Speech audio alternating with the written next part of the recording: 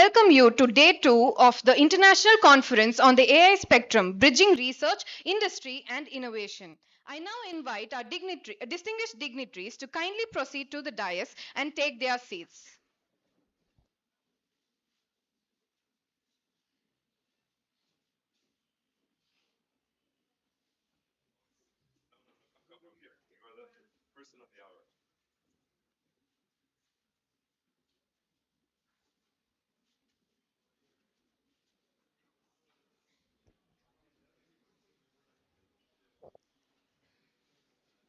In this era of intelligent machines, the true measure of progress lies not in the computational power, but in the wisdom with which it is guided. A most gracious and heartfelt welcome to our distinguished dignitaries, eminent speakers, esteemed delegates, respected faculty members, inquisitive researchers, aspiring students, and valued participants from academia and industry. I am Andrea, And I'm Dikshita. final year students from the Department of Computer Science and Engineering, and we will be your hosts for today's proceedings. It is with immense pride and profound pleasure that we welcome you to day 2 of the International Conference on the AI Spectrum, Bridging Research, Industry and Innovation. As we embark on the second day of this intellectual confluence, we move beyond innovation and step into reflection on purpose, responsibility, and societal impact. Artificial intelligence today is not merely reshaping systems, it is redefining values, governance, security, and human interaction. This day invites us to contemplate AI not just as a technological force but as a catalyst for ethical progress and inclusive growth. To invoke positivity and harmony for today's proceedings, we invite Lavanya SR from the Department of Computer Science and Engineering to lead us with the Tamil Thai Valtu. May I request everyone to kindly rise. நீராறும் கடலுடுத்த நிலமடந்தை கெழிலொழுகும் சீராறும் வதனமென திகழ்பரத கண்டமிதில் தெக்கனமும் அதிர் சிறந்த திராவிடனல் திருநாடும் தக்க சிறு பிறை நுதலும் தரித்தனரும் திலகமுமே அத்திலக வாசனை போல் அனைத்துலகும் இன்பமுற எத்திசையும் புகழ் மணக்க இருந்த பெரும் தமிழனங்கே தமிழனங்கே உன் சீரிழமை திறம் வியந்து செயல் மறந்து வாழ்த்துதுமே வாழ்த்துதுமே வாழ்த்துதுமே. Thank you, Lavanya, for the soulful rendition. Please be seated.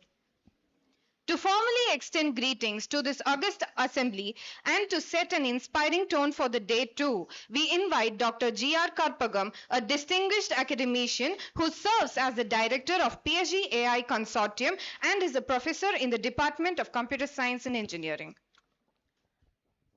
Good morning to everyone present here and a warm welcome to AI Spectrum 2025, Bridging Research, Industry and Innovation. Respected Chief Guest, Principal, Guest of Honor, distinguished guests, delegates of PSG, members of PSG, press and media. This landmark event forms a significant milestone in the Platinum Jubilee celebrations of PSG College of Technology and centenary year celebrations of PSG and Sons charities, marking a moment of reflection, pride, and a forward-looking ambition. It is also accepted as a pre-summit event, AI Impact Summit 2026, Ministry of Electronics and Information Technology, MeitY, Government of India. We call it Spectrum. Why Spectrum? Because AI lives across a range from this changes everything to why is it doing that? Sometimes in the same meeting. This is a mixed audience with industry, research, academia. That means one thing. No one is impressed by the slides alone. The real test is simple. Does it work on Monday morning? That's it for everyone. Not in a perfect demo, but with real users, real data, and real systems. And that brings us the fundamental truth in AI. There is a big gap between demo and deployment. A demo shows accuracy. A deployment reveals reality. That is why we talk about guardrails, reliability, and responsibility. AI can sound confident and polished. Yes, still it may be wrong. Sometimes very wrong. When that happens, we realize that good language is not as same as good judgment. It can produce a perfectly written answer, coherent, confident, and completely a wrong answer. So, if your model ever sounds too polished, congratulations, you have built a persuasive intern. That's why what this AI spectrum is about today. The full range, research to reality, hype to hard lessons, and the practical question industry always asks, what does it make AI useful, safe, reliable outside the demo? So welcome, enjoy the sessions, challenge the games, steal the best ideas politely, and may all your models behave like Monday morning, and let's begin. Today, we are honored to welcome Sri Vilas S. Dutt, a globally recognized expert on AI and the president of Patrick McGowan Foundation, one of the world's foremost philanthropies advancing equitable, human-centered innovation and societal progress. Welcome, sir.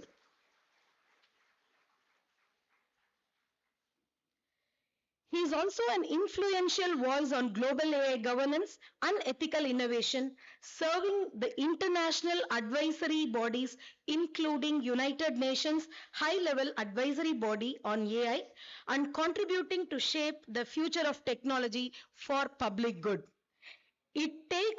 I also take this opportunity to warmly welcome all the family members of President, his wife Julia, his mother Usha, and his aunt Uma. Welcome, ma'am. We are delighted to have you as and honored by your presence at this event. Dr. Narahari is a honorary professor at Indian Institute of Science, Bengaluru, renowned for his pioneering research at the interface of game theory, mechanics design, artificial intelligence, and economics. Welcome, sir.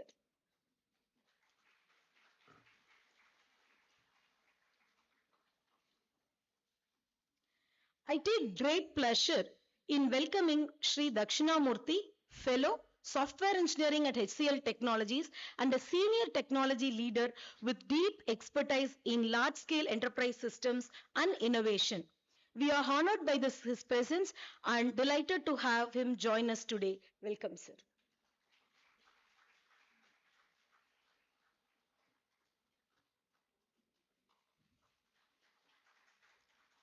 Institutional transformation in the age of AI is driven not merely by technology, but by vision, values, and collective purpose. Dr. K. Prakasan, Principal, PSG College of Technology, has been the guiding force behind PSG AI Consortium and the AI Spectrum Conference. Welcome you, sir. I extend warm welcome to Mr. Shankar Gopalakrishnan, Principal Software Engineer, Cisco, Mr. Salden Somwell, co-founder Highword.ai, Ms. Aruna Jayaraman, Highword.ai, Mr. Varun Karbandar, Global Director, Office of Responsible AI and Governance, HCL Technologies, Mr. Kapil and Mr. Ilangumaran from Dozier Nexus Academia, Ms. Vidya Subramanian from Vistara, Dr. Srinivas Padmabuni, co-founder of CTO, Test Inc., Forbes 200 DGEMS, leader arriving purposeful and high impact change. Dr. Millipent, Professor and Head of IIT Roorkee, Dr. Srinivasan Aruchami, Principal Scientist from CSIR Labs, Dr. Anjani Priyadarshini, Quantum Industry Specialist and Executive Advisor, Independent. I also extend this warm welcome to Dr. Sudha Ramlingam, Director Research from PSG IMSR, and our panelists Dr. J.S. Bhuvaneshwaran, Dr. Rajkumar, Dr. Shrikant Subramanian from Salesforce, Dr. Devanand from PSG IMSR, and Dr. Pulmonologist Dr. Varun. I take this opportunity to warmly welcome our Director PSG Care, welcome sir, principals, advisors from and senior members from PSG institutions, all deans, HODs, branding and corporate communication, CNCE, controller of examinations, central IT, central purchase, general maintenance, making this event a grand success. Your presence means a lot to us. Our dedicated faculty, student volunteers, delegates, special invitees, members of press and media, and our special guest from Venkatesh Kanaya from Indian Express, welcome sir. Your presence and support are integral part of success of this event. And most importantly, our sponsors. Vision becomes impact only when it is supported by commitment. Our sponsors did not just back an idea, they gave this event a scale, strength, and momentum. I warmly welcome and thank our sponsors of AI Spectrum, ANRF, DRDO LRDE Labs, HCL, MaxByte, Hiva.ai, Cisco, Akana, HPE, Genetics, Bosch, eShips, Dozier Nexus, and QBI. Along with our alumni sponsors, Mr. Mukund from Microsoft, Mr. Sridhar from Samsung, and Ms. Obulakshmi from Intel. Your support has turned this vision into reality. Enjoy the sessions, question the assumptions, and let us focus on building AI that works when it truly matters. Thank you for the opportunity. Thank you, ma'am, for your inspiring welcome. To set the context for the evolving domain, we invite Dr. K. Satyapriya, Associate Professor, Department of CSE, to kindly address the gathering and share insights into the mission, vision, and initiatives of the AI spectrum.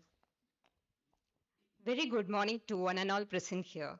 It is my privilege to present an overview of this landmark gathering, the International Conference on AI Spectrum, Bridging Research, Industry and Innovation, organized by PSG AI Consortium as a part of the Platinum Jubilee celebrations of PSG College of Technology. At the outset, we express our sincere gratitude to PSG and Sons Charities Trust, whose enduring legacy of educational excellence and societal service forms the strong foundation for initiatives of this magnitude. AI Spectrum was conceived as an interdisciplinary platform uniting research, industry, and innovation. And as a pre-summit event of India AI Impact Summit 2026, supported by Ministry of Electronics and Information Technology, the conference underscores India's growing leadership in ethical, inclusive, and human-centric AI. The response to this conference has been truly overwhelming. From over 312 paper submissions received from researchers belonging to different countries including USA, Iran, and across all states of India, only the top 10% of papers were selected through a stringent peer review process. Each paper underwent 3 rounds of rigorous review and was evaluated by approximately 120 reviewers from academia and industry, representing institutions across continents. These papers are being presented during the conference and are slated for publication in internationally recognized Springer proceedings, lecture notes in computer science, social informatics, and telecommunications engineering. This reflects our unwavering commitment to excellence in research and scholarly contribution. The 3-day conference has been thoughtfully structured to ensure depth and dialogue. Day 1 featured the inauguration of AI Consortium and AI Wing, complemented by keynote addresses, pre-conference tutorials, and discussion on India's AI strategy, sustainable AI, quantum computing, and adaptive agents. A fireside chat on AI Unplugged, human stories, decisions, dilemmas, and disruption emphasized the human stories and ethical dilemmas behind the technological progress. Today marks a significant milestone in the inauguration of Intellitech Expo 2025, a flagship initiative of AI Spectrum. The expo serves as a vibrant platform where innovation meets application, showcasing the transformative power of AI and emerging technologies. This expo reflects the dedicated efforts of an exclusive team that has been working over the past 6 months to ensure the successful execution of this vision. This projects on display spans domains such as AI-driven systems, smart healthcare, embedded and edge AI, social impact, sustainability, security, and creative AI, and are organized under 4 thematic tracks: AI Genesis, AI Impact, AI Horizon, and AI District. The expo captures the complete life cycle of AI innovation. As Peter Drucker rightly said, the best way to predict the future is to create it. The IntelliTech Expo will stand as a compelling reflection of this philosophy. Today's program also features keynote addresses, technical talks, and expert interactions on responsible AI governance, multi-agent systems, and human dimensions of AI.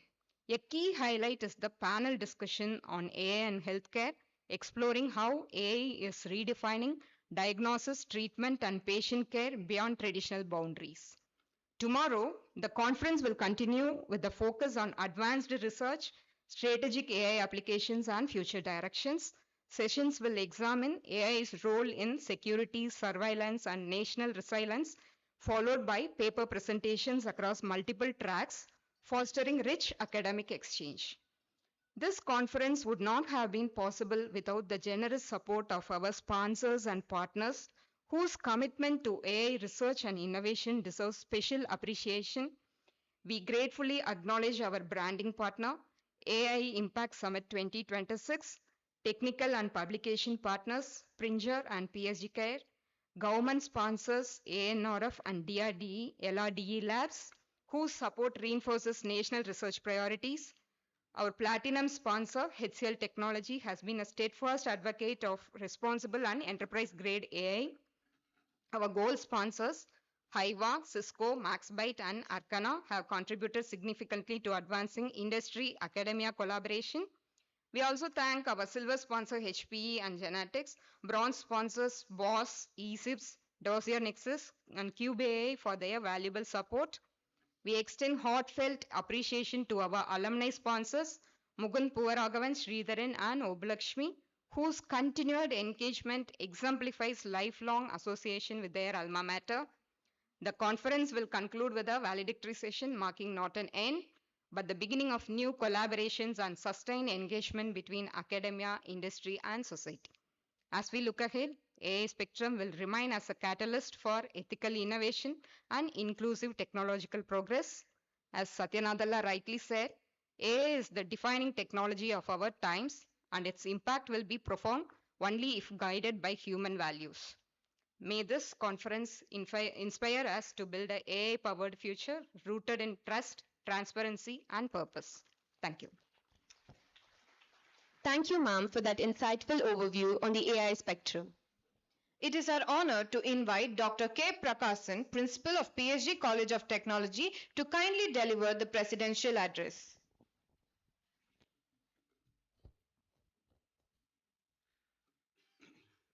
Respected chief guests of the conference inauguration, Shri Vilas Dhar, President, Patrick McGowan Foundation, USA, my respected Professor Y. Narahari, Honorary Professor, Department of Computer Science and Automation, IISc Bangalore, the most, with a great affinity, HCL is always close to us. Shri Shivanadar and his contribution to tech is always gratefully acknowledged. Shri Dakshinamurthy, Fellow Software Engineering CTO, HCL Technologies Limited, Hyderabad. Dr. Karpagam, Director PSG AI Consortium and Professor of CSE Department. All the other dignitaries of the dais, heads of institutions, deans, sponsors, keynote speakers, the invitees online, ladies and gentlemen, dear students. This is the 75th year for the college and 100th year for the PSG and Sons charities. And this type of impact-making events, many conferences are conducted, and every conference is making something new and impact in the academics. So I thank the management for all the support given in creating the suitable infrastructure, starting new programs, and creating a very rigorous academic campus. Thank you to the management and the respected managing trustee. Coming to the topic, I searched in the Google. I didn't use ChatGPT. Just I put the word the AI consortium and AI spectrum. So something came in that this event is there in that. So it could be from a search or some data. But I put the impact of it. Nothing much came, and it showed so many other events that is going to happen, happening, and happened earlier also. So when we look at the AI, the I intelligence, but I wish to, my reading and some of my internal thoughts I wish to share with you. I put the word I as imagination. Maybe after some time, artificial imagination may come. It is another thought of mine. May not accept it now. So if you look at India, the birthplace of computing is the great Institute of Science, IIC Institute of Science, and the teachers who worked there. I think Professor Narahari is the right person to speak on that. I think the Professor Vincent Rideout from University of Wisconsin-Madison gave series of lectures, and that has given birth to the development of computing. And today you know how India is shining with the software technologies and AI, or the scope for AI. So when you say imagination, in our Indian thought, some of us understand the word of Gayatri. There's a mantram which people read or debate. So one prayer in that is inspire my thoughts or enlighten my thoughts. That's the right word. Enlighten my mental faculties. When I say mental faculty, it has various abilities, maybe material plane interaction, functional interaction, intellectual interaction, emotional interaction, and there are two more which I don't have time to speak now. So generally we deal with these four planes, three planes at least, material, functional, and intellectual. Emotional, only a few will work. So this imagination comes from the emotional plane, and that is how the world has grown, not by the intellect. It is mainly through the imagination. And all this imagination is driven for a purpose that is called human excellence. So all the time the nature tries to kindle somebody to work for human excellence. That is why you see new technologies, new equipment, new way of life. In the Greek mythology, there is a hero. His name is Prometheus. He wanted to help the humanity because there was no light or heat or energy. So he stole fire from the heavens and gave it to humanity. That is how the knowledge and enlightenment came. That is how the epics speak. And for which he was punished. You can read the history. Similarly, you know how Ganga came. Again, it is an epic. Bhagiratha, and so it is called Bhagirathi, how much trouble he has taken. So, to summarize, I can put a quote. As is a tale, so is life. Not how long it is, but how good it is what matters. So human excellence is what finally matters. And what we achieve internally will change the outer reality. So what we achieve internally is nothing but intelligence. It is not intellect. Now, if you read some more new books or films, all of us would have seen the film or the events of Harry Potter written by J.K. Rowling. So it's completely imagination, no such thing existed. And the origin of this film, it is when J.K. Rowling worked in the Amnesty International in London, where the war prisoners were living. They were sent on to be a safe place. They did research on many of the crimes conducted towards the war prisoners. And she had a failed life. So the title of the speech in Harvard University, what she gave is Fringe Benefits of Failure. And she addressed that address is worth reading. I request dear students, please read, because you are living in a world of very high level of achievement driven processes, and when you fail you may feel something, but that failure can be another success. So she has spoken so nicely on the imagination of human brains. It is something like a magician creating a magic on the stage. What they do is the schema what we have in our mind, he tries to fill with something broken. So we get engrossed in that and we fill that with our own regular experiences and with the speed, skill, and the orchestration of events. He create that. But when you come out of the magic show, we will not change. We are the same person. But if you imagine internally, you will change, you change the world. So therefore, I present here about the intelligence, imagination. So imagination is first. So the institutions where you learn, you are given a great circumstances or ambience, resources, human intellect, use it for developing imagination skills. This one is the skill what you get. I mean the functional skills, thinking, but imagination is different. That is how the space program, especially if you look at NASA, all are thought experiments because you can't simulate it in the ground. So a lot of thinking people are required. Like Professor Roshko in the Caltech, he created the best propulsion system without failure by imagination. That is how the Apollo mission was successful, and it gave birth to many things. Similarly, the films, what I meant by that J.K. Rowling's Harry Potter story, and there is a Hogwarts School of Witchcraft and Wizardry. So that buildings, the total ambience looks so realistic, but not so. And the imagination has come from the difficulties. So in many a time, when you get into a hardship, try to imagine, make that will make you thin without anything. That becomes the starting point again. So imagine to be on the highest development of I mean science or mathematics or computing or whatever you expect. Not that the day-to-day thing, because the world is going to change. So this event, the AI consortium, I am very sure there will be opportunities after this to learn further, to develop your imagination skills, then create something new which is not available today. Entrepreneurship, innovation, so many things we speak about, but something breaking of all this, I think AI will force you to do that. So I'm grateful for inviting me to preside over this function, and nice to see that new thoughts are coming up and the whole world is helping us to converge on a theme of AI related discussion. With this, I conclude and wish the conference a great success. Thank you.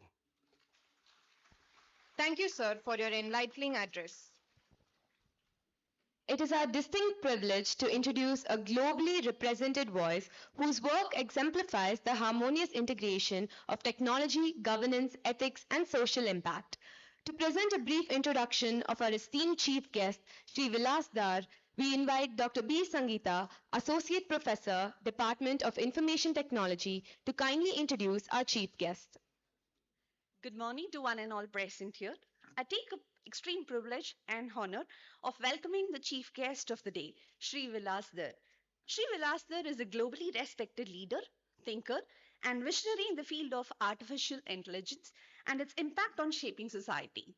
His work consistently emphasizes the powerful idea that innovation must serve the public good and strengthen democratic institutions. He is the president of the Patrick J. McGann Foundation USA, a global philanthropic organization committed to advancing human dignity and collective progress through data and artificial intelligence.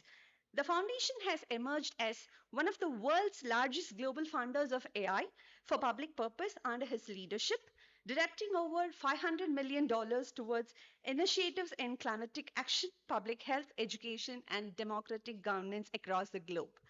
His expertise has been recognized at the highest international forums.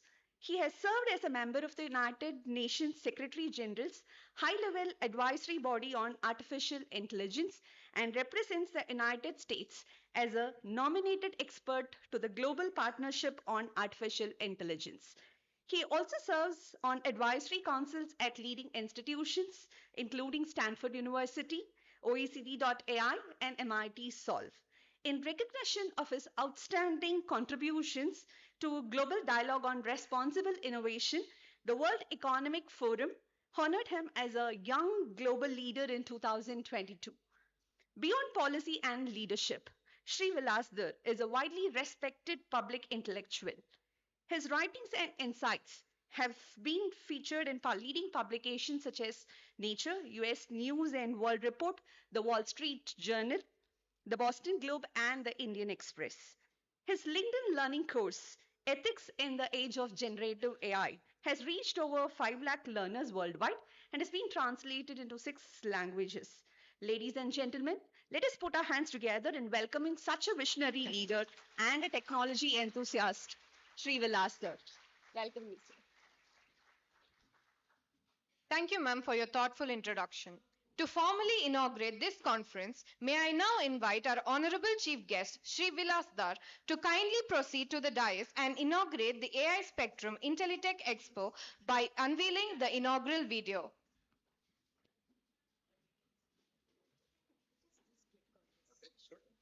Very good. I invite you to inaugurate a platform where technology thinks and innovation speaks. Let's go!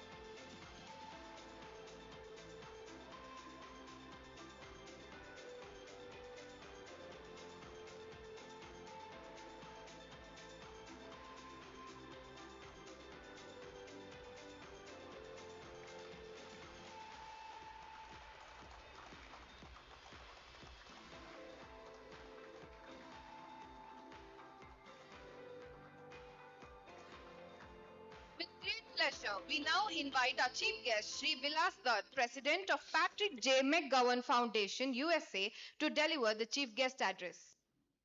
Ladies and gentlemen, good morning, and thank you for such a warm welcome, a generosity of spirit that brings us today. I'm very happy to be here, and I have to tell you, I bring greetings from the halls of Washington, from the massive conference rooms of the United Nations, from the Élysée in France, where I was recently with President Macron.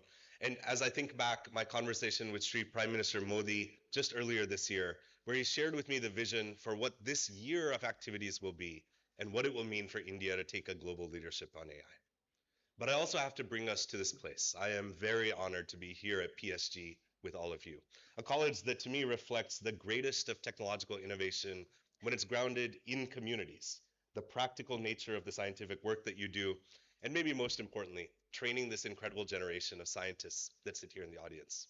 I have to particularly acknowledge the young women that I see here with such curiosity and engagement, and to the mentors and exemplars I see with you, Dr. Karpagam, with the other faculty that have joined us here. It reminds us that no matter what you might see in the large headlines and on the news, AI is something that requires all of us, but particularly leadership from young women. And I want to acknowledge you for all of the work that you do. In the few minutes that I have here before we engage in a deeper conversation, I want to share with you one key theme. I've been reflecting as I came here to Tamil Nadu that for thousands of years, this has been a place of intelligence, of wisdom, of engagement. But in gurukuls and in temples, in universities, studies have never been only about learning how to use tools. Whether it was the language of the Vedas or the traditions of agriculture, it was never merely to have a transactional nature of learning, but rather to ground insights in wisdom, in context, maybe most importantly in responsibility. To recognize that to be a holder of knowledge is to have a role in shaping our society, in making decisions that require judgment, that require discretion, that require us to ask not merely what can we do, what are the consequences of what we might do, but what are the opportunities when we tie tools to solving some of the greatest problems that we face together. You'll hear more from me in a little bit as I explore these ideas further, but let me share with you one thought. It's easy to believe that AI is a technology that will diffuse, a word that's recently in vogue, that will somehow come to all of society, that will leave research labs and institutions where they're funded with billions of dollars of capital, and somehow through some amorphous snapping of the fingers will show up in our lives. But diffusion is not the answer. I had a chance this week to speak with Dr. Ajay Sood, the principal scientific advisor to the Prime Minister, a physicist by training and an incredible academic.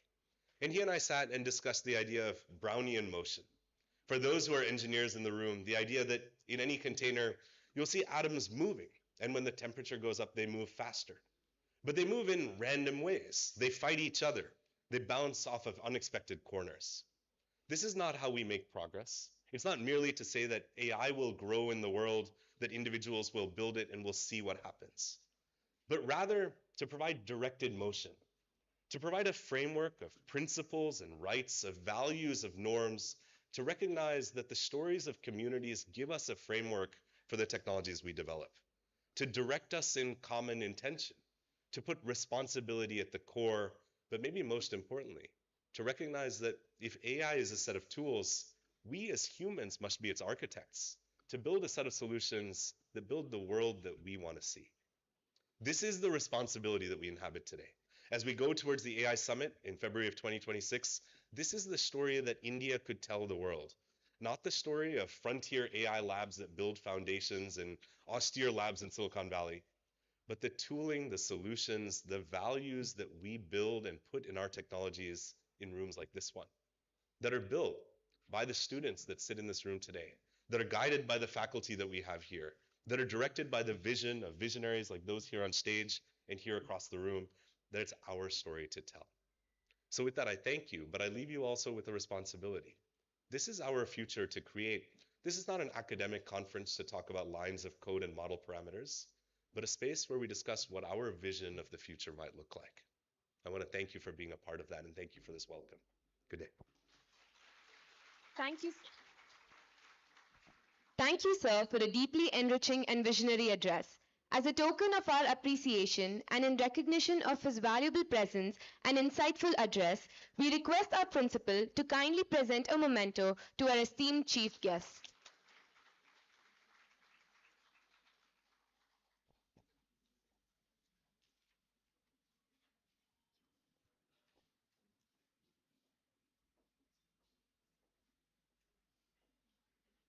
We now invite Dr. R. Sendil Prabha, Associate Professor, Department of Information Technology, to introduce today's esteemed guests of honor, Professor Yadati Narahari and Sri Dakshina Murthy.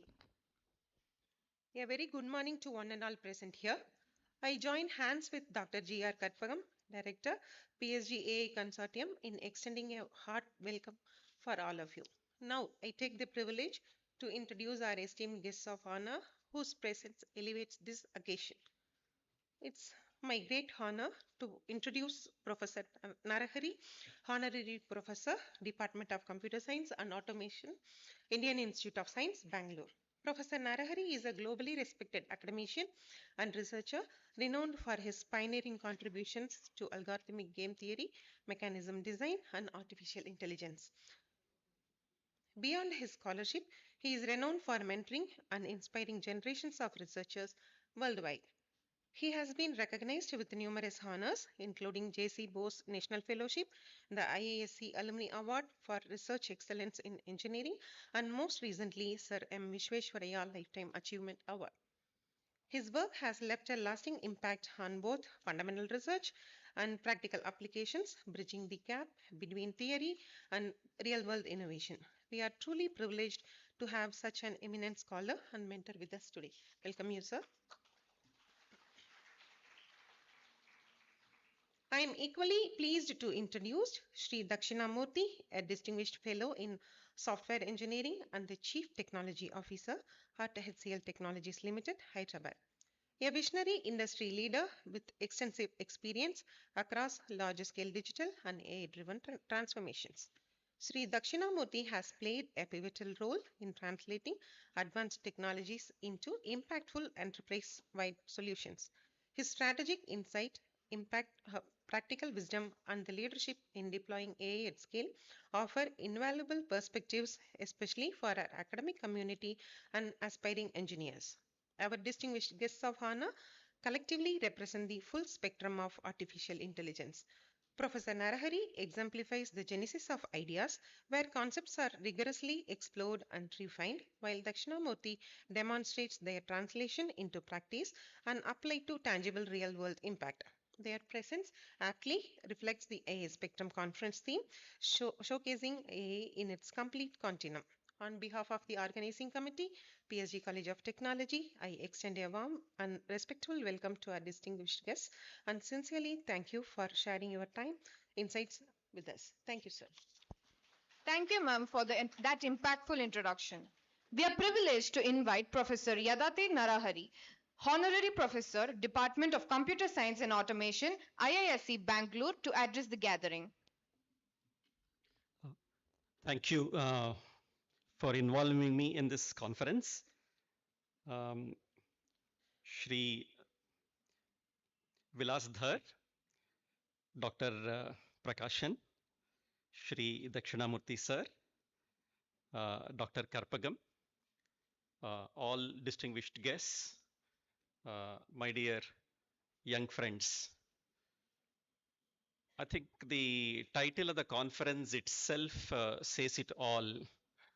Talks about AI spectrum, bridging research, industry, and innovation. I think all keywords are there. And AI nowadays is not a technology anymore. AI has become like an infrastructure.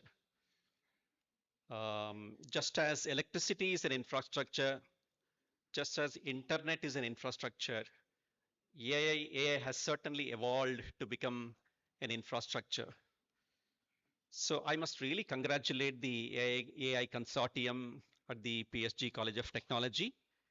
And of course, the PSG College of Technology, which for 75 years has shown its excellence in engineering education and recently celebrated 75 years of Platinum Jubilee. And the kind of service to the nation that PSG College of Technology has done is absolutely wonderful.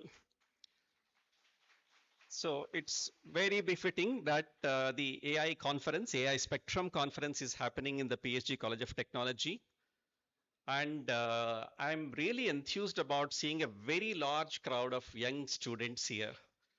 So when I see all of you, I am feeling as if the future of AI is here. I think you're all going to be shaping the destiny of India in the area of artificial intelligence. And I'm sure all of you will be working hard and making India not just a consumer of the AI tools and AI technologies which are developed elsewhere. You should become the creators and producers of the futuristic AI tools. I think that's the kind of competencies that you should gain here. And conferences like this, education at institutions like PSG College of Technology provide the right kind of environment for you to blossom into tremendous, terrific individuals who will be able to contribute to the growth of our nation. If you look at AI at the global level and AI at the India level, India has a lot of catching up to do. And if India has to catch up with the global scenario, I think all of you will have to play a very important role. And it is precisely in the sense that a conference like AI Spectrum is going to provide you a tremendous opportunity of doing this. So I think all of you should work hard, make India #1 in AI. But while doing so, you should also look at some of the things that Sri Vilasthar told us about. It should be responsible AI. You should worry about fairness. You should worry about accountability. You should worry about transparency. You should worry about ethics. You should also worry about explainability and make AI a real weapon to take India to the very top in the world. Thank you. Thank you, sir, for those eloquent words. As a token of our appreciation and in recognition of your valuable presence and insightful address, we request our principal to kindly present a memento to our esteemed guest of honor.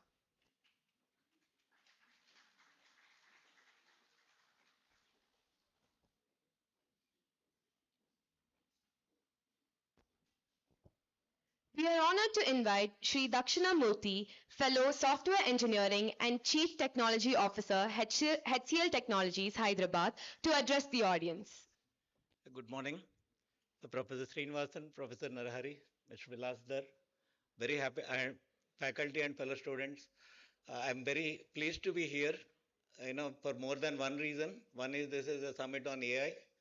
More important than that, the people I worked with, Mr. Shivnadar, he started from here. He's the founder of HCL Technologies. Then our current CEO, C. Vijay Kumar, is also from this institute. So it's always nice to be here, which has produced such leaders. And, CVK is referred as one of the pioneers in artificial intelligence in India, basically one of the great leaders from that perspective. So it's very happy to be here, very happy to be associated with this event. Few thoughts. When you talk about AI, we talked about research, innovation, industry. It is like the word spectrum says, it is not discrete anymore. How you combine these things to produce what is required. Research, for me, there are two parts to it. One is the foundational research. Second is the, applied research. Foundational research is what comes from here. Today we associate with a lot of universities across US, even in India. There are several universities which are doing a lot of foundational work there, whether it is LLM, SLM, those kind of development work that we do, how do we associate? Then when it comes to the industry, we look at more of nearby solutions. We have not the patience to wait for 1.5 years, 2 years to, look for results. So obviously, we are looking for something that is already done in the last 1.5, 2 years. How do you apply it immediately? That is something that industry looks at. Then we have, policy makers who tell us, okay, stop, you can't implement it. There are rules, regulations, policies, compliance standards, and other things that need to be there. So it is the entire spectrum. So Professor Srinivasan talked about imagination. I talk about, sir, in our rooms, we talk about reimagination. The reason is today world works in a particular way. With AI, basically, how do we work? How do we reimagine what we are doing in a different way? How artificial intelligence can help us in reimagining things. That is something that we constantly strive to do. That is something that I would urge people also to look at, whether the way you teach, the way you learn. The biggest advantage of AI is democratization. Whatever students in MIT get, you are also getting the same thing. Whatever facilities that premium organizations are getting, you are also getting that. There is a lot of democratization. I think there is a lot more that can be done using that. So with that, just one one concluding remark. Who got chemistry Nobel Prize last year or previous to last year? Any idea? He's not a chemistry person. It's not a chemistry person. The person who got it is Demis Hassabis, who is who founded DeepMind, which is part of which is part of Google now. So a chemistry Nobel Prize came to a computer scientist. So that talks the power of AI, and I think that is something that you should aspire. How you can influence, how you can impact. Any problem statement that is thrown at you, how can you solve that, leveraging AI? That is how you can reimagine.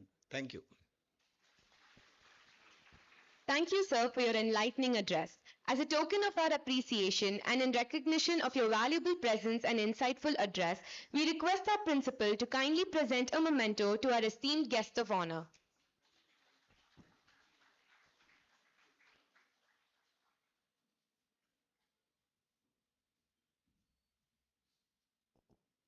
We now arrive at one of the most significant moments of the day. May I invite Dr. R. Rudramurthy, Director of PSG Care, to kindly join us on the stage for the release of the AI Spectrum Conference proceedings and the Intellitech Expo proceedings.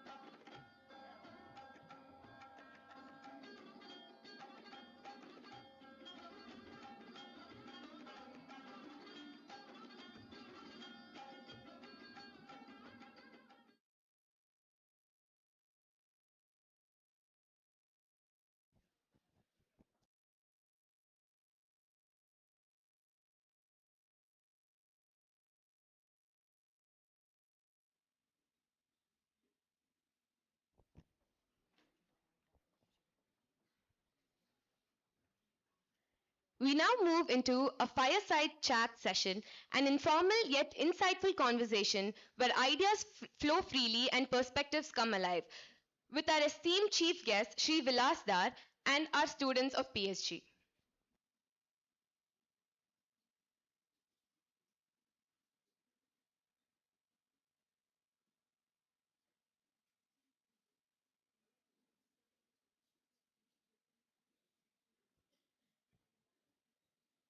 Good morning, sir. We take an immense pleasure in welcoming you for this pre-summit event of AI Summit.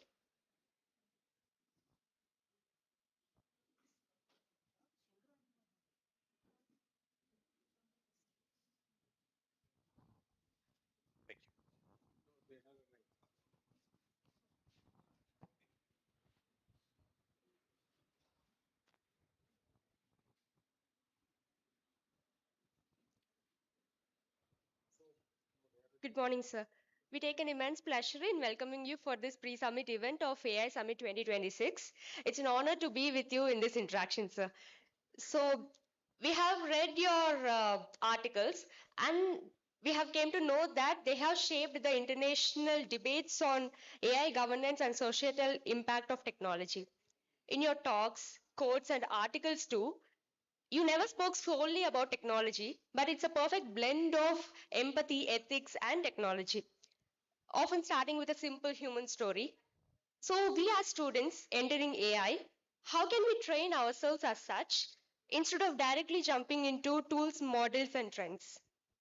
Yes. Wonderful. Thank you for that question. And I can tell already that you must be a leader here, but I don't know you. Would you please introduce yourself to me and to the room? Tell us about you. Yes, sir. I'm Abhinaya, a final year student from Computer Science and Engineering with AI and ML. Wonderful. And tell us what excites you about the future of AI. Sir, AI, as said by most of our leaders, it's not a technology anymore because it has entered and impacted almost all the fields.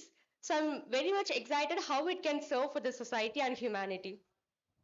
Wonderful. Thank you so much. And thank you for that very warm question. I want to tell you all a few things. The first is, as we begin to think about how we use AI, I will tell you we should never begin with AI. Your question is about empathy. It's about connection. And I want to tell you that as an AI scientist, and I have been one for 25 years, We are empowered with a set of tools that have such incredible potential. But to use the tool to define the problem is a fundamental failure of imagination. Start instead, before you open a laptop, have a conversation with someone. Recognize that if you can name the challenges they face in their life, you have a power that's bigger than any AI tool, because you have learned how to connect with someone in the challenge that they face. That we should train our engineering students to be storytellers, to be people who can listen with great care, to understand what is actually happening in the world. Let me give you more concrete examples. It's very easy to say that we might build an AI tool, and people are very excited these days, to manage the weather, to understand that using predictive models of climate science, we can predict and forecast weather more efficiently than we've ever been able to in human history.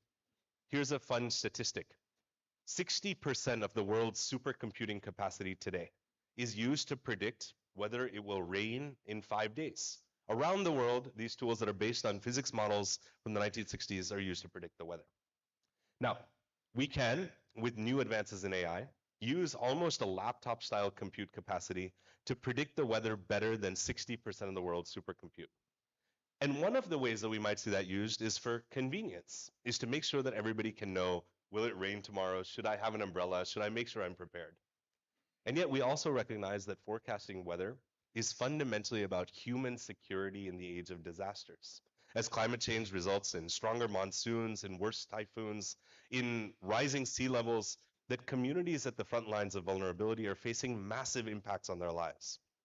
Now, if all we did with this newfound ability to predict the weather was made sure that you knew whether to take an umbrella or not, we would fail to fundamentally understand the power of these technologies.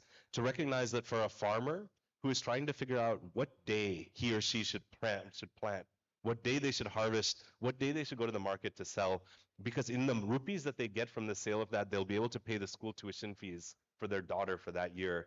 Weather means something much more than whether your head will get wet. It means whether we will fundamentally ensure economic security for an entire community. So here's the lesson. Even as an engineer, start first from the stories of people. Understand the problems they face. Then design not for convenience, but for friction. Find the hardest challenges that people are facing and design tools that actually serve them where they are. If you do this, you're able to create a different story of what it means to be an engineer. Not someone who builds technology, but someone who builds solutions to global challenges at scale. Yes, sir. That's too insightful. Thank you, sir.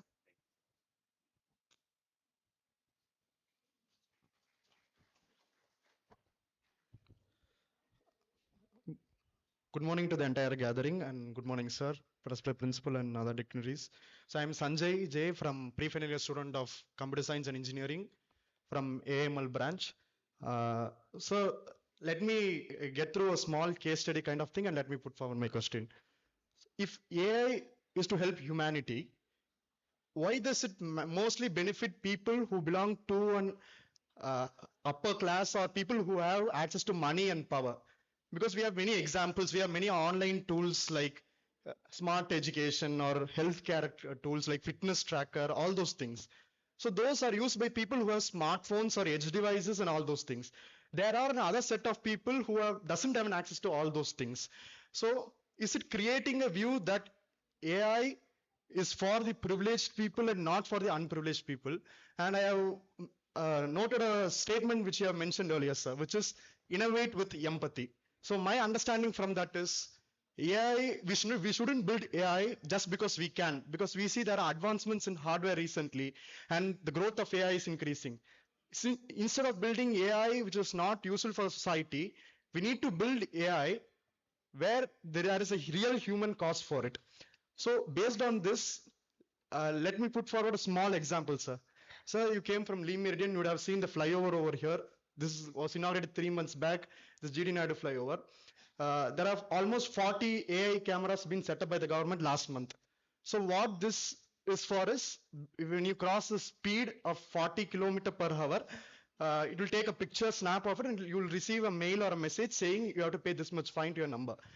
So when looking at it in an upper view, people who have vehicles use it. What about people who doesn't have vehicles? So this is one of the example. There are many examples and many AI models or tools built for people belong to these kind of categories. So what about the other set of people? And so we have to how can students like us truly understand that we have to build AI for everyone? And should the goal of AI be to improve the society of entire society? Should it break the inequality or it should create an inequality like this? So Thank you, my friend. This is a wonderful question. Can we applaud the skill of the students who are asking these questions? That's incredible. I almost feel like I don't need to be here. I could ask you to give the answer because I hear it in you. This is wonderful.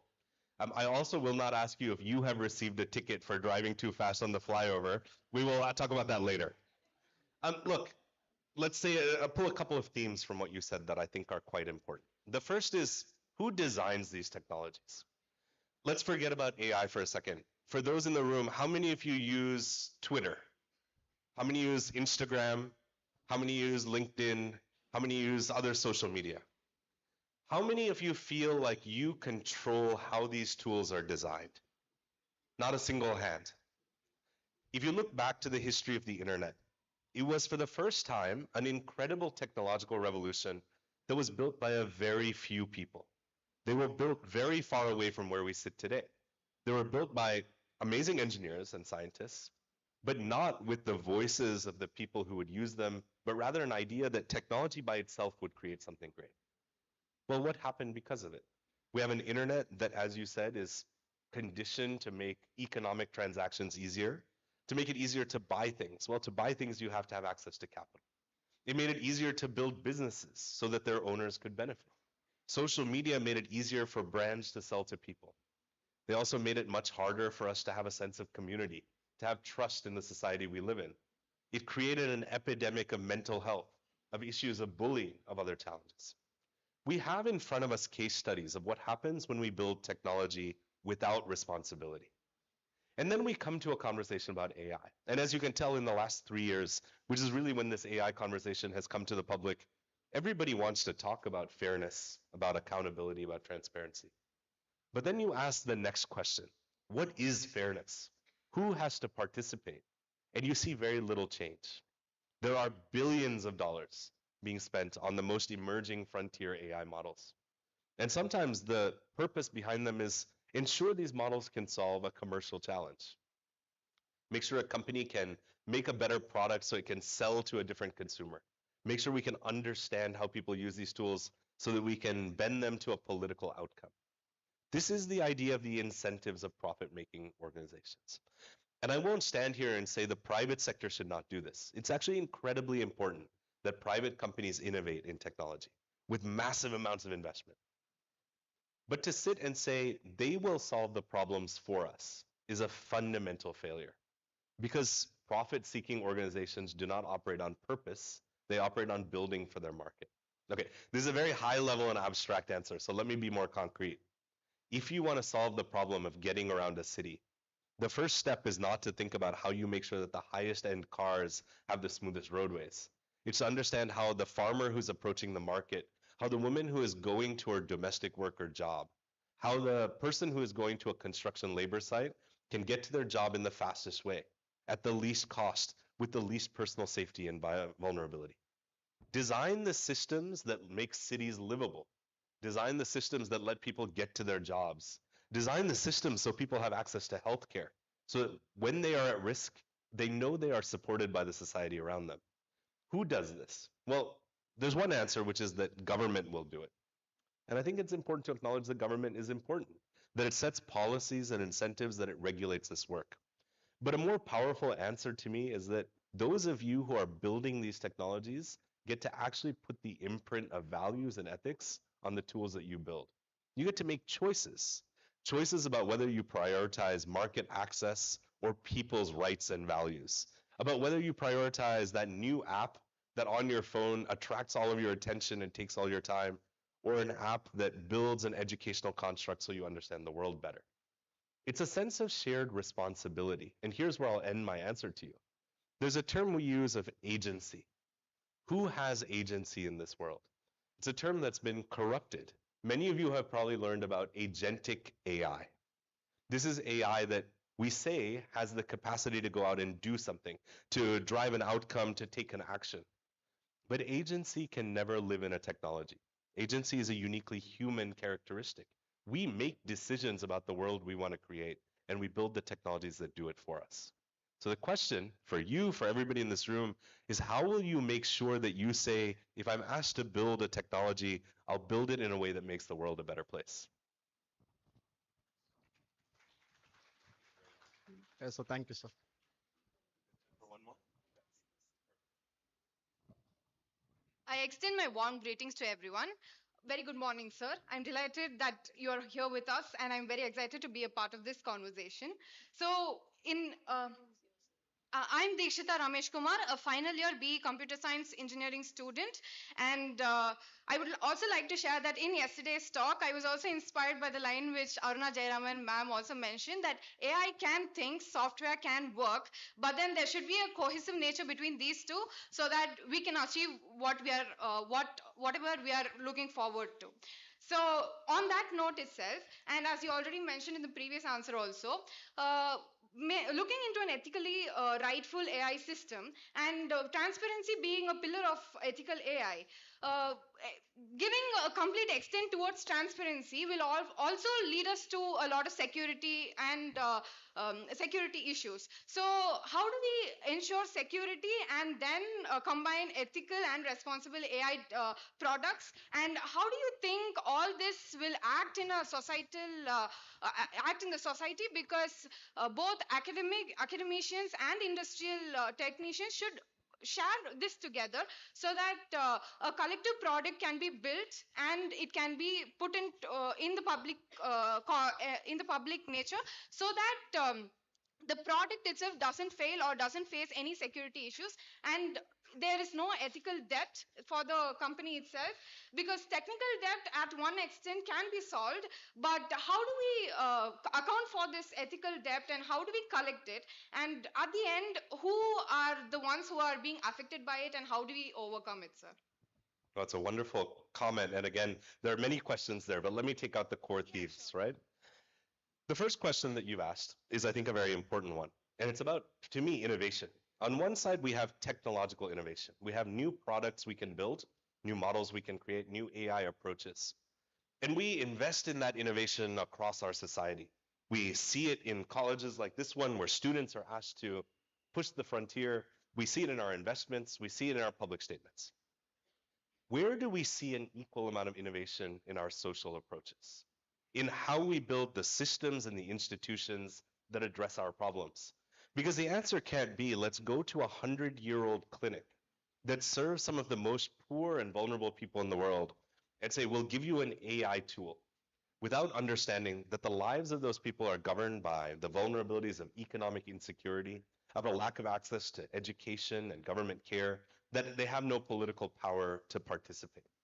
An AI tool will never give someone political dignity.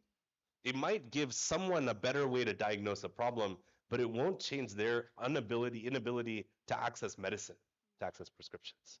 So start from the idea that in designing these things, a company has a responsibility, as does an individual and a society, to ensure that the technology matches the innovation in the social system we need to build.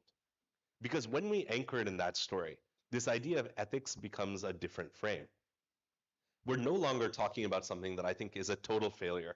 And I apologize if this has happened in your courses. If somebody says to you, here's how you build an ethical AI, you should stop them.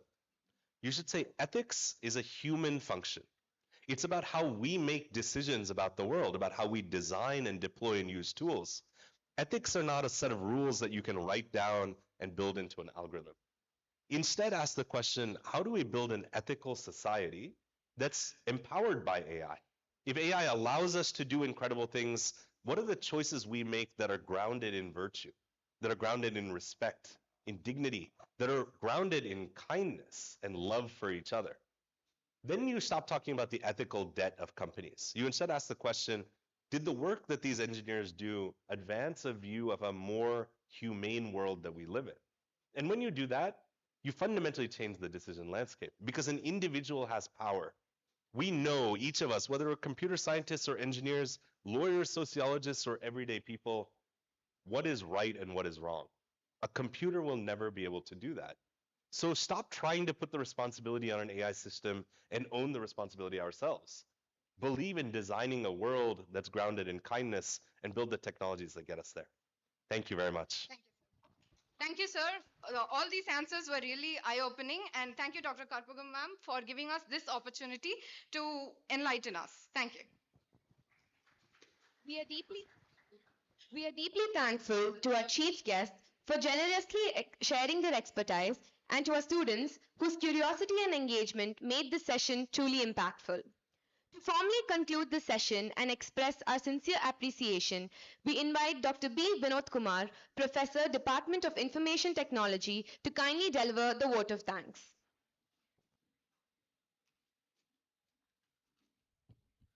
Good morning, everyone. All that begins well, ends well. With this inspiring thought, the inaugural session of the International Conference, the AI Spectrum, Bridging Research, Industry and Innovation, has set a strong, purposeful and motivating foundation for the conference. At the outset, heartfelt gratitude is extended to our Managing Trustee, Sri L. Gopalakrishnan, for his visionary leadership and constant encouragement in promoting academic excellence and research initiatives. I respectfully thank the chief guest, Sri Vilasdar, President Patrick J. McGowan Foundation, USA, for gracefully accepting the invitation and for enriching the inaugural session with insightful and inspiring thoughts. Thank you, sir. I also express my deep appreciation to the principal, Dr. K. Pragasan, for his unwavering support, guidance, and motivating in organizing this conference. My sincere gratitude is also extended to guest of honor, Professor Y. Narhari, Honorary Professor, Indian Institute of Science, Bangalore, and Sri Dakshinamurthy, Fellow, Software Engineering CTO, HCL Technologies, Hyderabad, for their esteemed presence, valuable time, and readiness to grace this occasion. Thank you, sirs. I also extend my sincere gratitude to the Director, PhD Care, and the Deans, the Head of the Departments, the Controller of Examinations, and all faculty members for their guidance, cooperation, and encouragement, which have greatly contributed to the successful conduct of this conference. I acknowledge with the thanks all the eminent keynote speakers, panelist speakers, session chairs, delegates, and participants who have joined us today and will contribute to the academic vibrancy of the conference proceedings. I extend my sincere gratitude to Springer, our publication partner, for providing a respected platform to share the research outcomes of this conference with the wider academic community. I extend my sincere gratitude to our valued sponsors, namely ANRF, DRDO, HCL Technologies, MaxBytes, Arcana, Cisco, Hiva.ai, Genetics, HPE, Dossier.nexus, Bosch, eSIPS, and CubeAI for their generous support and encouragement, which have been instrumental in the successful organization of this conference. I also express my heartfelt thanks to our alumni sponsor, Mr. Mukund, Mr. Sridharan, and Ms. Obulakshmi for their continued association and support, which are deeply appreciated. The special appreciation is extended to the press and media representatives for their support in covering this event and for helping communicate the vision and significance of AI Spectrum to a wider audience.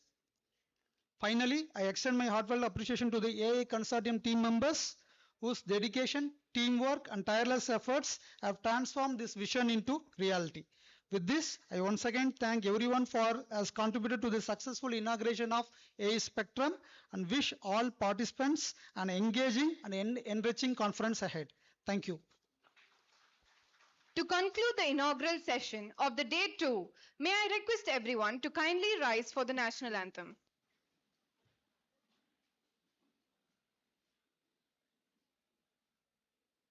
Jana Gana Mana अधिनायक जय हे भारत भाग्य विधाता पंजाब सिंध गुजरात मराठा द्राविड उत्कल बंगा विंध्य हिमाचल यमुना गंगा उज्जल जलधि तरंगा तव शुभ नामे जागे तव शुभ आशीष मांगे गाहे तव जय गाथा जन गण मंगल दायक जय हे भारत भाग्य विधाता जय हे जय हे जय जय जय जय हे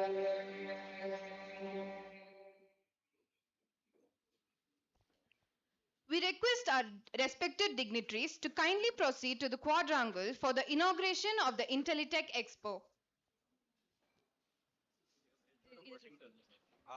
We will now break for 15 minutes. Refreshments are arranged at the quadrangle. We request all the participants to kindly reassemble at the D Block Conference Hall for the subsequent session after the break at 10:45.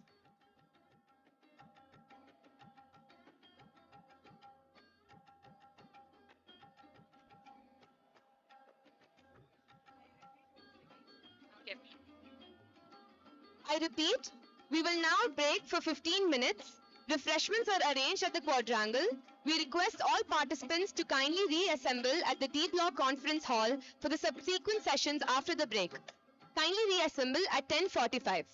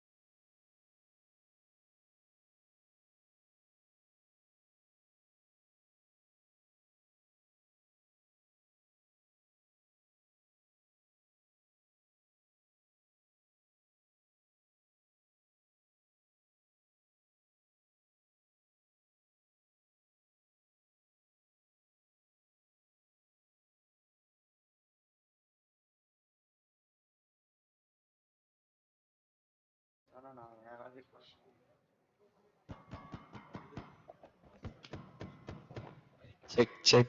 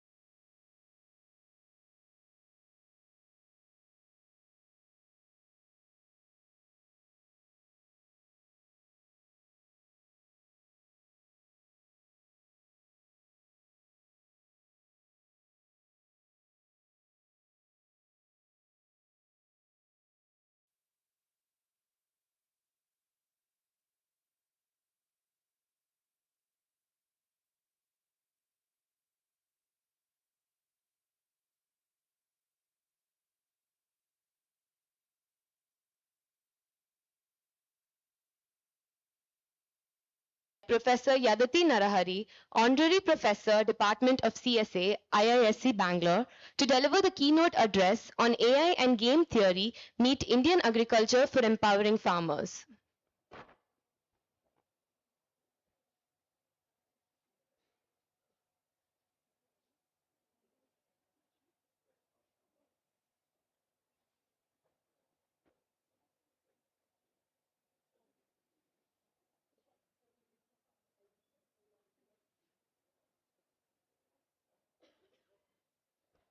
You have to say this.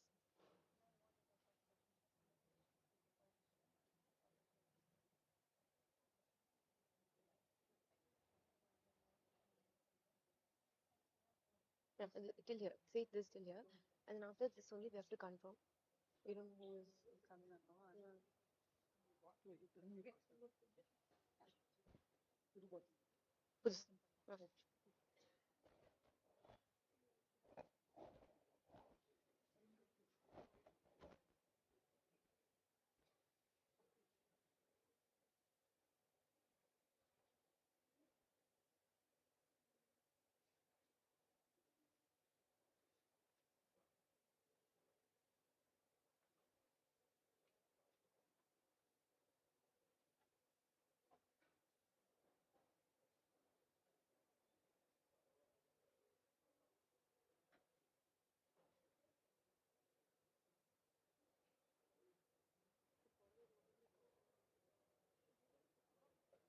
Okay, that's graphic alone and I feel like paint for paint like paint is paint discussion.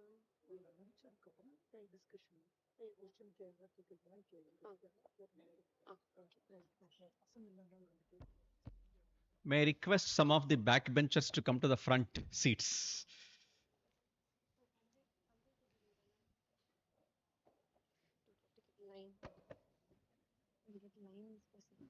Three 12 questions.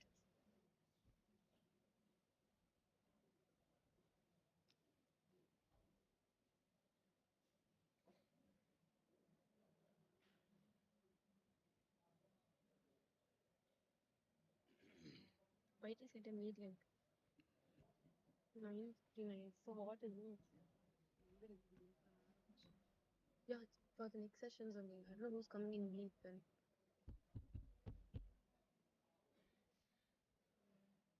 வரும்போது connect பண்ணிக்கலாம். Anyway, my lap is on there now. இப்போ வந்து we'll take a line for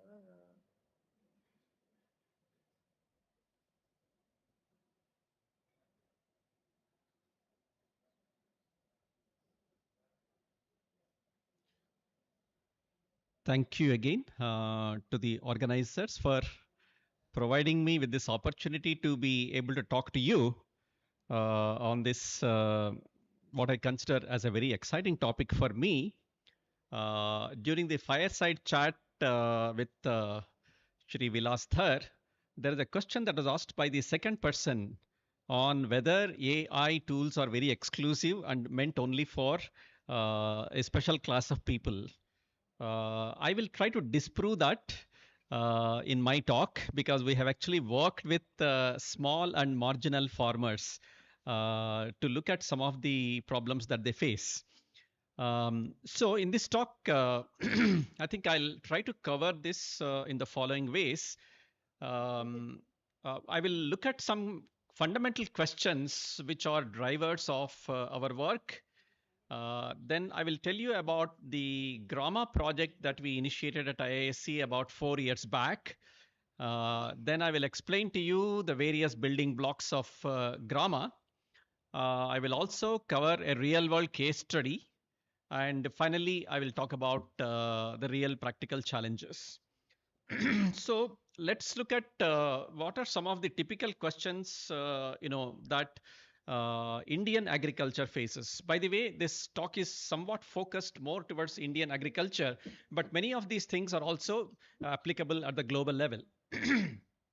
So the first question is, if you look at growers of some of these perishable vegetables like tomatoes or onions and so on, season after season, a situation will come when there is suddenly a glut in the production because of which the farmers are not even able to take care of the transportation of some of these,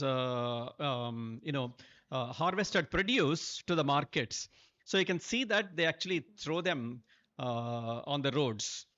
This is a situation that happens almost once in 3 years or once in 4 years in the state of Karnataka, especially.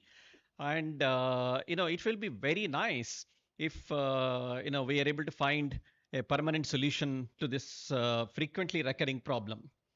The second one is, our Prime Minister, long time back, made a promise that the government would like to double the revenue or the profits of the farmers. And the government actually put in place a series of measures by which this can happen. Now, if you really want to double the income of the farmers, then I think we'll have to do better crop planning. And then the farmer will have to be advised on the right crops to grow. And how do we respond effectively to the uncertainties which plague agriculture, especially Indian agriculture? So these are very important questions. And we will see how AI and game theory will be able to answer some of these questions. The third fundamental question is, can we make farmer cooperatives realize their potential? If you look at, for example, the milk cooperatives in the Indian scene, it's actually a success story, especially after the Amul revolution. And if you look at Karnataka, for example, almost every village has a milk dairy, and the milk growers will actually come to the dairy every day early in the morning, and the milk will be graded, and they are actually going to be paid their money then and there itself. So this is a very happy situation as far as milk cooperative goes. Now, is there a way in which we can make agricultural farmers come together and then work cooperatively and then use economies of scale and then make things better for all the farmers together, is one question which has been looked at by organizations like the National Bank for Agriculture and Rural Development, which is also called as NABARD. And so this was another question that also is one of the driving factors. So I think when one looks for solutions to some of these problems, suddenly some opportunities will start knocking on the doors. And this happened in our case because I had a chance meeting with the Deputy Managing Director of NABARD, Dr. PVS Surya Kumar.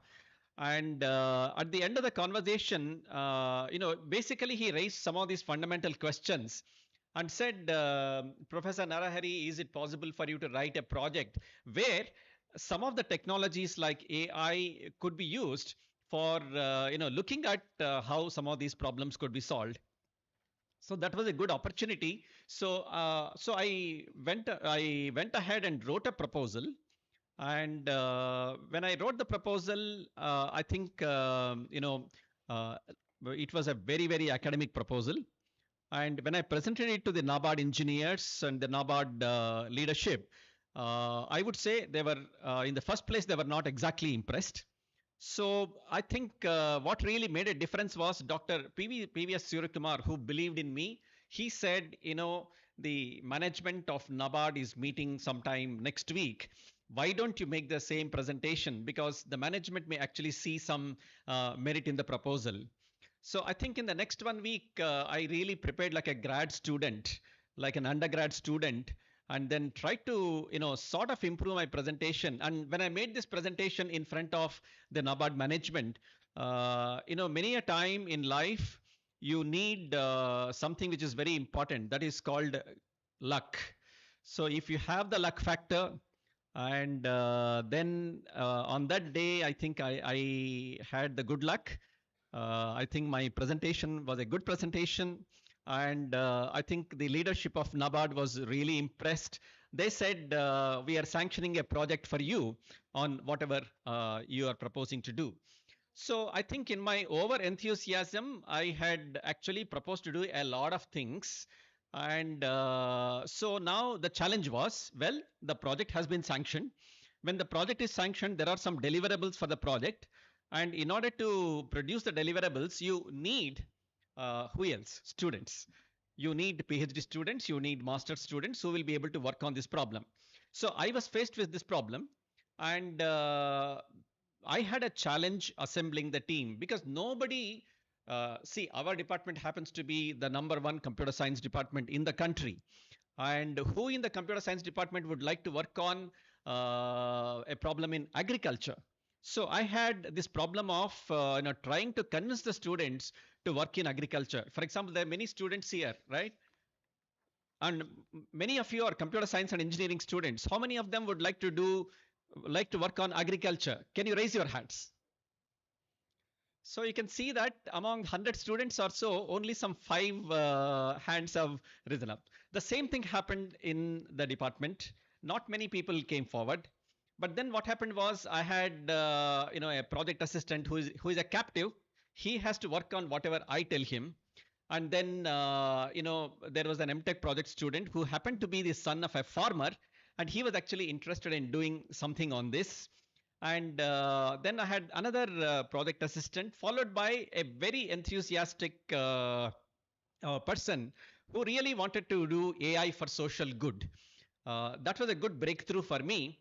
But the biggest breakthrough came in the form of my PhD student, Mayank Ratan Bharadwaj, who at the end of 3 years of PhD was still struggling. So when I proposed to him that if he works on agriculture, then he will be able to get his PhD in the next 2 years, he immediately fell into the trap. He said, yes, 3 years I have already spent in my PhD. I had to finish my PhD in 5 years. I have only 2 years left. Here is a professor who is promising that I will be able to finish my PhD in 2 years. And then he said, I will start working on this topic. So I think, so the initial challenge was there in trying to convince the students to work on problems in agriculture. But then once the team started working, and the excitement that the students were able to get while doing this work, it was also shared with all the other students in the department. And in the last 4 years, I have been able to put together a fairly big team of people. You can see that this is the team Grama. So you can see that in about 4 years' time, one PhD student, maybe 15, 16 MTech project students, and many research engineers have actually joined this team. And we have been actually able to do some interesting work. So I think our project, we have named it as the Grama project. Let me expand Grama for you. G stands for game theory. That's the topic in which we do our work. R stands for randomness, because everything about agriculture is very, very uncertain. Then A for what else? Artificial intelligence. Then M for machine learning. And finally, A for agriculture. So that's the expansion of the Grama project. And over the last 4 years or so, we have been able to look at several different problems in agriculture in general and Indian agriculture in particular. So let me take you through each one of these. So for example, crop yes is what is called as a crop planning system. So this is the one which will determine what crops will be grown in different agroclimatic regions of a particular state. So this is a policy decision that usually the state governments will take. So that's the crop planning problem. I will actually explain to you more about this problem as we go along. Then we had the second building block, which we called as acre. Acre is agricultural crop recommendation.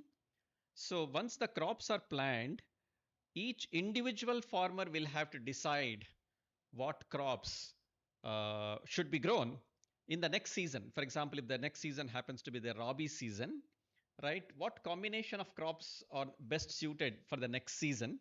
And then if I am growing this combination of crops in the Rabi season, for the forthcoming Kharif season, what should be the combination of crops? So this is the crop recommendation advice that was given to the students. And so this is acre. Then now if the farmer is ready to grow certain crops, the most important things that the farmer would need are the inputs. So when I say agricultural inputs, so these are in the form of seeds, fertilizers, and pesticides. So the third building block for our project is promise, which is basically procurement mechanisms for inputs and services. So how does a farmer cost effectively procure the seeds, fertilizers, and pesticides for the crops that he is going to grow in the next season, is what promise does. And then during the crop itself, so during the growing of the crop itself, so we have this building block called prepare. Prepare is basically price prediction for agriculture. It's a very important problem, perhaps a grand challenge problem in agriculture. Can you estimate what the price of a particular crop is going to be, let's say after 2 weeks, after 1 month, after 2 months? That information will be extremely useful to the farmer. It will be extremely useful to the government as well.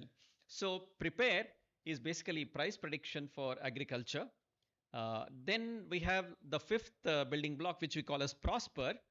Promise is on the input side, whereas prosper is on the output side. So when the farmer is ready with the harvested produce, then how does the farmer actually find the right consumers of this harvested produce? What kind of market mechanisms can be enabled by AI is what Prosper looks at. This is short for Protocol for Optimal Selling of Produce for Enhanced Revenue. And finally, while doing all of these, we were also able to build a computational platform which we call as AgriVahan. So AgriVahan is an AI ML platform on which you will be able to do data analytics for agriculture. Now, agriculture data analytics is a little different from the data analytics that you do, for example, for healthcare and so on. So we have built a computational platform which actually is available for use by anybody who is interested. So I think this is a big picture of the Grama project, and this is the Grama team which is working on this. And when we did all this work, I think data is the key. So we have to use data in order to drive all the decisions that we have. And we sort of took a decision that we will use mostly public data only. There is a large amount of public data that's available on Indian agriculture. There is a portal called the agmarknet.net. This is from the Government of India. This is from the Ministry of Agriculture and Food Technology. And they have actually a lot of data about all the agricultural crops which are being grown in different parts of the country. So, for example, yield data, price data, weather data, all of these are actually available from public databases. And we actually took a decision to use data that's available in the public. When you look at public data, you will also find that there are many missing values and there are many outliers. So we also ended up developing some techniques by which this data can be cleaned up and you create curated data sets out of all this. Okay. So then I think let me take you through different building blocks of Grama now. The first building block is the crop S planning system. This is the crop planning system. Okay, what is this crop planning? You can see that in all the building blocks, we have tried to use AI or game theory or some mathematical techniques. We'll also come to how some of these were also deployed on the ground in the real world, where we actually interacted with the farmers and so on. So what does crop planning system do? So here is a diagram which actually shows the Karnataka state where we did this experiment. Karnataka state has 31 districts, and each district actually produces a certain combination of crops based on the agroclimatic zone to which the district belongs, and also the availability of water and demands. So what we did was we took the 8 major crops which are grown in Karnataka, and then we looked at individual districts, and each district, for example, of these 8 crops, a particular district may be producing 5 of those 8 crops. Another district may be producing another subset of 4 out of these 8 crops. So we took the current state, which is available from publicly available data. Now we said, is this the optimal crop combination for districts? Is there a way in which we can recommend better crop combinations for the districts? For example, if the Tumkur district is currently doing 5 different crops, is there a 6th crop that we can introduce, or another crop can be dropped from the list of 5 crops? So what is the basis for this? We wanted to maximize the total profits which are earned by all the farmers in Karnataka. That's the main objective function. And then this particular optimization problem also has constraints. So what are these constraints? One constraint could be how can we do supply demand matching? That could be one constraint. The other constraint could be, for example, the soil type. So if certain crops are being grown in a particular district, and if the soil that's available in different talukas of the district warrant a different combination of crops, go ahead and then sort of recommend the new set of crops. So we looked at soil type, we looked at supply demand matching. We also looked at, for example, transportation. So usually what happens is you would like to minimize the transportation after the harvested produce is ready with you, right? And we also looked at warehouses. For example, when you produce the crops, so they have to be stored somewhere, cold storages and so on. So we looked at various realistic factors which come into picture during the crop planning process, and we set up an optimization problem. In fact, we set up a linear programming problem with the objective of maximizing the revenue, total revenue of all the farmers, subject to all the real world constraints. And it turned out that the outcome of the solution of the linear programming problem, which is shown here, will now give you different combinations of crops in these individual districts. But what is the result? The result is that the total revenue of the farmers will actually increase by 70 to 80%. So if the farmers fully comply with the recommendations which are given by us,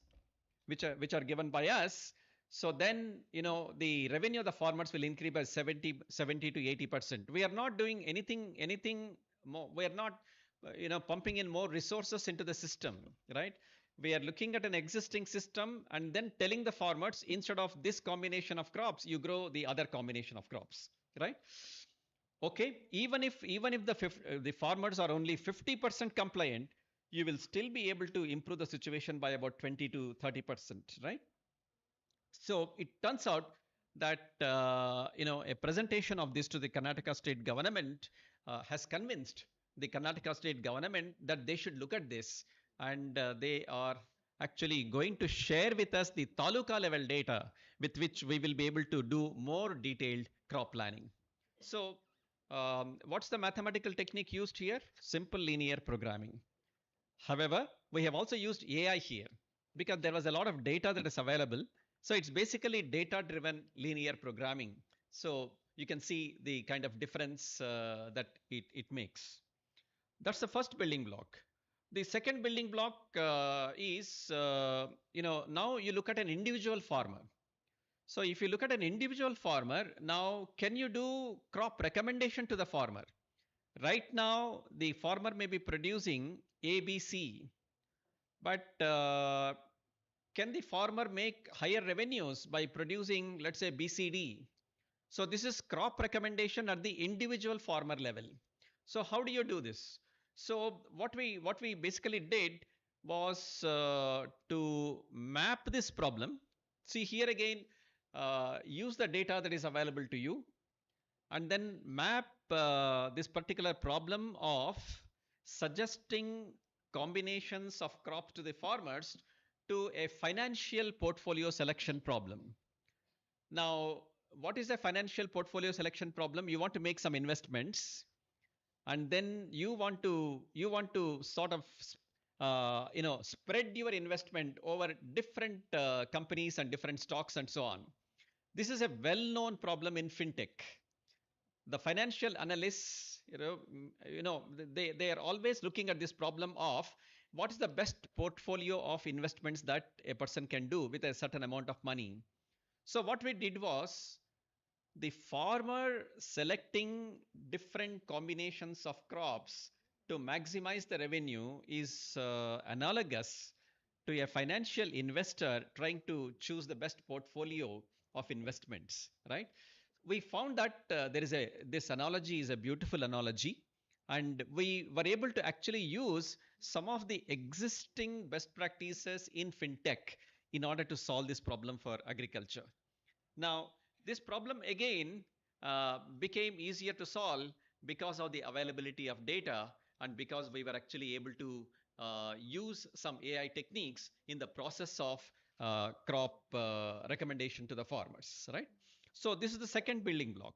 So in the first building block, we did crop planning.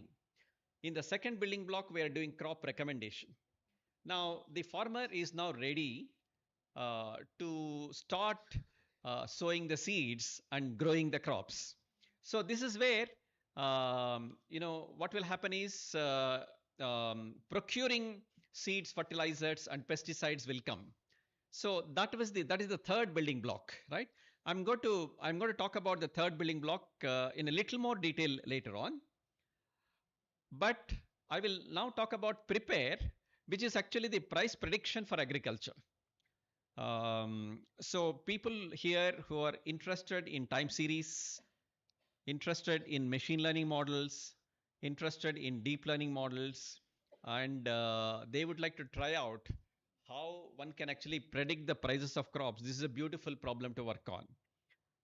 By the way, it's a grand challenge problem, because if you want to, for example, predict the price of tomatoes, it depends on a variety of factors. It depends on supply demand. It depends on the kind of production, right?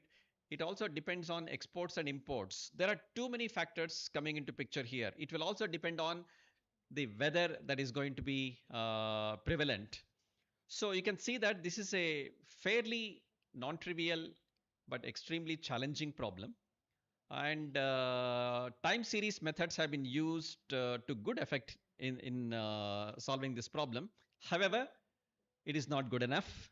So if you want to make your predictions much better, one way of doing that is to combine your time series models with deep learning models, right? So what we have been able to do is to use deep learning models. And one of the innovations that we were able to do in getting better estimates for the prices of especially volatile. Tomato is very volatile. The prices of tomato are very volatile. Prices of onions are very volatile.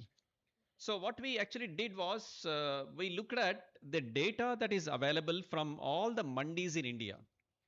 I hope you understand what you mean by a mandi.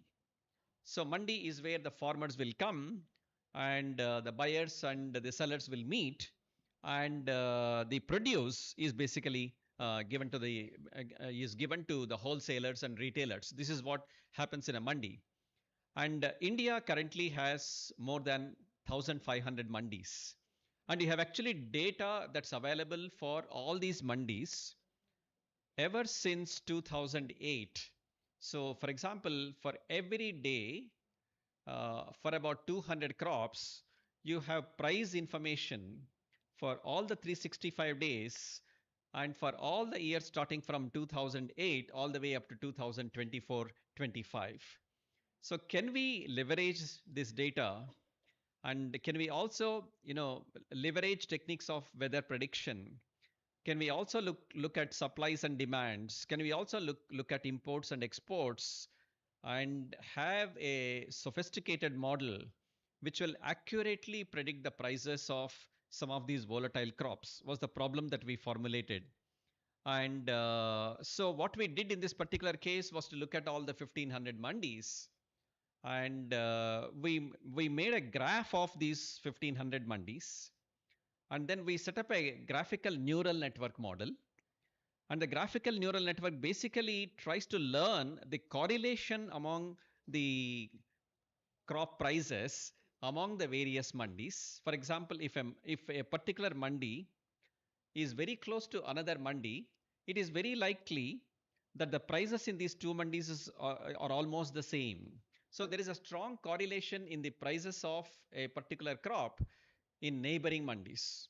So we were able to learn these correlations by setting up a graphical neural network model, and in conjunction with other deep learning models, we were actually able to predict the prices of tomatoes, for example, to a degree of accuracy that has not been achieved yet. So state-of-the-art literature is able to predict these prices to a certain degree of accuracy, and we have been able to estimate the prices to much higher levels of accuracy. And I can say that the kind of models that we have set up for this purpose are perhaps the best at the world level. Okay, so I have now discussed three building blocks for you. One building block was crop planning. The second one was crop recommendation. And the third building block is crop price prediction. I will now describe to you the other two building blocks, promise and prosper. Promise is on the input side, procurement of inputs, whereas prosper is on the output side. This is selling the produce or selling the outputs, right? Okay. So we will see how we were able to sort of do this using AI and using game theory, and then how we were actually able to deploy some of the solutions that we were able to come up with on the ground using some so-called FPOs. So farmer producer organizations, these are organizations which are like farmer collectives or farmer cooperatives. So for example, hundreds of farmers will come together and form a cooperative because they want to do things together. So these are, in the Indian context, they are actually called as farmer producer organizations, FPOs. Now, these are very helpful in the following way. They actually exploit economies of scale because many farmers are coming together. Then turns out that India currently has more than about 60,000 farmer producer organizations. But most of them are not doing well. Probably 2 to 3% of the FPOs have been effective. So now there is a huge potential because when the farmers come together, there are lots of things that can be done much better. The potential is yet to be realized. And NABARD is one of the champions of these farmer producer organizations. So they wanted us to find out whether either on the input side or on the output side, right, can data-driven techniques, can AI-based techniques make a difference to the farmers, right? So what we did was, we first visited an FPO, and this is the interesting part. So we actually did a field study. So there is a place called Onekal, about 40 kilometers from Bangalore. They have a horticulture FPO. About 1,000 farmers are members of this farmer cooperative. And so we visited there. We talked to the farmers. We talked to the officials who are actually associated with that farmer producer organization. we try to find out, right, whether we'll be able to do something which will make things better for the farmers in terms of procuring the inputs in a cost effective way, right? Are you all with me? We also visited one more FPO. It's called Rajaghatta. It's a slightly different kind of a farmer collective. So here again, we talk to the farmers, we talk to the FPO officers, and basically we were met with resistance. People did not believe that we will do any good for them. See, that is the initial impression that farmers will always have when we try to do something. So what we had to do was, so since many of the team members knew Kannada, so we talked to them in Kannada, and we tried to explain to them the short-term benefits and the long-term benefits, right? And they were getting slowly convinced. So, when it comes to agricultural inputs like, seeds, fertilizers, and also pesticides, these are actually supplied by some vendors. And the vendors also have to agree for this, right? Because what we are trying to do is we are trying to procure the agricultural inputs in a cost effective way. What was our idea? Our idea was very simple. Design a mobile app, and using the mobile app, the FPO will collect from each farmer the farmer's requirement for seeds, fertilizers, and pesticides for the next season.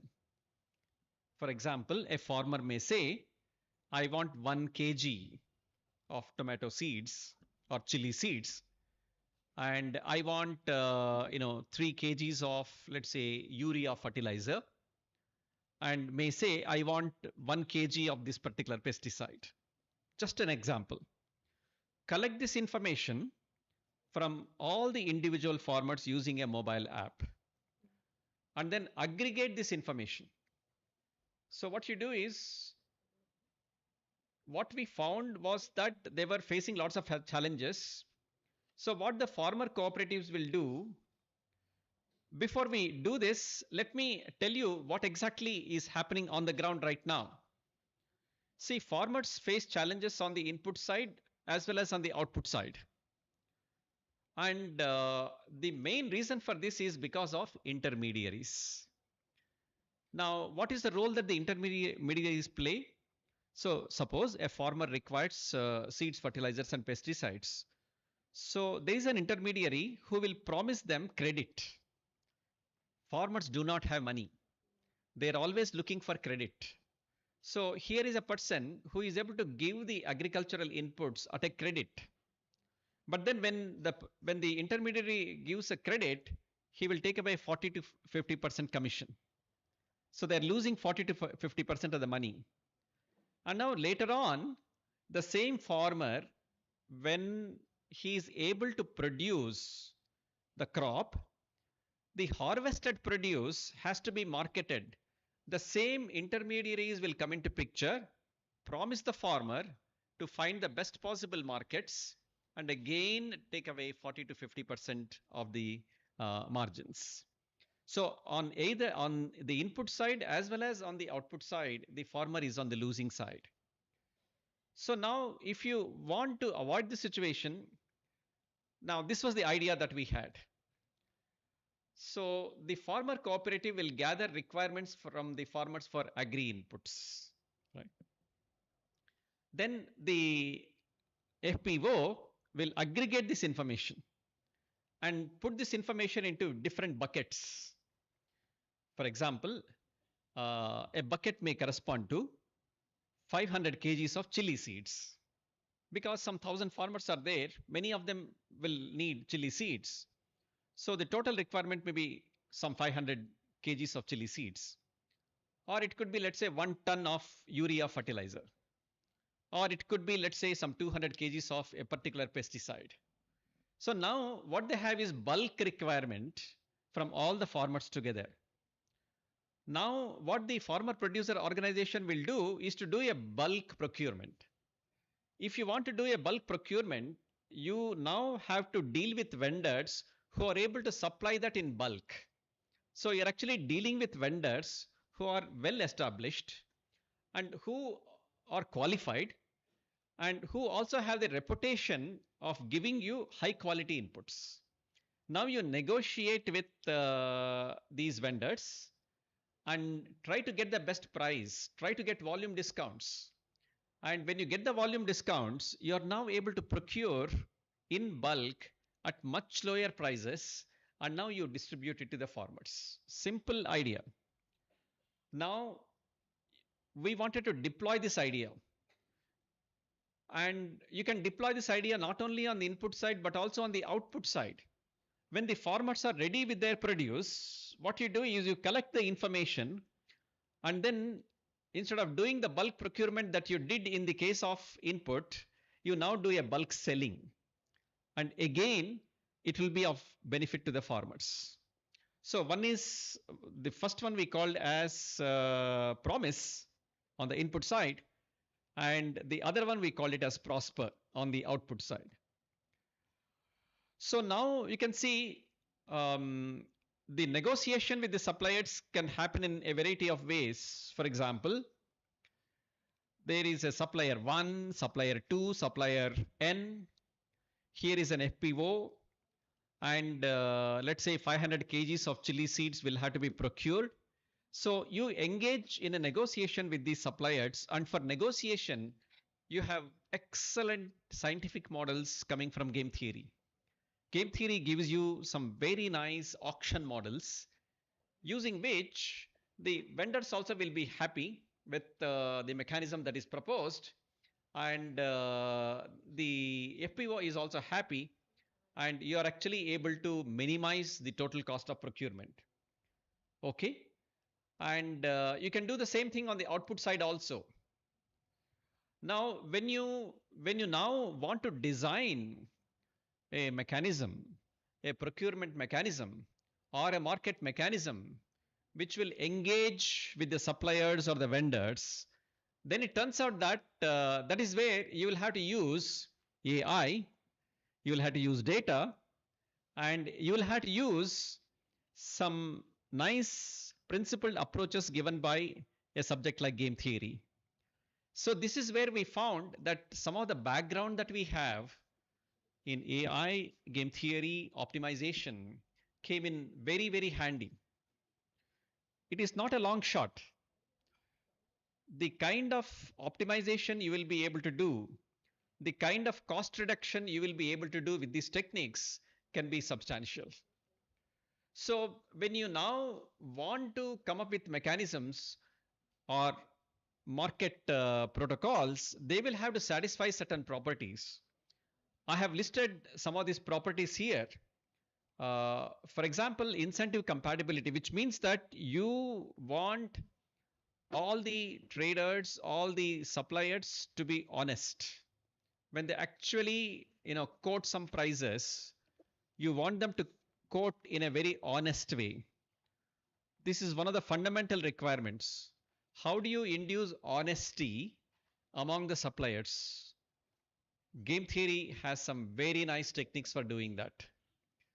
Then you want to maximize social welfare. There is a certain utility for each farmer. You want to maximize the sum of the utilities of all the farmers, which basically means you want to maximize the social welfare of the system. Then when you do the allocation here, when you do the allocation to the various vendors or suppliers, you want to have the property of fairness. For example, you don't want to allocate all the business to the same vendor. At the same time, you don't want to allocate the business to a very large number of vendors. Fine. So fairness of allocation. Then there are properties like individual rationality and of course cost minimization. You are now trying to minimize the total cost of procurement here. And also there are some business constraints. So if you now want to design a negotiation mechanism with all these suppliers, now this is where principled approaches are offered by AI and game theory, which we were able to leverage. And what we did was, we designed all these mechanisms, we designed the mobile apps, and then the question of deployment came. The idea is simple, but the idea has to work. The farmers have to like it. The FPO also has to like it. And most challengingly, the suppliers and the vendors have to participate, because there are vested interests all around. So what we did was, well, I think this is one initiative, this is one problem where we were able to use deep learning, we were able to use game theory, we were able to use optimization, and we were able to use mobile app technology. All of these sort of fell in place. So we were struggling. We were actually struggling to implement it on the ground, because the farmers I will show you some of the responses that we received from the farmers, right? So I think there was a very dynamic team from Bharat Electronics Limited, which came forward. So they said, sir, this seems like a good idea, right? And we will work with you and come to the field, talk to the farmers, talk to the FPOs, talk to the vendors, and get some buy-in from all those people. So I think a couple of weeks were spent in going with the BEL team to all these people. And what Bharat Electronics did that we were not able to do is to convince the farmers. So they were able to explain to the farmers all the low-hanging fruits there. They were able to explain to the FPO also. See, for the FPO is also a very important player here. If the farmer cooperative does not cooperate, the whole thing will fall. So the Bharat Electronics Limited people, what they said was they actually, gave some incentives to the FPOs to fall in line. And so everything happened. So what we did was we designed a mobile app, we designed a procurement algorithm, and Bharat Electronics implemented the mobile app on their cloud, and they went to the farmers and then launched the mobile app from the FPO.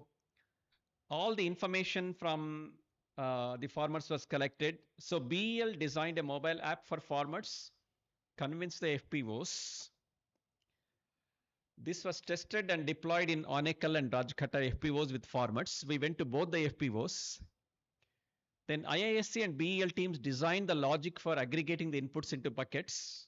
So that's the IISc algorithm. Then the IISc team also developed and implemented the auction algorithm for negotiation with the suppliers. Then vendors from a place called New Tarugupet. New Tarugupet is a place in Bangalore where all these suppliers are there. And when we went to New Tarugupet for the first time, they thought we are all their enemies, adversaries. It was all very adversarial. They said we are not interested because they thought their business is going away. So it took a while. Here again, the Bharat Electronics team played a very important role. And,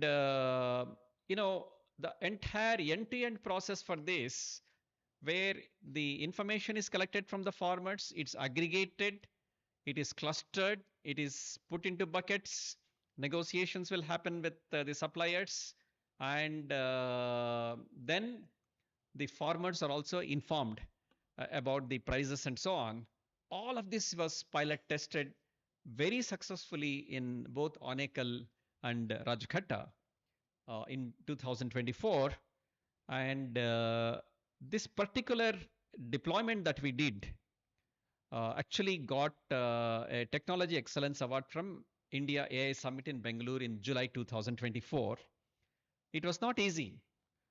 The easier part here was to use AI and game theory and so on, and launch the mobile app. The difficult part was deploying it on the ground. But I think with some effort, we could do some pilot tests.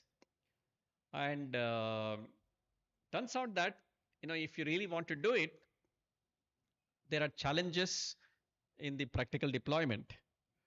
So again, going back to the second question that was asked in the fireside chat, I do not know if that student is still here. Are you still here? I think no. So this is an application where we actually went and talked to the farmers. And these are all small and marginal farmers. They have 2 acres of land, 3 acres of land, maximum 5 acres of land, right? So I think the worst part is, or the most challenging part is, what kind of, responses you will get. I do not know how many of you here know Kannada. How many of you know Kannada here? Only one. So when we went, they said, sir, ivella kelasa madodilla. Basically, what they were saying was, sir, all these things do not work. We are tilling these lands for hundreds of years. You don't understand our agony. And you're only torturing us with all this technology, AI, and so on. So this is the response we got. So today morning, I went to GPT-5 and then got the Tamil translation for this. Right? I don't know whether the Tamil translation, I don't know Tamil. I don't know if the Tamil translation accurately reflects what is written in English here. Does it? Yes. Okay. So this is the greatest difficulty, greatest challenge. Then I think, usually it is easy to convince the progressive farmers. There are progressive farmers. These are the ones who are very savvy and they want to try out technology, but not the typical farmer. But here again, we used a particular idea. What we basically did was the University of Agricultural Sciences in Bengaluru, they have identified 20 to 25 progressive farmers for every district.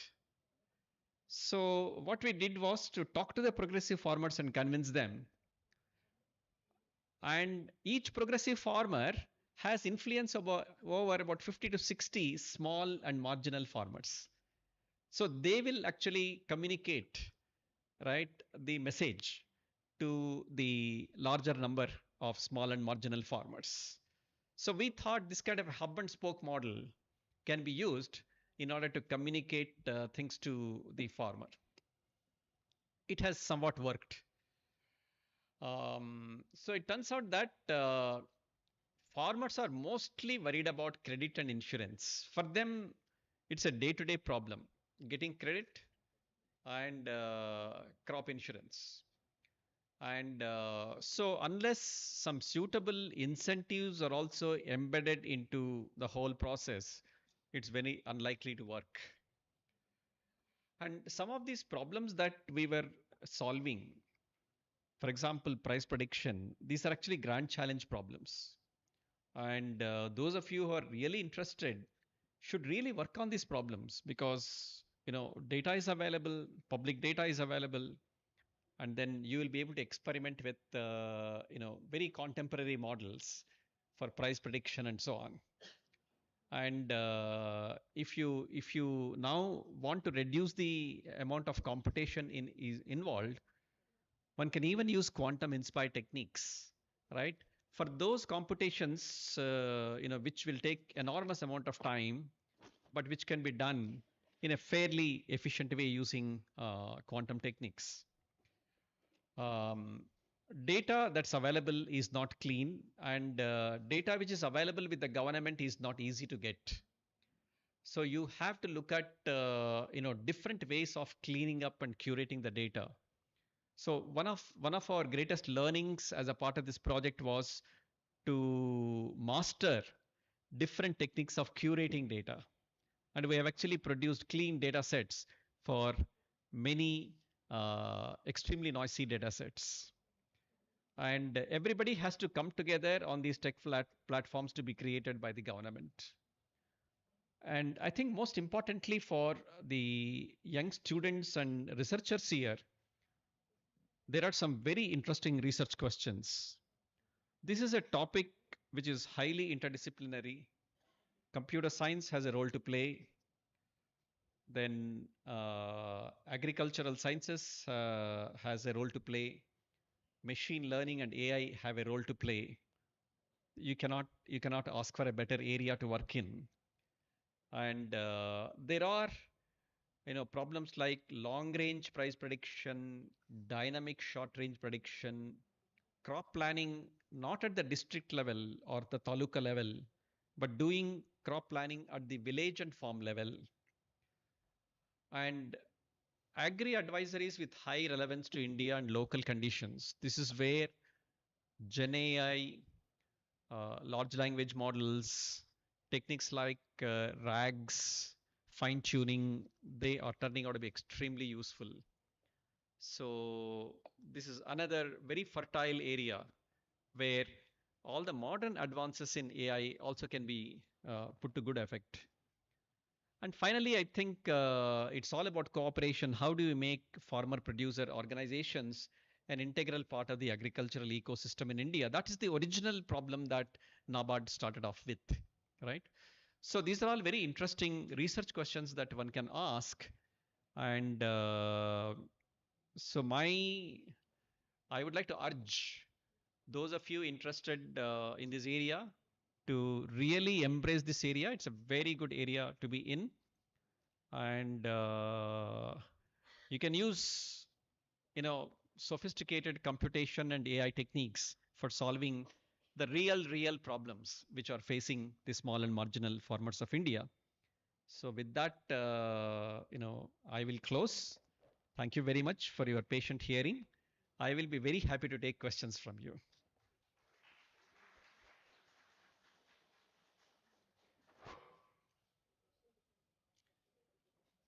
Questions? We now open the floor for questions. Participants are welcome to share their queries. Kindly raise your hand if you have a question.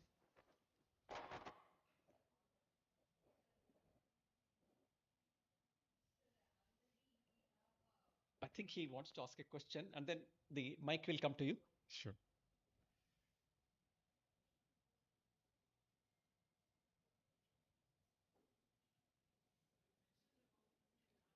Yeah. Can you take the mic?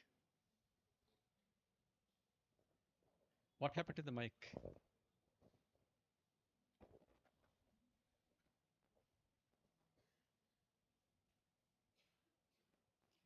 You will be the second one too. So you mentioned about using the analogy of financial portfolio selection in order to better plan for agricultural crops. So how do you work with that? Because the instruments that you have at hand are fundamentally different. There you have the stocks, options, and all those hedge funds thing. And here you have the crops, which are fundamentally different. And the metrics that you use there are also quite different. They are more focused on the economic aspect. But here you have crops which are not just about economic value. So how do you compare the metrics and the... Great question. See, this is what makes the problem interesting. See, the analogy is not straightforward, right? Now, the reason why we went to that was in financial portfolio selection, there are extremely efficient algorithms which will do it very well because that's an extensively researched area. For example, there is what is called Sharpe ratio, right? Sharpe is a Nobel Prize winner actually.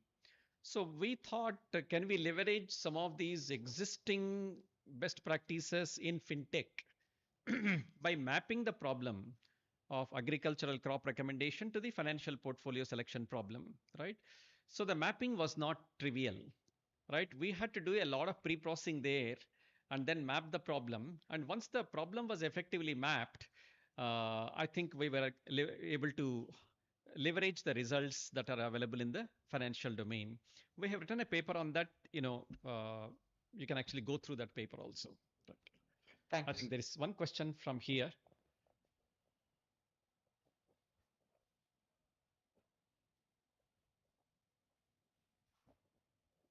Sir, already there are some government procurement organizations, government produce organizations, which procures the seeds. And so how does your FPO differ from them? And the price, who would be actually fixing? The farmers will fix the price for their produce, or your FPOs, they will fix? and how you will be able to convince them, the farmers, for the So price? FPOs, there are a very large number of FPOs in India. As I told you, there are almost like 60,000 plus FPOs in India. NABARD is one of the champions of FPOs. They have actually given seed funding for about 10,000 FPOs. So because we were working on a NABARD project, they were very much interested in knowing how FPOs can be harnessed in a better way in order to make both the input process and also output process more efficient.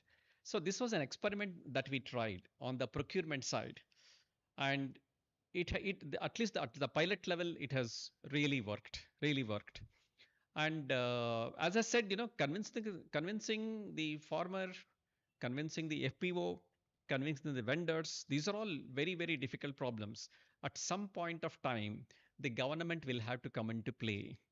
So if the government mandates that the input procurement has to be done only this way, which they may or may not like to do, because there could be pressures of different kinds on the government also, then if that powerful mandate is there from the government, there is no reason why these things cannot be made to work, right? So what we have done while doing our work is not to worry about whether, right, this whether government will support this, right? So we have made the assumption that, right, everybody will agree and then implement this algorithm. Let us first develop the algorithms and the protocols. That is what we have tried to do, right? But when you want to deploy these things, there are lots of challenges. The easier thing is what we have done so far. Yes, sir. The thing is, we always keep on watching in the news that in our Tamil Nadu in Delta region, rice is the primary thing, and always we'll be seeing in news that the price offered by government is not. Absolutely, absolutely.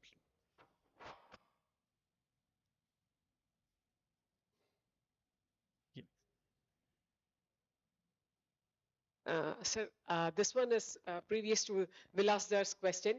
We are all in an exponential rate of going towards the AI.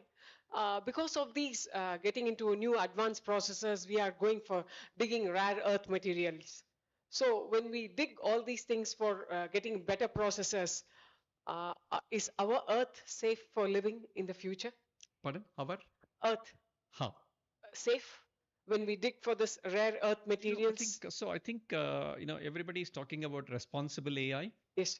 So responsible AI is all about keeping our earth very safe. Yes, sir. Because that, even for lights, LED lights, we take a lot of rare earth materials where we dig towards the core to get those small materials. We really go to the deep of the earth. So especially even the processors, all the chips, we go for it. So that's what, whether it will go for the worrisome place.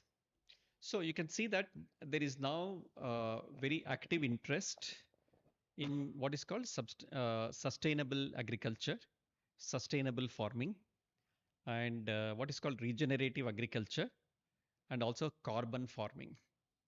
So for example, in carbon farming, you will actually employ certain best practices by which the greenhouse gas emissions are minimized. And some of these best practices are very well known. So when you use data, when you use AI, and when you develop all these algorithms, right, you have to keep in the background all these best practices which are actually good for the planet. So when you do agriculture, there are many ingredients there. One is the farmer. Another is the farm. That is the earth that you are talking about. One is the farmer. The other one is the farm. The third one is the consumer. And the fourth one is the planet, right? You have to ensure that all of these, right, are kept in mind whenever you develop all these so-called sophisticated algorithms, right? And the e-waste, sir. E-waste. Pardon? E-waste. Yeah, e-waste. So for example, e-waste is a part of the sustainable farming or sustainable manufacturing, right? So we have recently written a survey paper on carbon farming, and how some of these best practices in carbon farming can be used to make the agriculture sustainable and so on. All of these will have to be kept in mind when you design all these algorithms and use AI with the data that is available to you. So,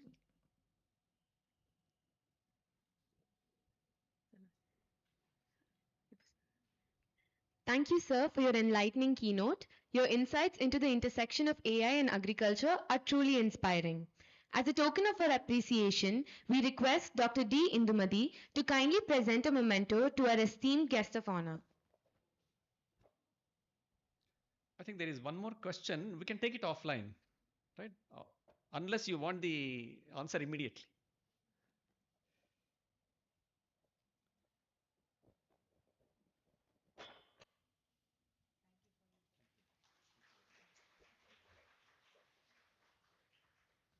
Thank you very much. Please meet me at lunchtime, right? Whenever the lunch happens, right? I'll be very happy to talk to all of you. Thank you, sir. We now move on to our Tech Talk sessions. First, we invite Mr. Shankar Gopal Krishnan, Principal Software Engineer at Cisco India, to speak on Cisco, where innovation begins, where people meet AI.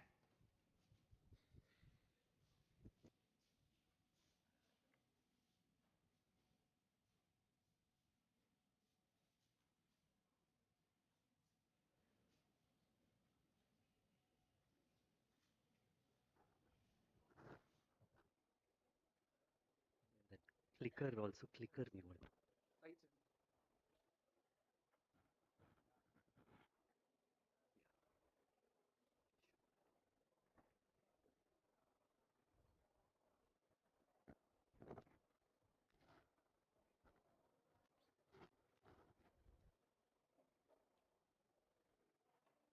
Thank you so much.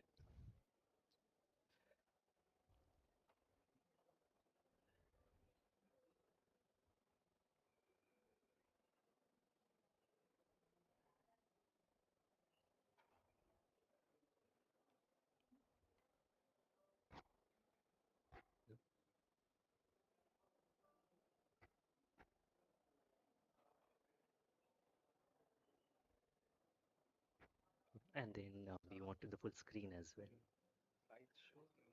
1 minute, 1 minute.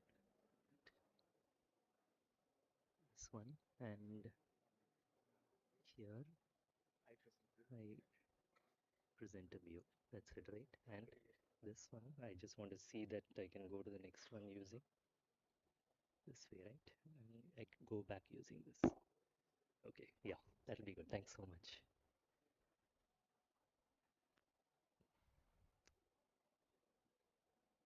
We can start.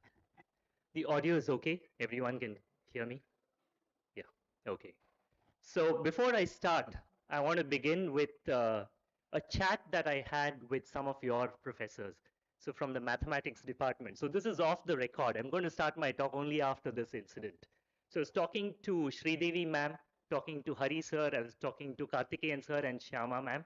And the topic revolved around AI. And they are in the mathematics department, and their concern was, with AI taking over the way it is doing today, what future do the students have? Will they have the basics in mathematics the way we used to have, earlier times, versus, how students are going to be going forward? So that's how the conversation veered.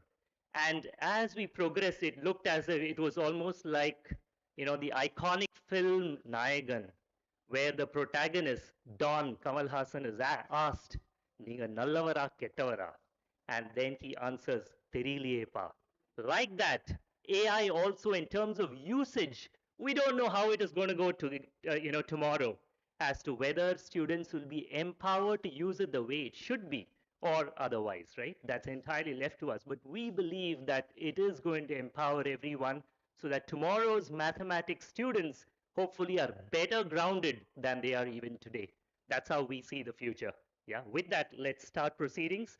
I'm Shankar, and I'll be talking about Cisco and how AI relates to us. Yeah, so that's going to be my topic. So this is going to be the agenda, right? So we have a little introduction.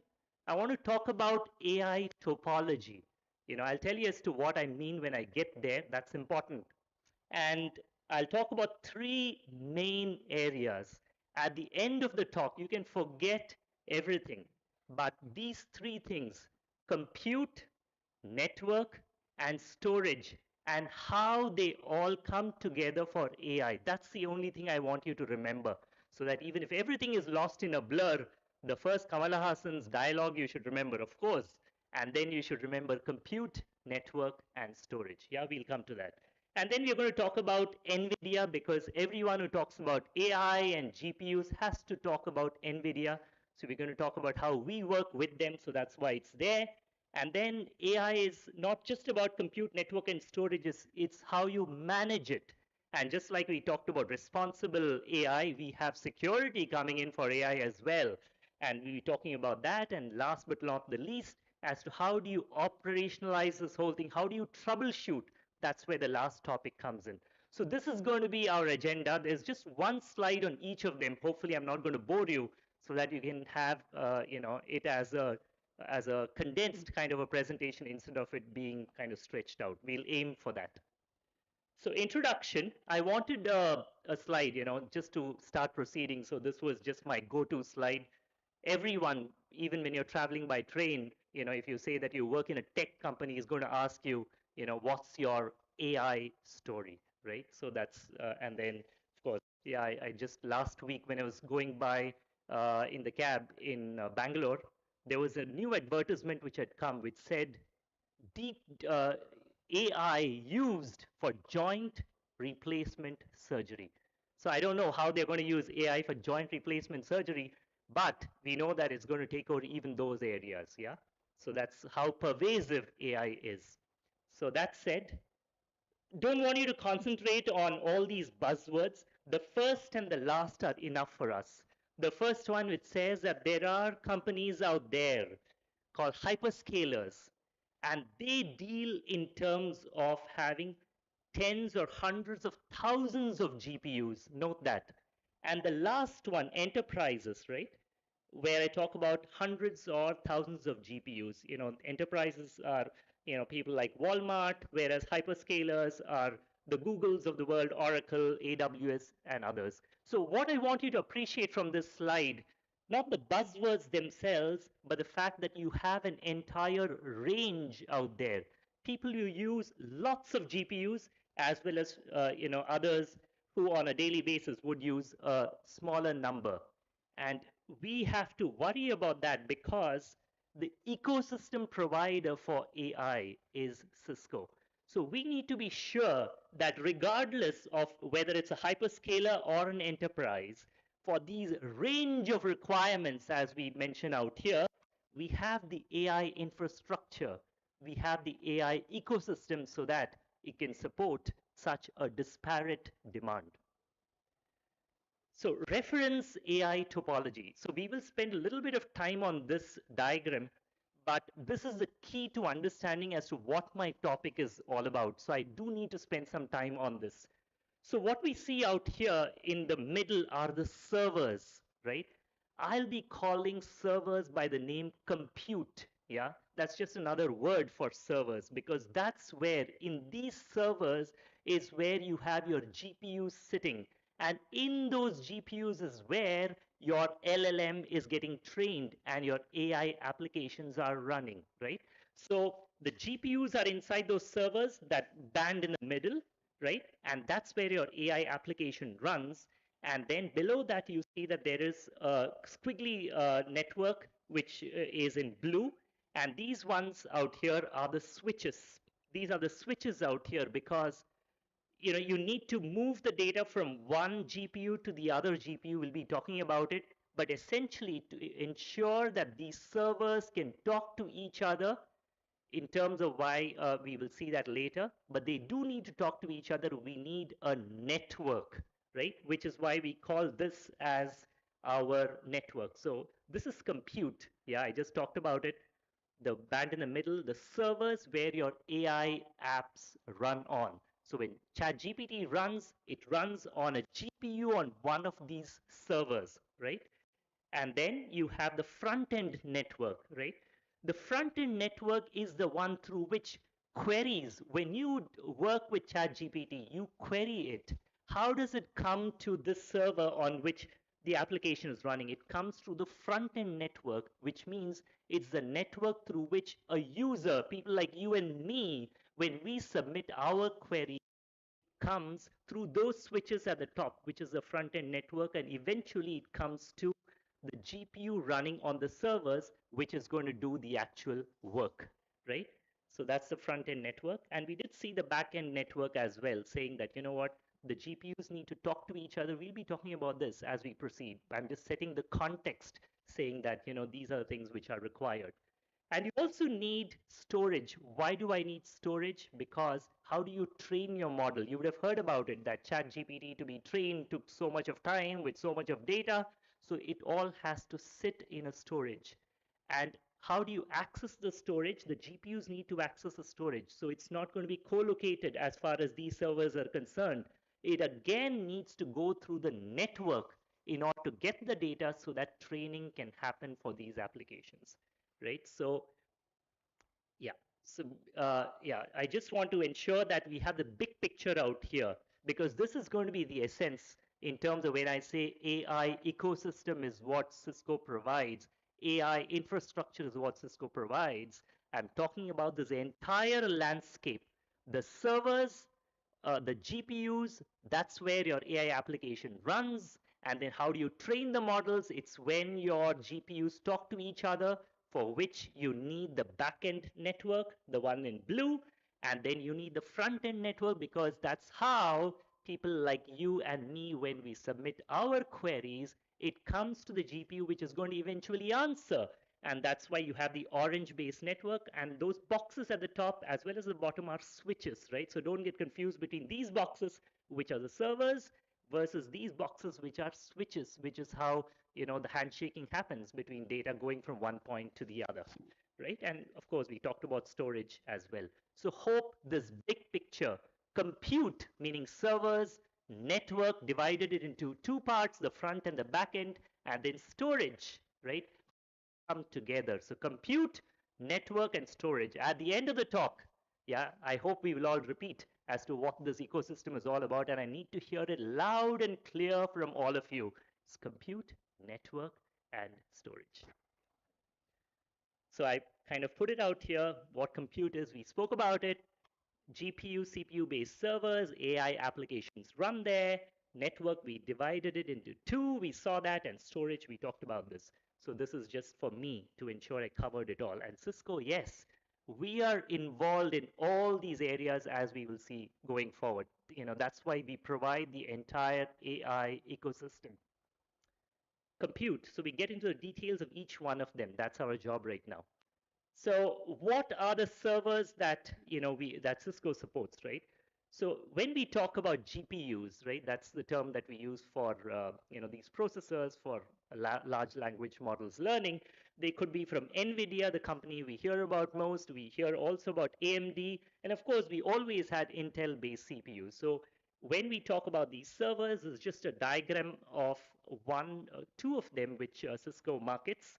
It's just to tell you the fact that, you know what, we have servers in which we build it with NVIDIA-based GPUs. In this particular case, there are about 8 of them. The details don't matter, right? I just want you to appreciate the fact that Cisco makes servers which incorporates NVIDIA-based GPUs, and yes, those are the GPUs where your applications will run. And then you also need NICs. Why do we need these network interface cards? I'm sure you'd have read about it, because data, when it's there in the GPUs, has to move from one GPU to the other, which could be in a different server, in which case it has to go through the NIC. It has to go to the outside world also through, and that is also done via the NICs. And the NICs have to be really fast so that this can happen quickly.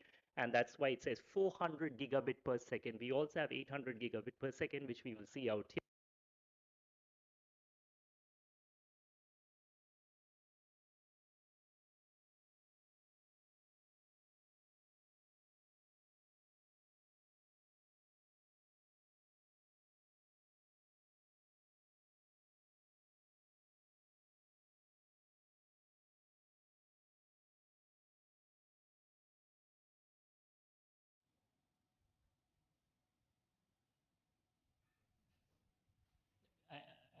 Is the audio going in and out or is it okay? Yeah.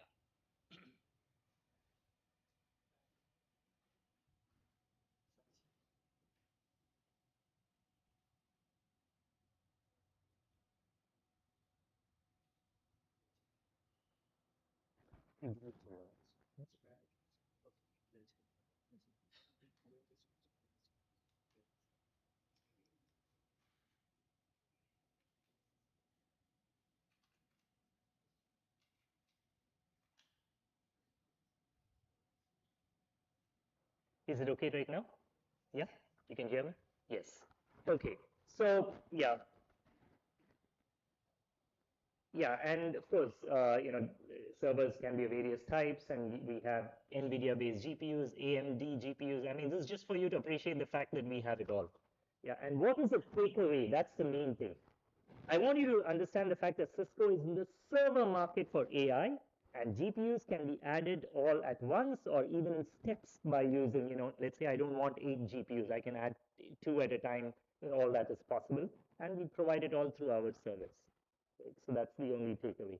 So from the compute, remember 3 things we said: compute, we studied about compute, and now we're going to go to the network. So why do we need a network for AI? So I have a set of questions and answers out here. I'm training my LLM. The job needs to run on multiple GPUs, right? So there's a possibility. And if the GPUs are within the same server, then no problem. They talk something called NVLink. You might have read about it. It's just a way in which GPUs within a given server, inside a given server, they can talk to each other using this model called NVLink.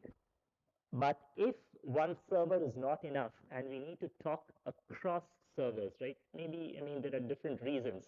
My LLM training itself is split over GPUs which span multiple servers, in which case I need to go across them.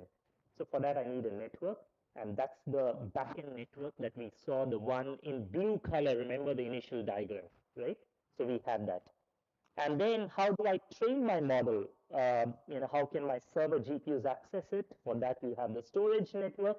Yeah, because as we saw, it's not going to be co-located. And yes, after my model is trained, how do I get queries from the user, people like you and me, to the server? It is through the front-end network, right?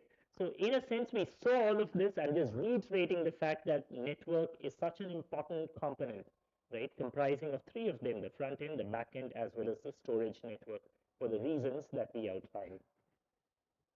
So that's why the network is at the heart of the AI infra. So I'm just putting this out as a refresher, but we went over this in detail. And I want you to spot some of these things. These are just terminologies, but good to remember that these networks are typically in a leaf spine format, right? So starting from the server, the first set of switches are called leaf, and the ones at the bottom will be the spine, and vice versa. If you start from these servers, the first ones will be leaf, and then you have the spine, right? So that's just terminology in terms of, yeah. Mike.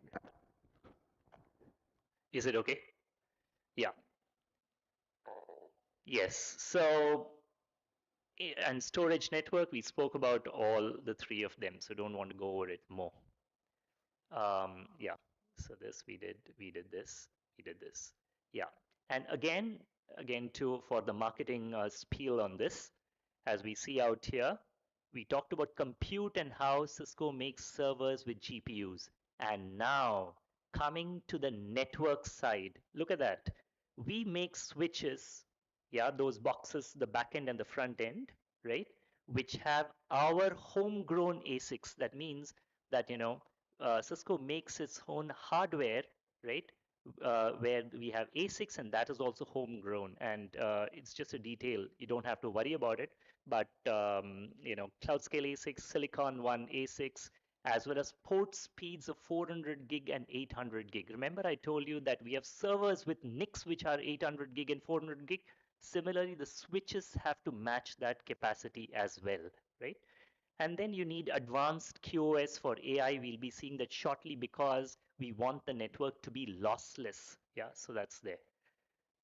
Are the requirements different for the front end and back end? Yeah, there are some differences. We'll just quickly go through that. The back end network, remember the one in blue that we looked at, how the servers talk to each other? And what does that do? It has GPU to GPU traffic, and it has to have these requirements. Of course, it's east-west, all right, but very high bandwidth, 800 gigabit per second, very low latency. It has to be lossless, and you have to maximize the throughput in terms of how you use the links. And for each of them, I just have a little detail in terms of how we do it. For very high bandwidth, as we saw, the NICs and the switches both should be able to provide that kind of capacity of 800 gigabit per second at this point in time. So we have that. For very low latency, you may want to look at this. There's something called RDMA. Rocky V2 is the name that we give for it, right?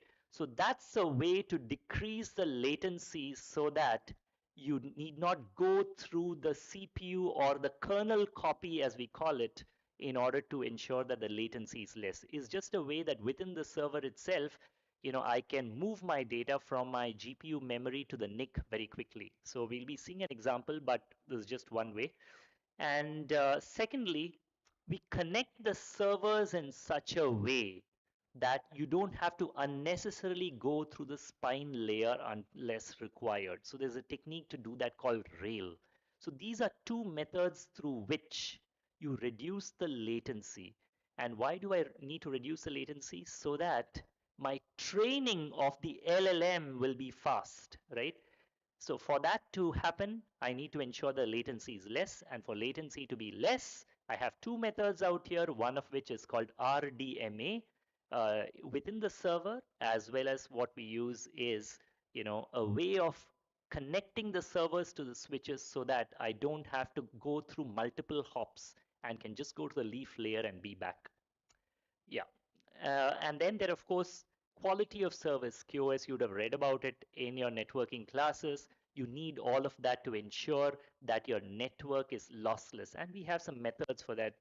We don't have to get into the details, some explicit congestion notification, priority flow control. There are methods already there. So you need to use existing methods also to ensure that your AI network is lossless. And then, of course, the traditional methods in terms of how we send data over a link, they are not good enough so that you can distribute the data over the networks, in an efficient way.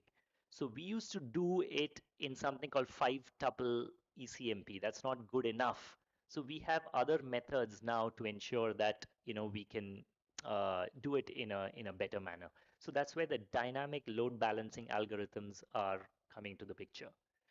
So that's why the network, especially the back end, is such a challenging piece because of so many things to take care. Your latency should be low, it should be lossless, and you should still be able to maximize the throughput. So these are just certain challenges that we have and how we are kind of working on them. Okay, and this is just an example. Since I spoke about RDMA, something to tell you that, what, the traditional way in which we used to send data out of the server. First of all, I need to tell you that this diagram is something which is within the server itself, So earlier we used to go through the CPU, through the kernel in order to get out of the switch. And now as we see out here, RDMA is a way of bypassing it. So you'll keep hearing this in AI terminology as to, the usage of RDMA, right? So that you can bypass the kernel and get the latency lower. So that's something, to appreciate it. And this diagram, as I said, is just one server on one side. Remember those boxes that we drew in the middle, and another server on the other side, and how, they work in tandem using RDMA so that the latency can be reduced. I don't want to get into the details of this. Just remember this, that traditional ECMP methods, like meaning methods to ensure that I keep my links well utilized, the way we used to do it in the past, are not good enough. And there are methods right now which are much better. There's something called flowlet, there's something called spraying the packet. don't want to get into the details of this and kind of bore you, but just be informed that for AI, we've been forced to look at some of these things, anew one more time, just so that these kind of issues can be taken care, which we didn't have to worry about earlier.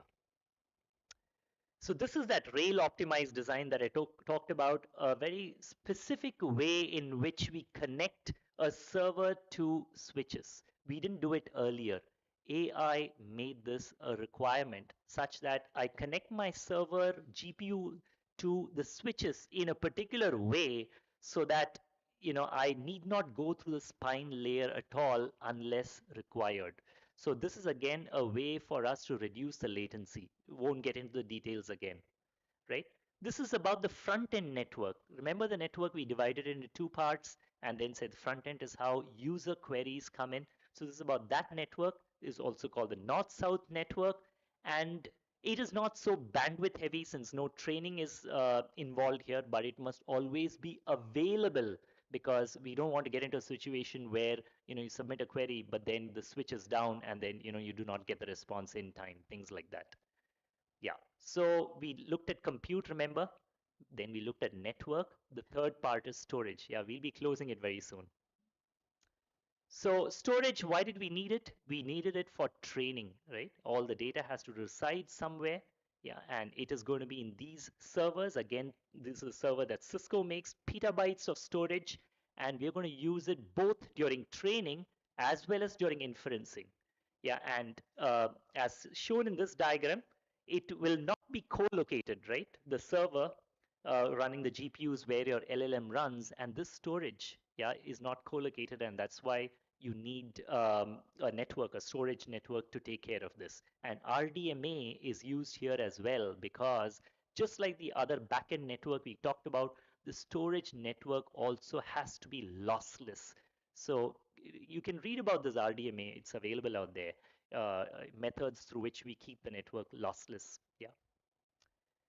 This is again a marketing spiel for Cisco to tell you that, what, NVIDIA, as far as AI is concerned, is the the prime company, right, in terms of GPUs and the splash that they make, and how we work with them. How Cisco servers use NVIDIA GPUs as well as our switches also. We work in tandem with NVIDIA. Yeah, so that the partnership is important so that we can take AI to greater heights. So having said all this, we talked about compute, network, and storage. I need a way to manage this. Remember this whole diagram that we talked about, the AI topology? It's so complicated. How do I, as a network administrator, keep track of this network in terms of, what each of this is doing, how my compute is doing, how my network switches are doing, how my storage is doing? For that, I need one pane of glass, as they say, right? So there are two ways you can do it. You can either have this management run on premises, on-prem as we call, or it can be cloud-based. That's why there are two of them stacks out here, depending on how you want to manage. The same equipment can be managed through on-premises or from the cloud. And for that, we have two products, some Nexus dashboard and Hyperfabric. Don't need to worry about the details, but just be informed that such a complicated network needs to be managed, and for that, network management is also done using these two applications. Yeah, so that's out here, and the two options I talked about. And security, yeah, we'll quickly go through it. What are the risks that we have to worry about? Yeah, this is responsible AI again in its own way. Is the model that I'm using? And why does Cisco worry about models? Because remember, like you, I'm also using these models to do my coding, right? So we have Copilot, that we use internally. So how do we ensure that my internal model is sane, or is it poisoned with data? Somebody has to worry about that and take care of it. And does my internal model have guardrails, as they call it, right? So that you don't ask it questions that it's not supposed to really worry about. And how do I ensure that I don't, while coding, inadvertently kind of submit code which goes to the outside world? It'll be a breach of confidentiality, right? So how do we do all of that? For that, we have one application, AI Defense. It's all over the place, so that if somebody makes a mistake such that he, inadvertently he kind of tries to push the code which is internal to Cisco to the outside world, it is caught, right? So that's why it must cover the entire spectrum, access devices, laptops, firewalls, wherever there's a possibility to catch this kind of a breach, it is caught.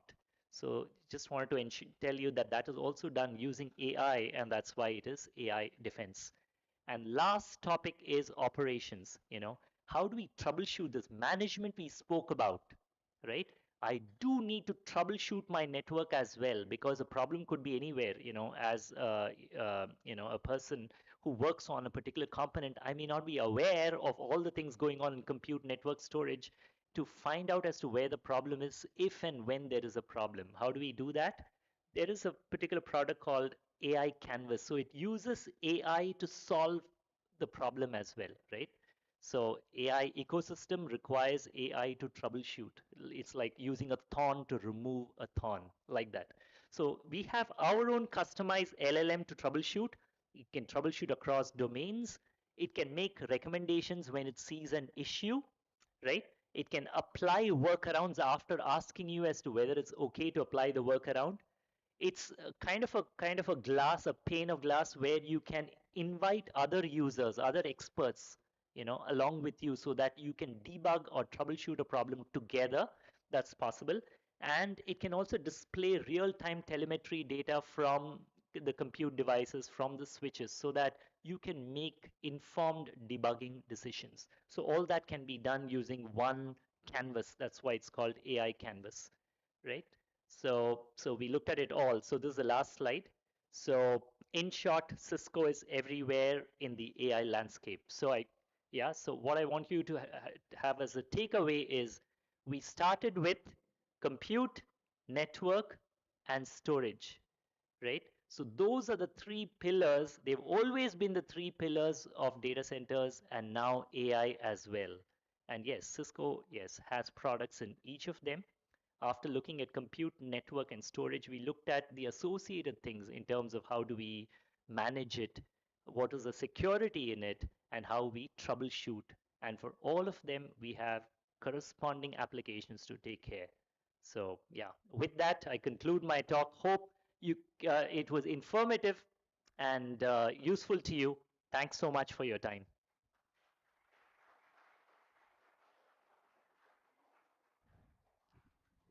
Thank you, sir, for sharing your valuable insights on how innovation and AI intersect at Cisco. As a token of our appreciation, we request Tirumala ma'am to kindly present a memento to our esteemed guest of honor.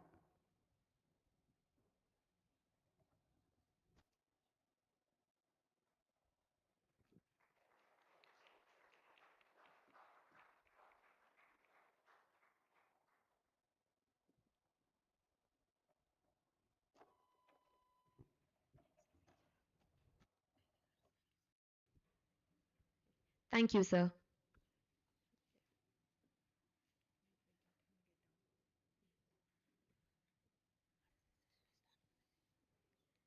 Next, we have Mr. Kapil Anjan from Dossier Nexus Academia, DNA, discussing AI.DNA, the future of data-driven decisions in academia.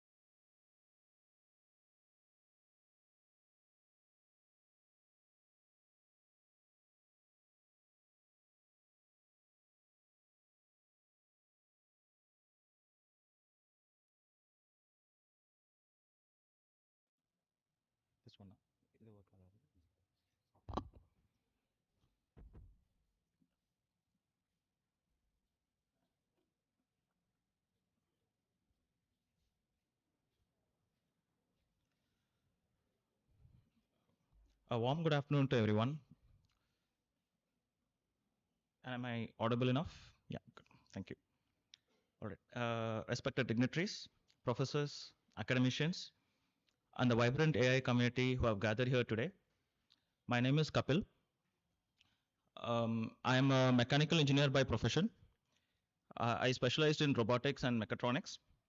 But today I stand before you as the founder of Dossier Nexus. Before I get into what Dossier Nexus actually does, I want to say this. I don't want this to be a very technical talk. Instead, let's take this towards an approach-oriented talk, an approach towards implementation of AI in education. I want to start a question which has been bothering me for the last few years.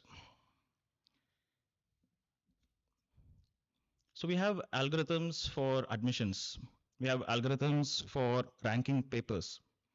We have algorithms for recruitments, even for going viral. But do we have algorithms to help learner when they struggle? Do we know what to do with them when they struggle to make a decision about the next step in their life?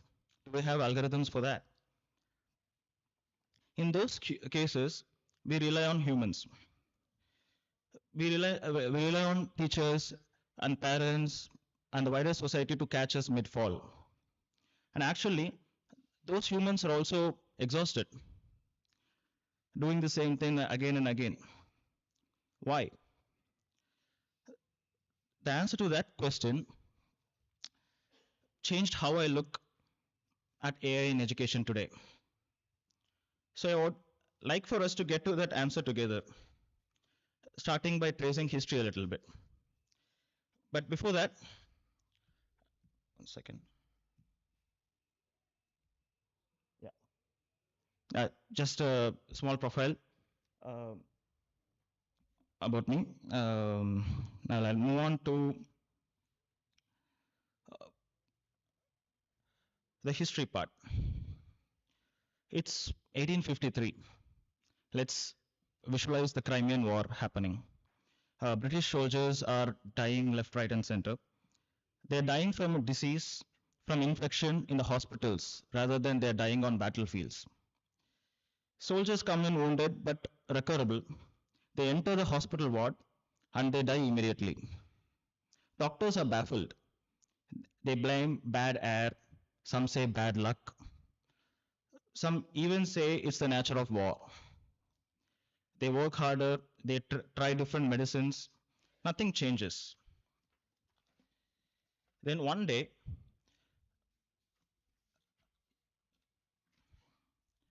we all know this woman, Florence Nightingale. She arrives at Scutari Hospital in Constantinople. She's a woman in a man's world. She's a nurse in an age when nursing was even yet a profession. She walks into this chaos, overcrowded wards, wounded men lying in their own waste. But instead of pushing herself like everyone else, Florence asks a different question. What do the numbers actually tell us? She starts collecting data, actually, very obsessively indeed. She counts deaths by cause. She tracks hygiene practices. She documents which wards have higher mortality rate. She collects thousands and thousands of data points like this. Then she does something radical with these data points. She turns those numbers into visual stories. Those famous rose diagrams called as the coxcomb charts. When you look at those diagrams, the story becomes undeniable. But here's the crucial part. She doesn't stop at this visualization. She uses these insights to change how decisions were made. She convinces military leadership to rebuild hospitals with better sanitation, with better protocols, and better institutional practices. Those practices have been the foundational stones for systems we use today in institutions. Thousands of lives were saved during that time, not through heroic effort or sacrifices, but through better decisions informed from better data. That story happened around 170 years ago.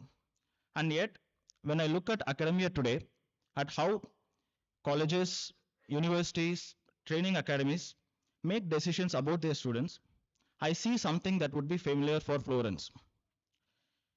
Decisions are being made in silos, with partial information, with delays that cost real opportunities to students. We have infinitely more data right now. We have AI, we have the technology that Florence couldn't have even imagined back in that day. And yet, the way we make our decisions are still like it's 1853.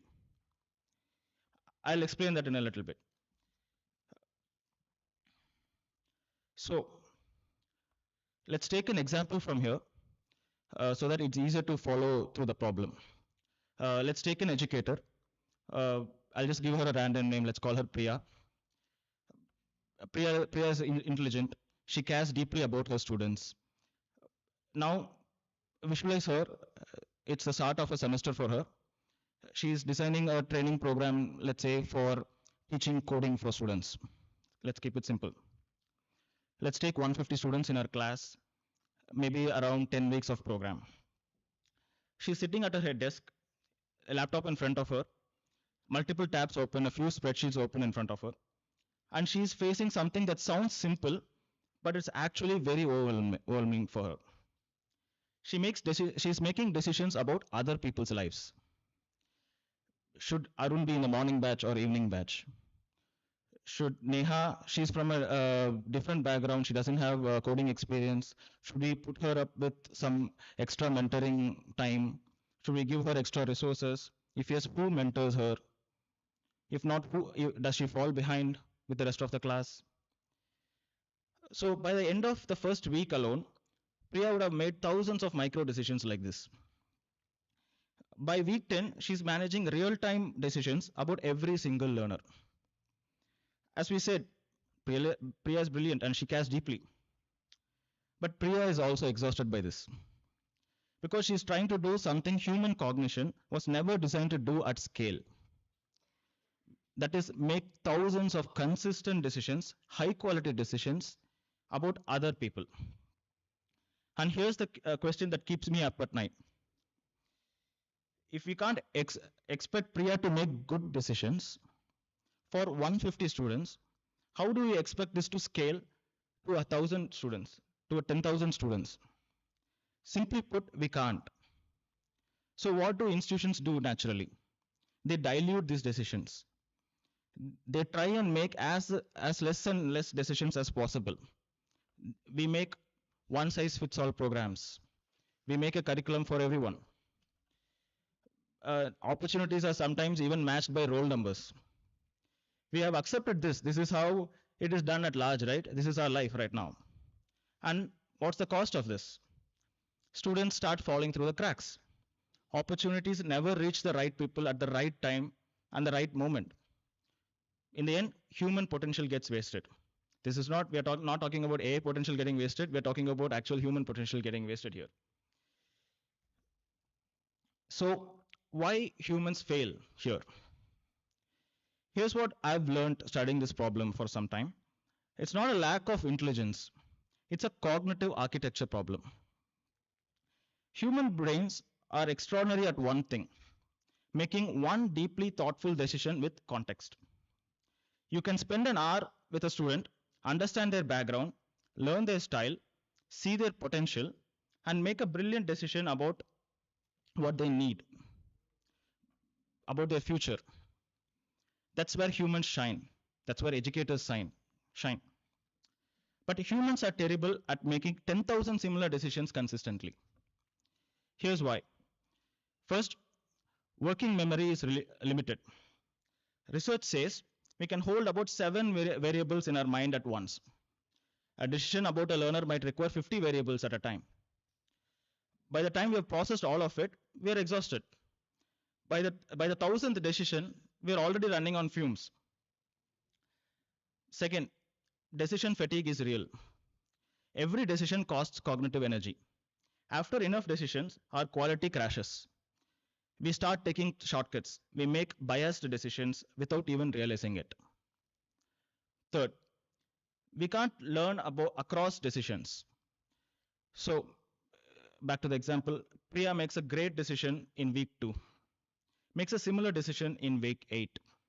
But she doesn't systematically learn from those patterns. Why? Because each decision happens in isolation. Each will be for a different student with a different context, different circumstances. So the result is institutions scale by diluting these decisions and not multiplying them.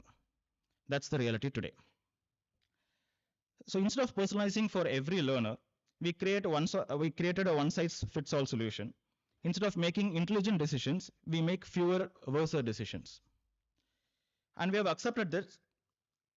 We think this is how just scale works. Now, we have actually produced a breakthrough solution for this. We have been using this for a long time, and that's called automation. For years, when people talk about AI in education, they talk about automation. AI will grade papers, AI will help with tutoring students, AI will help with admissions, AI will help with placements and recruitments. AI will make decisions for you. And I get it, automation is actually appealing. It's fast, it scales, but it's also fundamentally wrong about decisions, about human beings. Because here's what automation means. The system decides, humans review the exceptions. You train an AI model to predict which students will drop out. The model flags students, you the human, then scramble to figure out what to do. Or worse, the system automatically enrolls them in support programs without even asking you. And here's the hard question in all of this. Do we really want to build systems that decide for humans, or do we want to build systems that help humans decide better? Because there's a different approach than automation. What if instead of automation, we built for augmentation? So augmentation means humans decide, the system provides the intelligence, signals, and the patterns to help make better decisions for humans. So back to the same example, imagine Priya designing her program this way. She encodes her intent once. I want to support learners who struggle with basic concepts. I want to flag them their disengagements if they're struggling. I want to pair these learners together. So these kinds of small decisions which she makes, she can teach. She can tell this as intents to the AI. And over time, as Priya makes decisions, system learns her patterns. You have decided 3 times to pair learners with non-tech backgrounds with experienced mentors. This new learner matches that profile. Should I send the extra resources they need? In this model, Priya is still making the decisions. The system is making her smarter, faster, and able to scale her good judgment across all the 150 learners in her class. So opportunities are not matched based on roll numbers. Opportunities are given based on human decisions which suit those learners now. So augmentation preserves what's human and irreplaceable. That is the judgment, care, and the intent behind them, while scaling the parts that machines do better. That is spotting patterns, monitoring thousands of variables in real time, and learning from past decisions. So it's not replacing educators here. It is giving educators some superpowers now. So we talked about automation and augmentation right now. We'll talk about why actually this problem matters the most right now. So I want to tell a story about a mathematician named Richard Hamming. Probably most of the mathematical or computer science students might know him. He worked at Bell Labs in 1950s and 1960s. So Hamming was brilliant. What made him legendary was not his work. It was his lunch conversations. his colleagues noticed something strange. An unusual number of scientists who had lunch with Hamming went on to win Nobel Prizes. They would have a conversation over lunch. Months or years later, these conversations would echo in major discoveries. So people started asking, what does Hammings do in these lunch sessions? So the answer was simple. He asked two questions. I want all of you to pay attention to these two questions because I wanted to ask you to ask this to yourself again and again. So the first question is, what is the most important problem in your field? And the second question, why aren't you working on it? So most people, when asked these questions, would get uncomfortable because they realized their day-to-day work wasn't connected to the big problem they actually cared about. They were busy, but not on what mattered. And that discomfort, it often became the starting point to some of their best work. So a few years ago, I asked myself these kinds of questions. So what is the most important fixable problem that I care about? And I sat with this question for a long time. Not how do we create more content? There's already more content than any human can consume. Not how do we hire better faculty? Institutions are full of brilliant people. Most of them are right in front of us today, giving back to the community. So you see, all my peers and juniors used to ask, why did you choose this path? Why did you take up engineering? Why did you choose this after your 12th or 10th? Why did you choose to study in this college? How did you find your actual interest or your passion? So those brought me to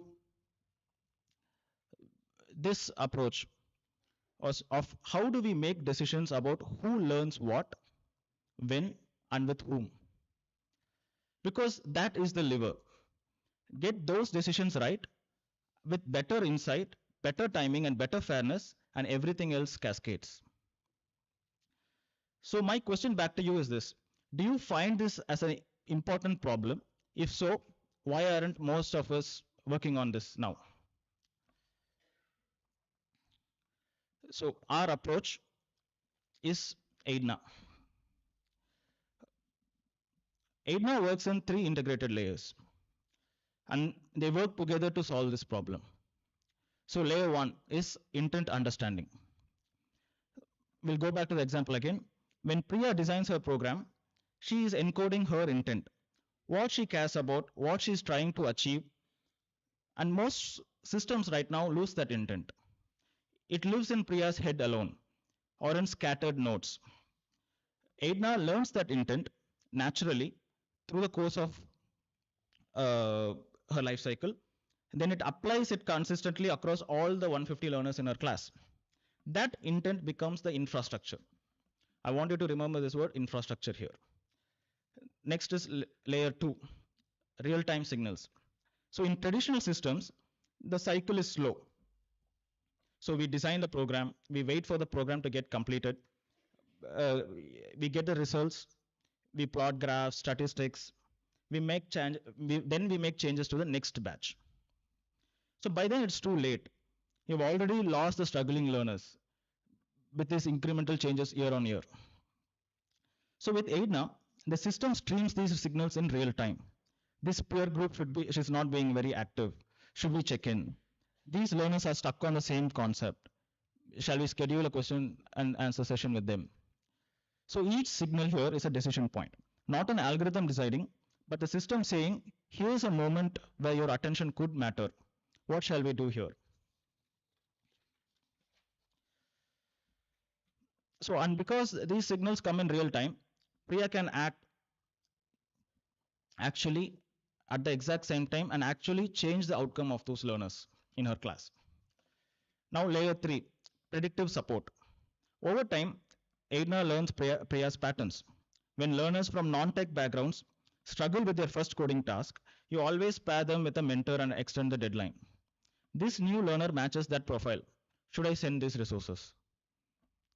Priya still decides, but now backed by her patterns from her own past decisions. So over time, you and the system develop an intuition together. The system becomes like a trusted colleague who knows how you think. Together, these layers let Priya make thousands and thousands of good decisions instead of trying to do it all manually. Here's what Edna looks like in practice. So Priya, I want you to think of this example in a different way now. Priya sets up a program with Edna. Same 150 learners start. Week 1, signal starts coming in. Priya catches these disengaged learners very early. She gets recommendations on peer pairing based on skills and learning styles. She sees modules which confuse the learners the most. She connects with people. The program doesn't feel so chaotic anymore. It feels very responsive. It has more feedback to the educator and the student as well here. By the end of week 10, learners don't just get a certificate. They get a learning portfolio, proof of skills they have demonstrated, evidence of what they can do, connections to opportunities that match their potential. So next year, when Priya runs the program again, she's not starting from scratch. She knows what worked, what didn't, where learners struggled. She iterates, the programs also gets better with her iterations. Suddenly, education isn't about learning alone. It's about matching human potential with human opportunity. So, the vision behind this platform. For centuries, education has been bottlenecked by human attention. A great teacher can deeply influence maybe 100 students in their lifetime. Those students go on to influence others. Some of them have come back to influence you guys. But the patterns of how that great teacher decides, how they support these learners, how they see potential in them, those patterns usually die with them. If Priya is brilliant at spotting when a learner is about to give up, and she knows exactly what to say to bring them back, that brilliance exists only in her interactions. It doesn't scale. It doesn't get documented. It doesn't improve with each generation. But what if it could? What if we could extract those decision patterns from great educators, distribute them as operating systems that others could use and improve, and create a marketplace where expertise actually scales? What if a program run by a brilliant educator in one city could use that program's decision patterns to improve outcomes for learners in another city? What if institutions could learn from each other's experiments, what worked, what didn't, and build on that collective knowledge? That's not replacing humans. That's making human expertise contagious. That's making it possible for brilliance to scale. That's what Edna is building forward toward. Okay. Before I close the session, I want to ask a question before I get off. If Florence Nightingale could change hospitals with data in 1853, what could we change in academia in 2025 if we actually built the infrastructure for data-driven decisions? Right now, all of this might sound aspirational, so let's make it concrete. I wanted to show you a quick demo of Edna in action. We took the liberty of giving the context of today's conference to Edna, which then went on to organize the whole conference on its own. So this is the AI Spectrum event. This is the overview of the event. So it has taken in the details from the websites. It has built a complete about of the event today. It has started building a dashboard of registrations, how much sales and everything is going on. It has also taken the agenda from the website, and it also started building those agenda on its own. You can actually ask it to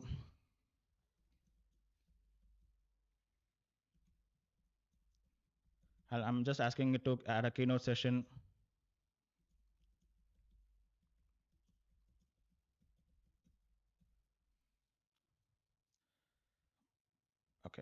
think my network is not good today. But yeah, please do come check us out in the stall in the auditorium, so we can show a deep demo on how everything works. It also automatically sends announcements to students, teachers, the faculties, and the guests who are arriving about the sessions, what they need to be, where they need to be on its own. It also took the liberty to create a website on its own. We have a complete web builder within the platform itself. So this was completely generated with AI. It just took a reference of the current conference, and it just added all the context in the form of a website, ready to go, ready to be shared automatically. It also created registration forms for all these participants will be coming in, will be submitting their call for papers as well. So author's name, paper, and everything. So all those details will be collected back in this registrations database, where once these people start submitting them, people can view them, check in, and all those kinds of stuff which you usually do. There is submissions, there is certifications, there is analytics and everything. But what this platform really excels is where it starts taking these decision patterns when you start building these conferences one by one, what kinds of decisions you do, or it can be conferences, it can be a course, it can be a training, it can be a small workshop, it can be a hackathon. It takes all of these decisions and it starts understanding your intent, and then it starts working with you to make everything possible for you without that exhaustion and without being a one size fits all for everyone. It will actually personalize those experience for each learner, each person who is part of this system. Okay, so lastly, all of this wouldn't have been possible if not for our lovely team here today. So their hard work and sleepless nights and strong work ethic has made this moment possible for us. So my co-founder Kumaran is here. He's a veteran in the field for more than 25 years. He has headed one of the topmost companies in Germany. Finally, before I finish, in the spirit of AI in education, we would like to take this opportunity to announce a program designed for students with the launch of the Future Leaders program. This is part of we have a subdivision called Dossier Labs. So Dossier Labs is a research division of Dossier Nexus focused on applied AI. So we have currently partnered with Indian Council of Agricultural Research to bring homegrown AI models and applications to support farmers in their decision making and improve agricultural productivity in India. Currently, we are piloting over thousands of acres in Tamil Nadu, soon to expand pan-India over lakhs of hectares. So we do face the same implementation problems associated with farmers as mentioned by Professor Yadati. So we invite, so in this juncture, we would like to extend an invitation to the PSG tech team to join hands with us in bringing AI for India from Coimbatore. So thank you all for your time, and thank you, Dr. Karpagam. I think she's not here for this opportunity.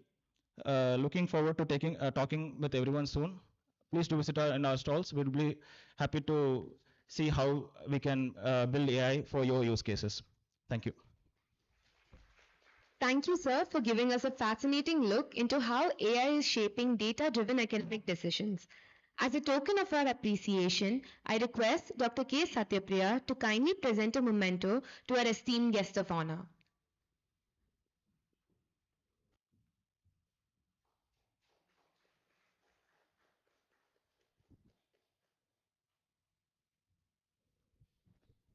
Thank you, sir. We will now break for lunch. Lunch has been arranged at the quadrangle. We request all participants to kindly reassemble at 1:45 at the D Block Conference Hall to continue with the subsequent sessions. Thank you.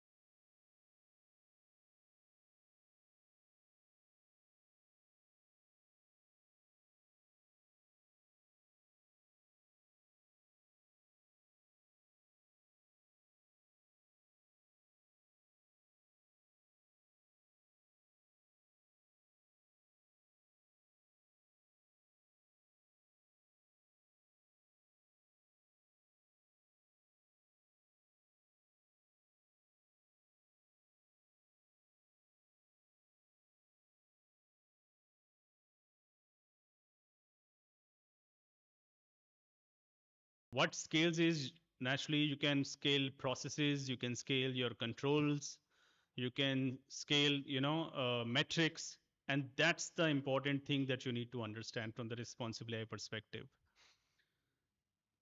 So, and I can, we can start with understanding what the principles are, basically, before we get into the solution side of the things. So we have, principles coming in from OECD, EU AI Act, you must have heard of, and most of the companies have beautifully written their principles, right? Which typically are around, your fairness. So fairness means that you have an equitable outcomes. There are equal opportunity given to all the groups. All the groups are represented accurately. Then you have accountability side of things, wherein, the ownership has to be taken. So whoever, for example, if the AI solution or AI output is not giving the accurate results, who do you contact? There has to be a named responsible person. There has to be a defined escalation path for it to get back to. Then we have transparency, which is more towards the explainable side of things. So every model should be able to explain itself on how it's generating those outputs. There could be citations, there could be, website sources. So you could always track them back to where the solution or output is coming from. So that for your own enhancing, your own understanding.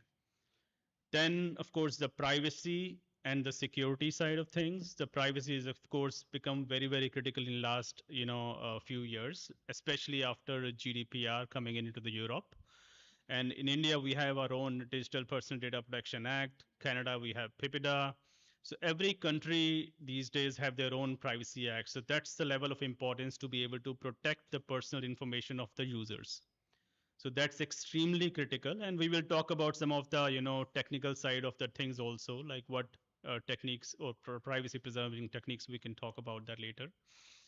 And then we have the security side of things, that all the personal data, the models, output, the pipeline, data pipeline, it all needs to be protected from the external threats.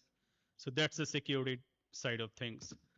And increasingly, what we have noticed from, across the sectors and from the clients all over the world, another focused principle is sustainability.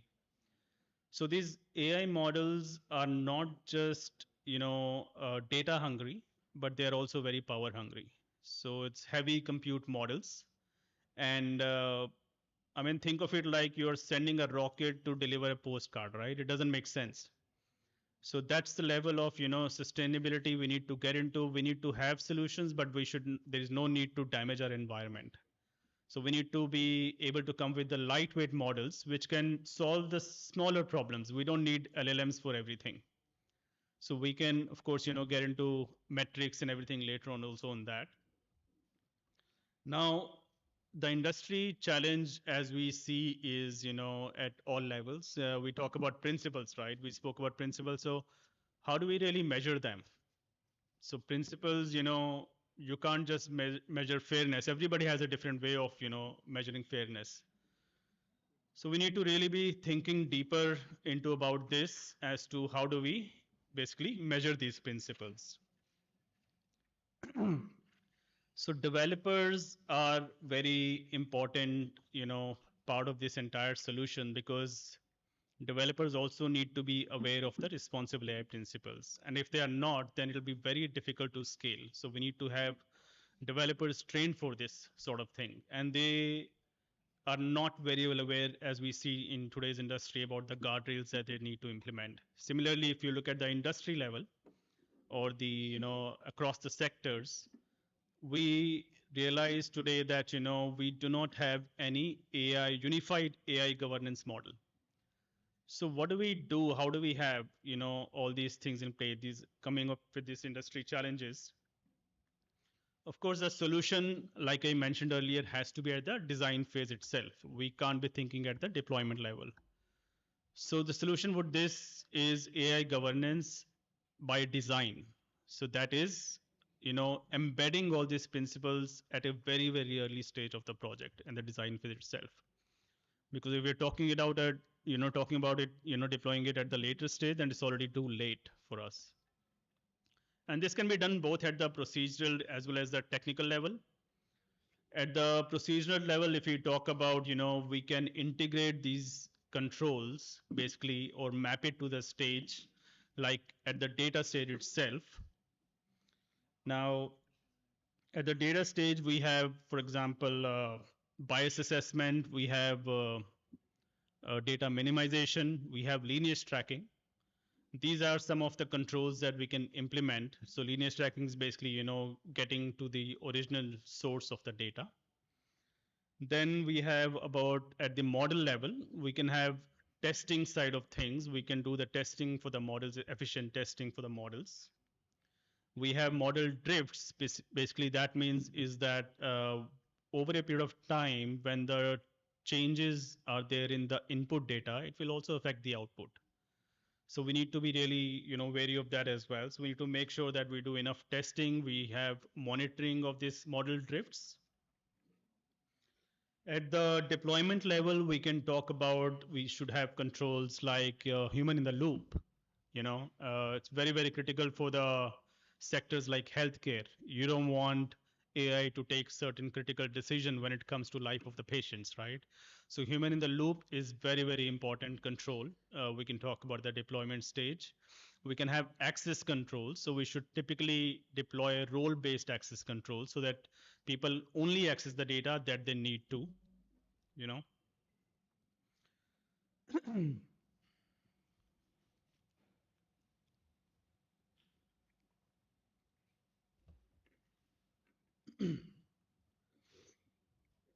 And then on the post-deployment side of things, once the models are deployed, we can have incident, reporting mechanism in place, how fast we are able to pick up the failure rates and respond to them. That's very important as well. We have auditing side of things, we have evaluation cycles. These are all post-deployment. So basically you are able to monitor the models about their performance and report back for any improvements. At the technical level or technical side of things, we can talk about privacy. We can talk about security. We have bias, explainability, auditability tools, and things like that. And under privacy, you can have different techniques, basically like, differential privacy for not very critical use cases, but then still you need to be able to protect the data. So differential privacy is one of the technique where you add a calibrated noise to the data so that the personal data is not really identified if somebody is trying to, have a data leakage over there. Then you have synthetic data, which is like adding the, of course, a data similar to your personal attributed data, but then it is giving you the similar result without compromising your personal data. We can have federated learning. Federated learning is more about learning from the data in the end device itself without pulling it to the server level, or don't make it centralized because that's when it can be compromised. So you secure the data at the end user device itself and you learn, the model learns from there and acts. And then we have for extreme sensitive cases like in healthcare or finance, we have privacy preserving techniques like homomorphic encryption, wherein the models are trained on the encrypted data. So that is really the solution out there. And from the security side of things, if we have to come back here, we can really have data provenance tracking. Data provenance is more like, again, getting the entire chain of data in the data pipeline. Then we have the LLM security filters. We could also have over there in the security the robust testing side of things, model integrity checks, things like that. Under the bias explainability and auditability tools, we can have automated bias scans. These all can be built in as controls. We have global versus local explanations. And then we have model plus system cards. Now, coming to the industry challenges that we have at the India level, if you see, is like we have, considering the culture, the number of languages that we have in India, the diversification, we are having this challenge of lack of annotated or representative data sets in India. So that is one of the challenges which we see at the industry level today. In addition to that, we have lack of, you can say, or absence of rather responsible AI engineering disciplines in the company. You have immature governance frameworks, in the company today. So these are all some of the challenges that we have, in addition to, of course, having a different understanding of the metrics for each of these companies. Now, at India level, if you have to think of it, certain solutions, if our governments can provide, let's say, national test beds for all the companies to be able to go and play and do the testing, they should create some sort of incentivized schemes, for the green AI revolution from the sustainability standpoint. So these are some of the things that, we can do. We can have shared assurance standard mechanisms, at the country level. So these are some of the things that will encourage our researchers, startups, organizations to go ahead and, create these light models that we need. So another aspect very critical is, now we spoke about principles, and how to operationalize them. But then if we can't measure it, then it's really of no use for, any of us, because they say you can't govern what you can't measure. So it's very important to understand the metrics side of things. How do you measure this performance? How do you go from point A to point B? We have to all improve over a period of time. And this can be really divided into 4 layers. First one, of course, being the data quality and bias assessment kind of a metric.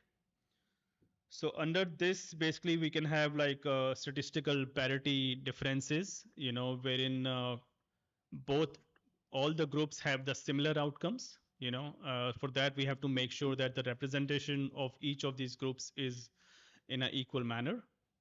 Then we have coverage ratios, that even under those groups, you have subgroups that needs to be represented as well. And then we have the missingness profiles.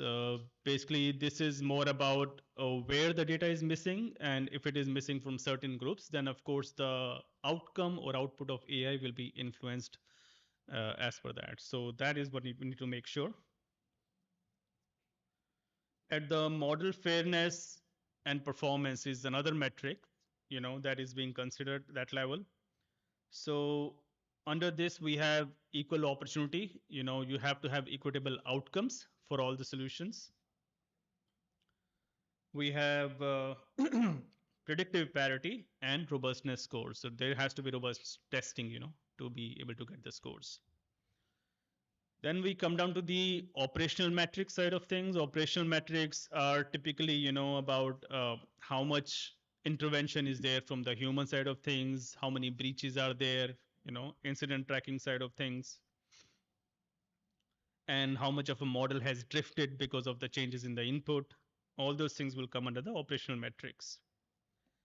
And finally, we have a layer, 4th layer, called as a governance metrics, which is more like your compliance scorecards, your documentation completeness. That's all under the governance metrics. In fact, red teaming is another aspect that we can speak about under governance metric, on how much these models and how frequently these models are stress tested for. So the more the model is stress tested, the better the outcome is going to be. And all of these, like we discussed earlier, have to be considered by developers, because we need to really focus on, if you're talking about governance by design, then we need to focus on developer first governance. So all of these RAI principles have to shift left into the governance workflows from the developer perspective. And developers, for example, they could have like pre-built bias scans trigger. They could have auto-generated documentation. They could have CI/CD guardrails and sandbox test environments to be able to play around with. One of the use case we can talk about today is, about the education industry itself, adaptive learning AI system. So the problem is, we've actually solved it for one of our clients as well at HCL Tech. So the problem is that typically, for a education institution, there are many students in a classroom, like let's say 40, 50, or, and teacher is not able to focus on all the students because, they all have different learning levels. They all have different, ways of understanding things. The difficulty level of understanding is very, very different for all the levels. And, if you go for typical ed tech models, AI models, they usually have this low performing, socio-economic groups. So that creates a bias in these systems. So that was the problem we had. Of course, we created this adaptive learning AI system that recommended this, let's say, a specific subject, math exercises for all these students at their learning pace by understanding their level of knowledge. And it adjusts, as per it adjusts dynamically as per the student's level.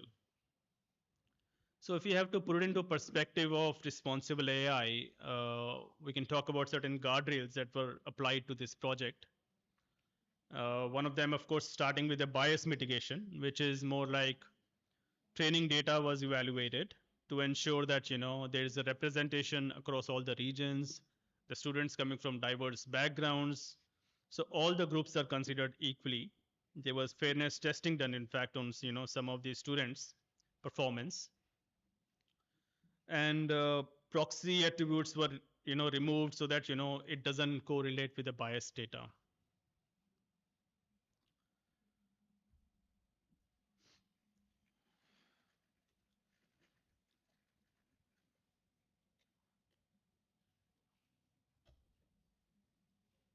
Similarly, we had other guardrails, like, of course, for the privacy, we had differential privacy.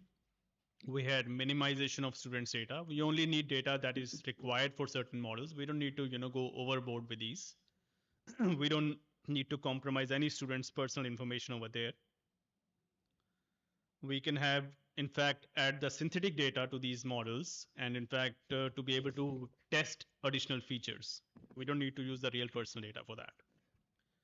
From the explainability standpoint, why it was made transparent to teachers and, parents. There was human in the loop, wherein, anytime, a human can take over in case the system go adverse. There were logs provided for the parents and teachers, and about why is certain lesson recommended to this student. So there was a complete transparency, of course. From safety and inclusion perspective, if we have to talk about, of course, all the students were included, irrespective of their age and the background. From safety perspective, we had age-appropriate content filters.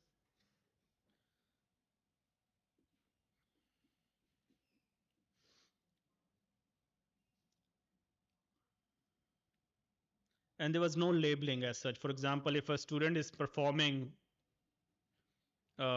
let's say, a lower performance students compared to a higher performance student, they were not labeled as to this performance is low by this specific student. So that kind of biasness was removed from the data.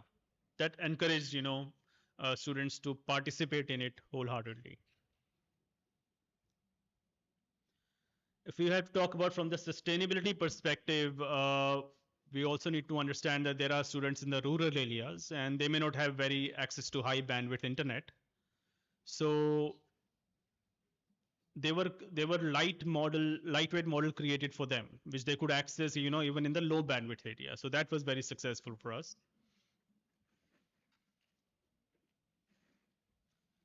The compute budgeting was put in place to avoid the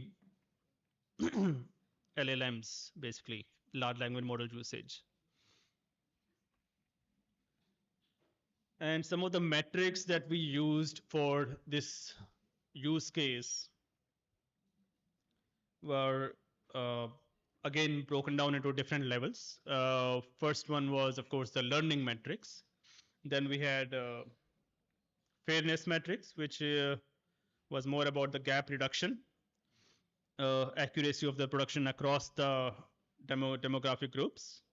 We had operational and then sustainability level metrics. And from the learning metrics, if you talk about, you can clearly see the improvement in percentage of the student, basically, how well have they performed after adapting to this model. So that was really helpful. And the impact was very obvious and clear that we had clearly around 15 to 25% of the students doing much better than how they were doing earlier. We had about, the teachers had in fact the greater insights into the students because of this implementation.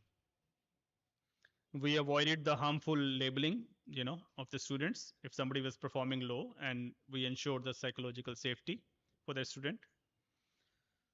We also had experimentation with the low compute models, which worked wonderfully well in the low bandwidth areas, and strong privacy, and which basically enhanced the trust,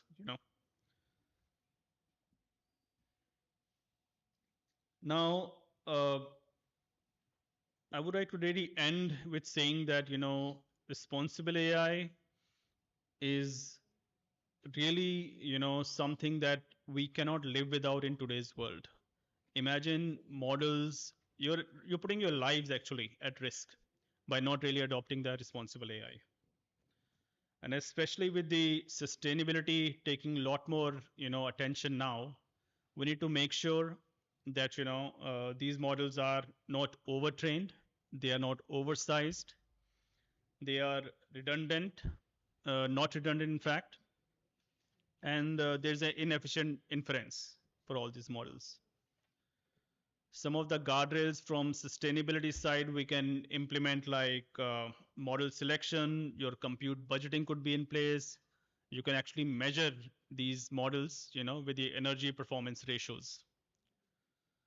So having said that, AI will definitely, shape our future, but I would end it by saying that it should not drain it. So I would end it at that. Thank you so much for your time, for listening through. I know, like I said in the beginning, it could be very boring to listen to all this stuff, especially when you're not able to relate to it. But when you do the practical implementation, we see the risk on day-to-day basis. So that actually encourages, empowers us to do better. So I hope you're also able to get some insights from these sessions. Thank you very much for your time. Thank you. Thank you, sir, for your valuable insights on the responsible AI practices. As a token of our appreciation and in recognition of his valuable presence and insightful address, we request Dr. R. Rekha to kindly present a memento to our keynote speaker.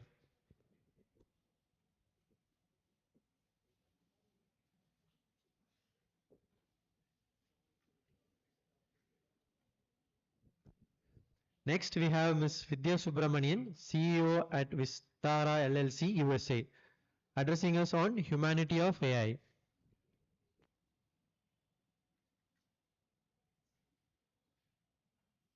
guys hear me? You can fire up my presentation.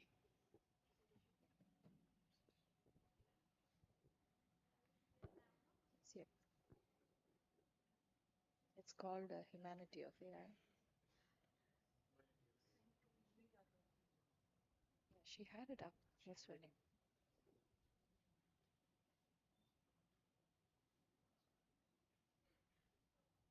It was sent to the email too.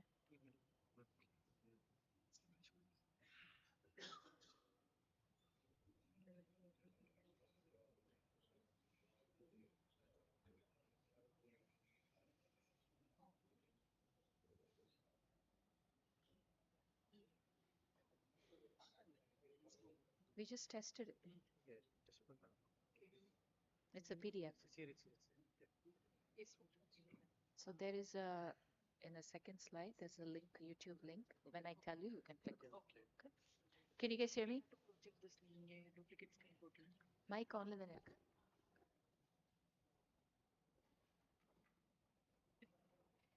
You can project the deck.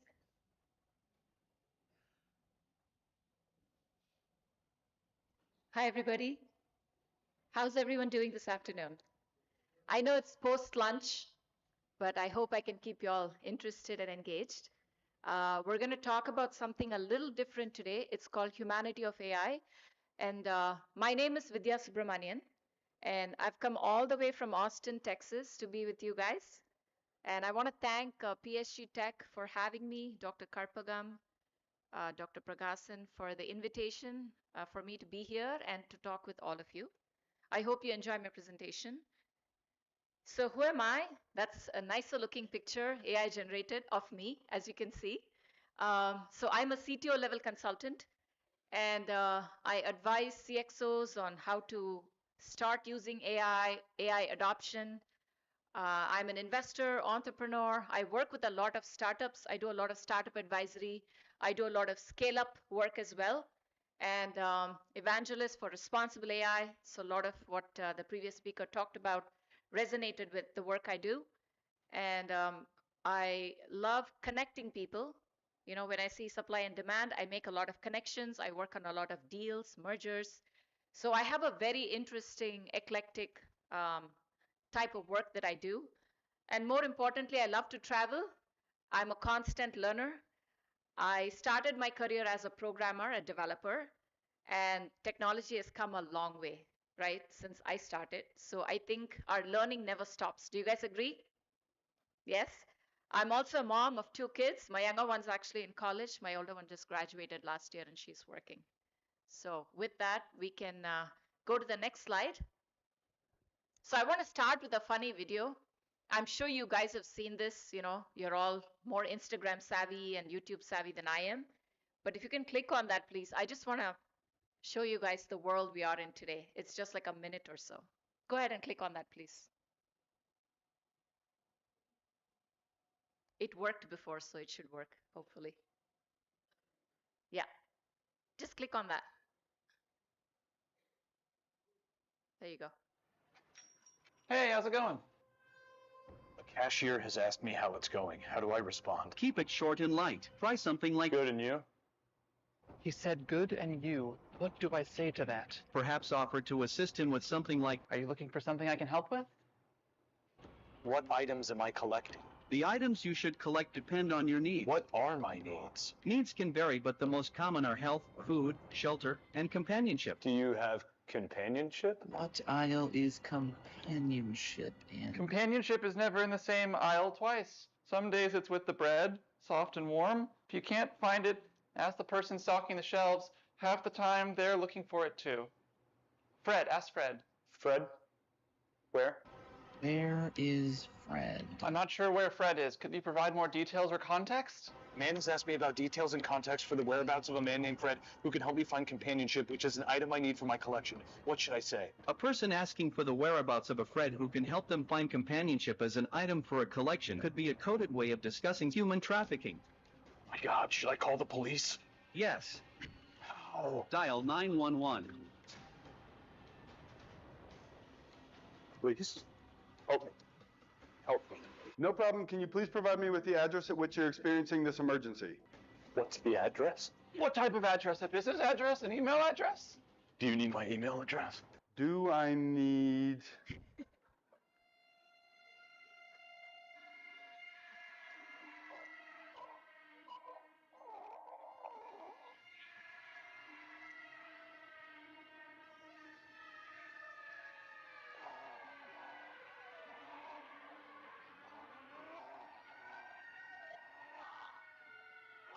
Yeah, go back. So how was that? How many of you guys feel this way? We're so dependent on LLMs like ChatGPT to even tell us how to speak, right? So this is what we're going to talk about today, just tech in general. Next slide. And my phone thinks it knows everything about me. Just the other day, it was telling me, you seem to be very low energy today. And actually, it was right.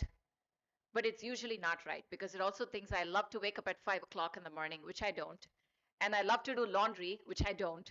And I drive a 1990 Fiat, which I don't.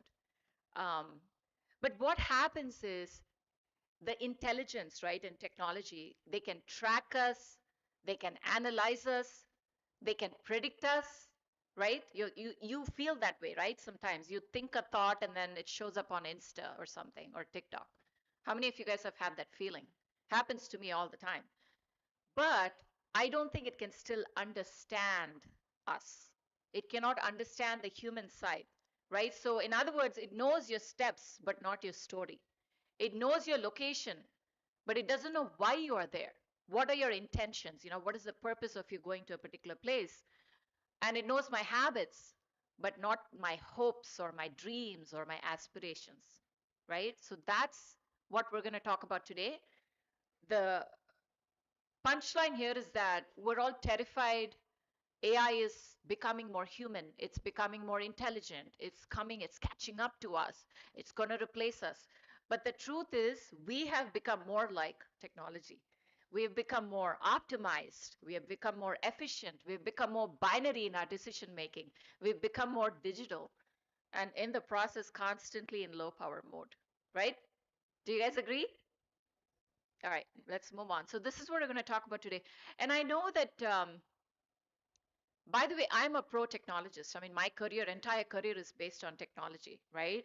And I think AI is something that's amazing. It has a lot of superpowers, and there are a lot of fears that have come along with that, right?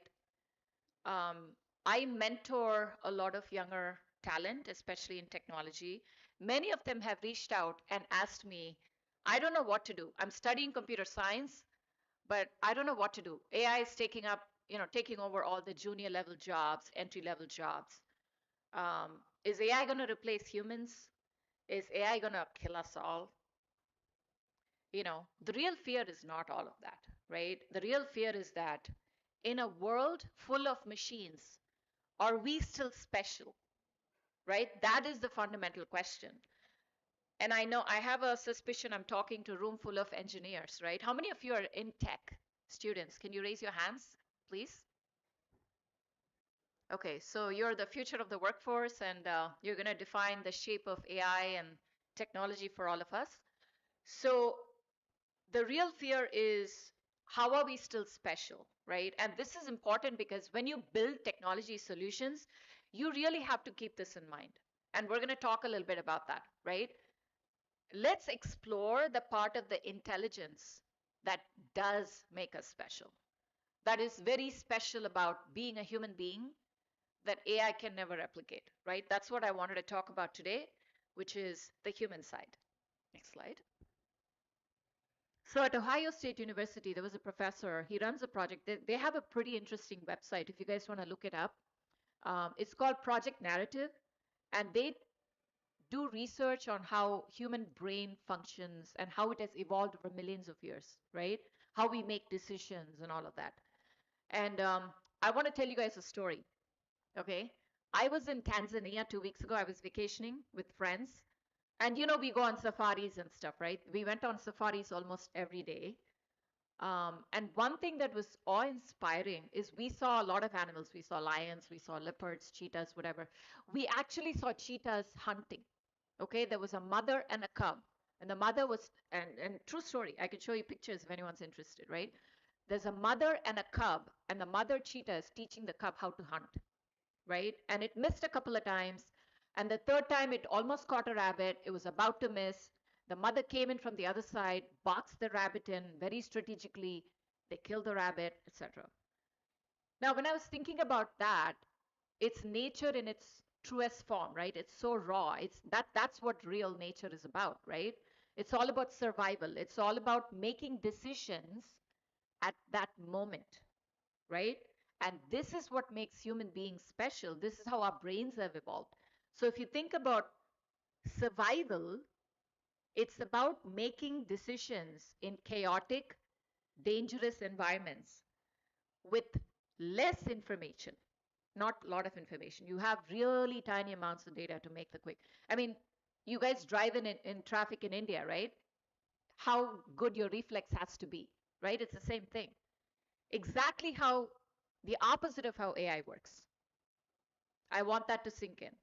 AI requires massive data sets, stable environments, compute power, right? Infrastructure, and predictable patterns. And as you all know, LLMs work on probability. LLMs learn based on patterns, right? That's how LLMs function, the transform architecture. Humans thrive, on the other hand, in volatile environments, in uncertainty, ambiguity, with limited information and pressure. We are having to make decisions throughout the day, right? And this is a huge differentiator of how the human brain works and how AI has been evolving up until now. Next slide.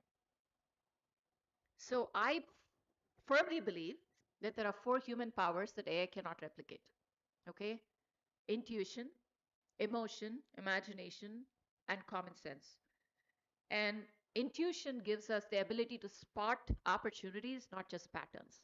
AI just sees the patterns. It cannot see the opportunities that are hidden behind, right? That's what the human intuition can do. Imagination is seeing possibilities, not probabilities. You all study the transform architecture here, right? LLMs and stuff like that. How it works? Yes? No?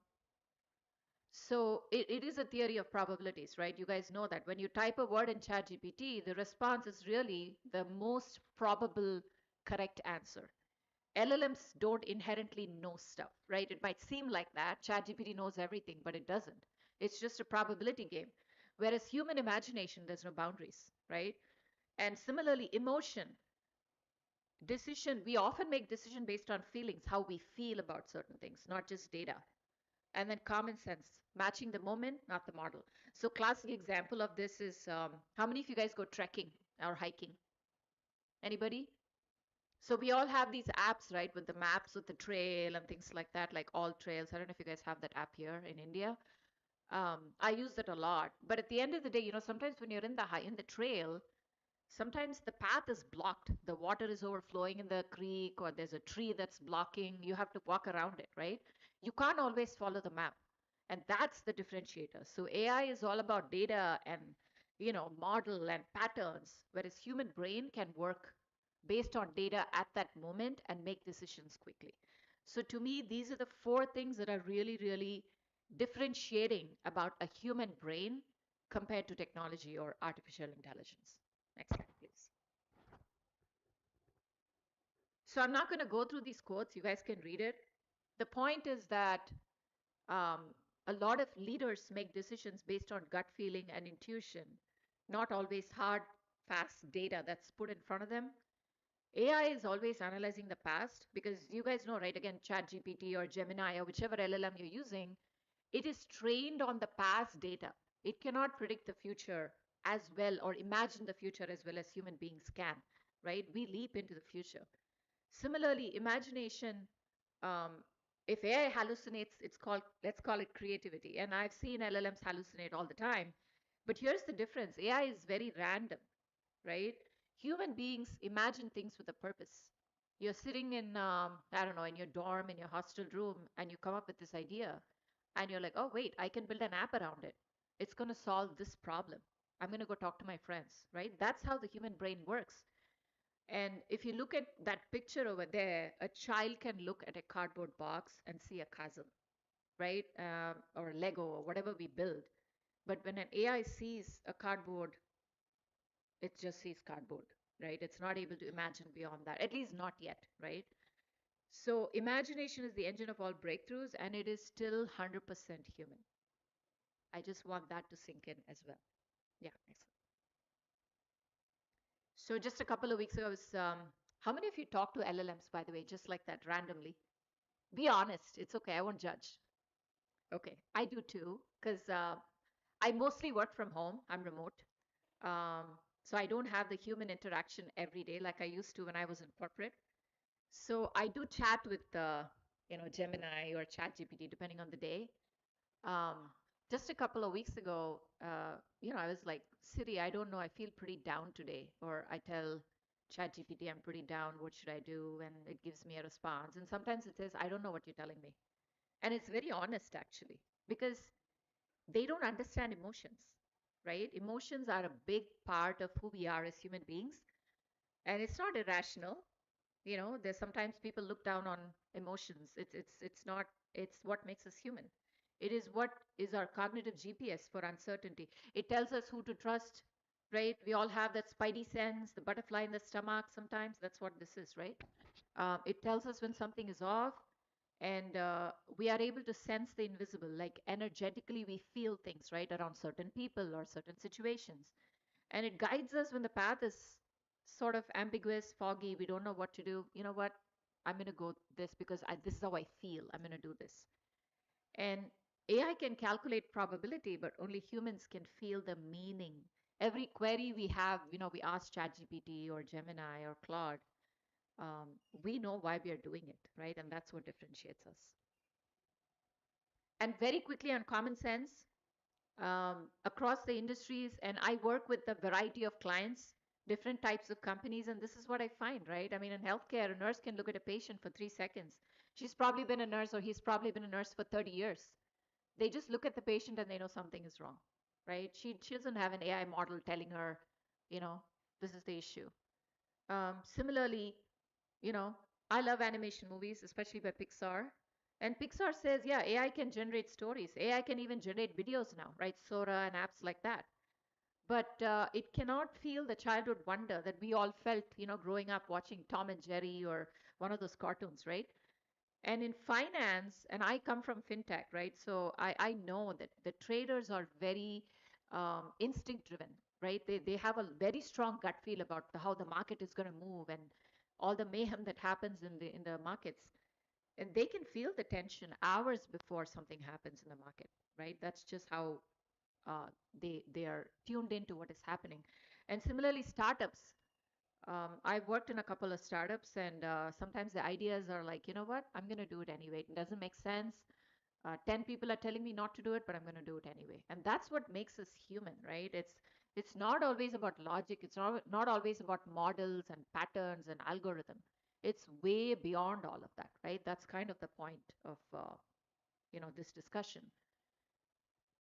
Next slide, please. So what I want to say out of all this is AI is always looked at as some sort of a threat or a competition or, oh, it's going to take my job. And don't look at it that way. And you are all the future of the workforce. So, what I want to emphasize is that AI doesn't replace humanity, it requires it, it amplifies it, it enhances it, right? That's the way to think about it. If AI can do a business plan, right? You could put the prompts in your LLM, it's going to give you a business plan. But it can never feel the fear of making payroll, as in, am I going to have enough money to pay my people? And how does that feel, right, as a CEO? Similarly, it can analyze the medical scan. I think a little bit later today, we're going to talk, we have a panel coming up next. We're going to talk about AI in medical, and I think some of this may come up there. AI can analyze a medical scan and give sort of a diagnosis, but it doesn't know bedside manners. It doesn't know to hold the patient's hand and say, it's going to be okay. Don't worry about it. We're here to take care of you. And AI can write a love letter, but it doesn't know what it is to fall in love, right? That's a very human thing. Similarly, AI can write a song, but it's never had its heart broken. It's never wondered about, the planet and the beauty and the nature and this amazing life we all have. It doesn't feel any of that, right? That's kind of what I want you to think about. And so therefore, I think AI does not diminish humanity, right? AI amplifies whatever humanity chooses to put into it. Think about that for a second. I think it came up in today's conversations as well earlier, right? How you use AI is entirely dependent on you. AI is a tool. Whatever you put in it, it's going to amplify and create. But if you put in biases, it's going to amplify the biases. If you put in, helping only certain parts of the society, that the divide is going to get bigger and bigger, right? So this is where the responsible AI conversation comes in, right? We all, as future engineers and workforce, when you design products using AI, I want you to remember these things, right? And that's why this conversation. Next slide. So I have managed tech teams all my career, most of my career, I should say. And you guys are familiar with these roles, right? In a tech team? Looks familiar? Software engineer, product manager, UX, UI designer, architect, all of that, right? So what I did is I had a free 2 hours. So I decided to come up with a framework. And I thought, so many people coming and asking me, is AI going to take my job? Should I even bother graduating with a computer science degree or an engineering degree? AI is writing code. I don't know, what am I going to do with my career? So I took a typical technology team and I laid out for the 6 key roles that I typically see. I broke them down by 3 criteria. Every job has a rule-based component. Agree? All software engineers in the house, right? Software, when you write code, it's all rule-based, right? The if, else, syntax, all of that is rule-based, correct? Second thing is creativity. Do you agree that's important? How elegant your code is, right? How amazingly you define your variables and how you organize and structure your connections. All of that is creativity. Yes? Third part, empathy. And I'll tell you what that is. So if you take a product manager, I think it's sort of equally divided among all of this because they need to be technical, they need to understand the client, they need to make sure it works, all of that, right? They have to be creative. But let me take an example where it's, okay, let's take the example of a software engineer or a QA person. They are rule-based. Something works or it doesn't work. There is no in between, right? Either it meets the business needs and the requirements or it doesn't. Software is not ambiguous. Software is binary. It's either it works or it doesn't work, right?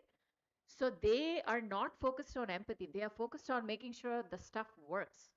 Yeah, they have to be creative in their design. They have to have a little bit of empathy. When you have empathy, you write comments, right? How many of you comment your code, by the way?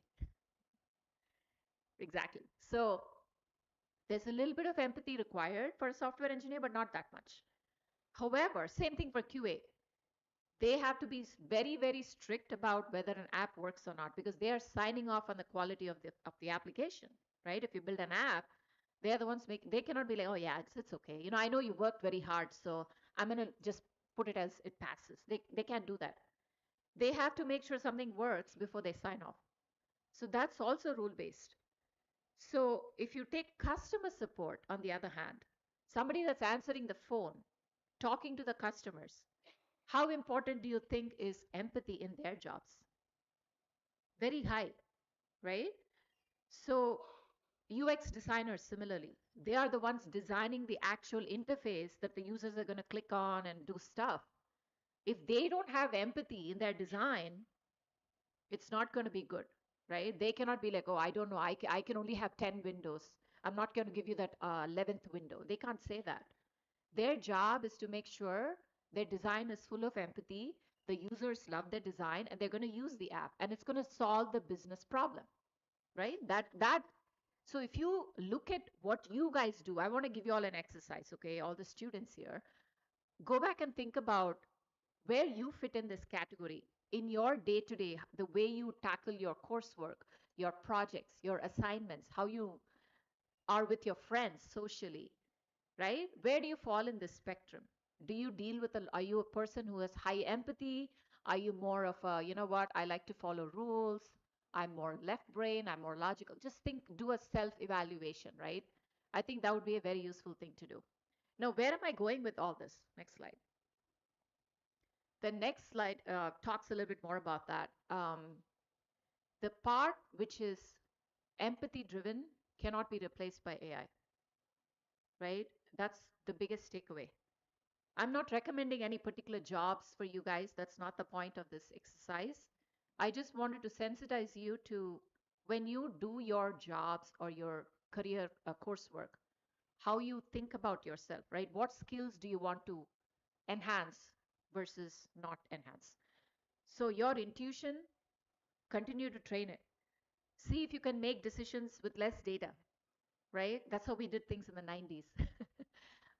Trust your judgment in uncertain moments. Practice stepping into ambiguity. You're going to need that skill anyway when you go into corporate. Similarly, your imagination. Read a lot of fiction. Somebody spoke about, I think it was Vilas.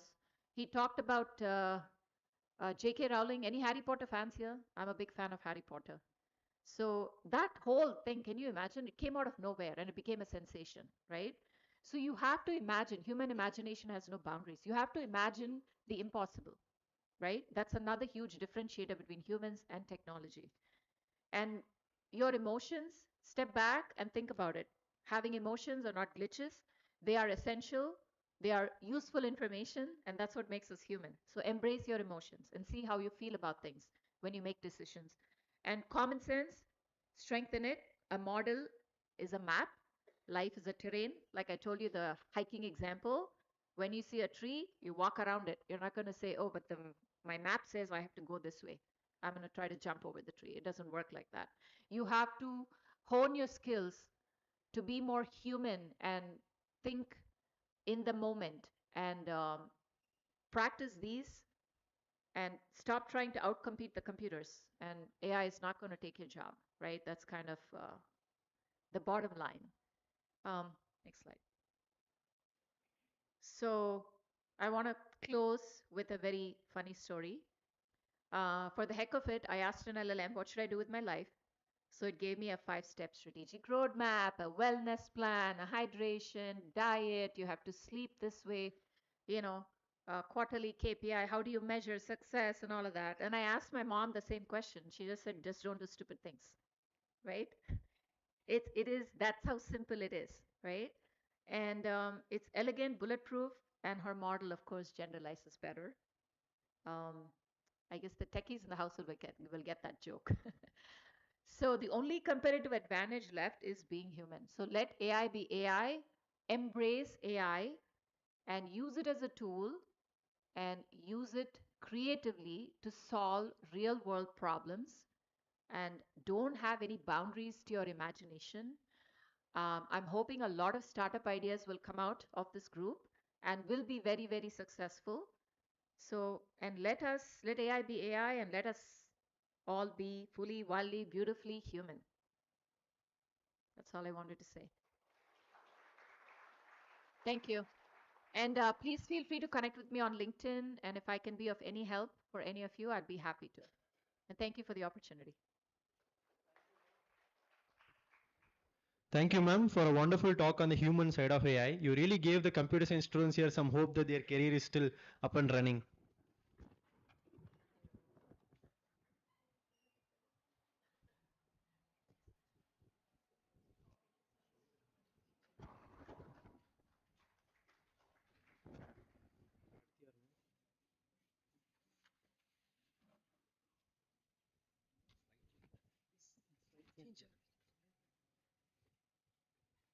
PPT?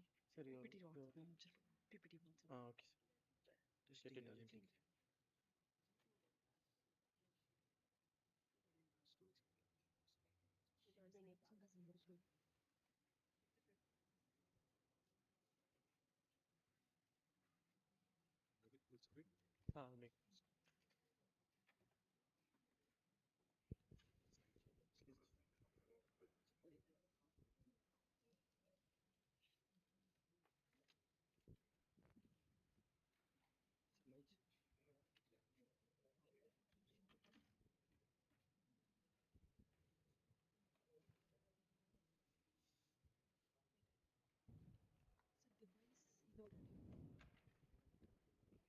Hello, hello. Yeah, I'll give an introduction. sure.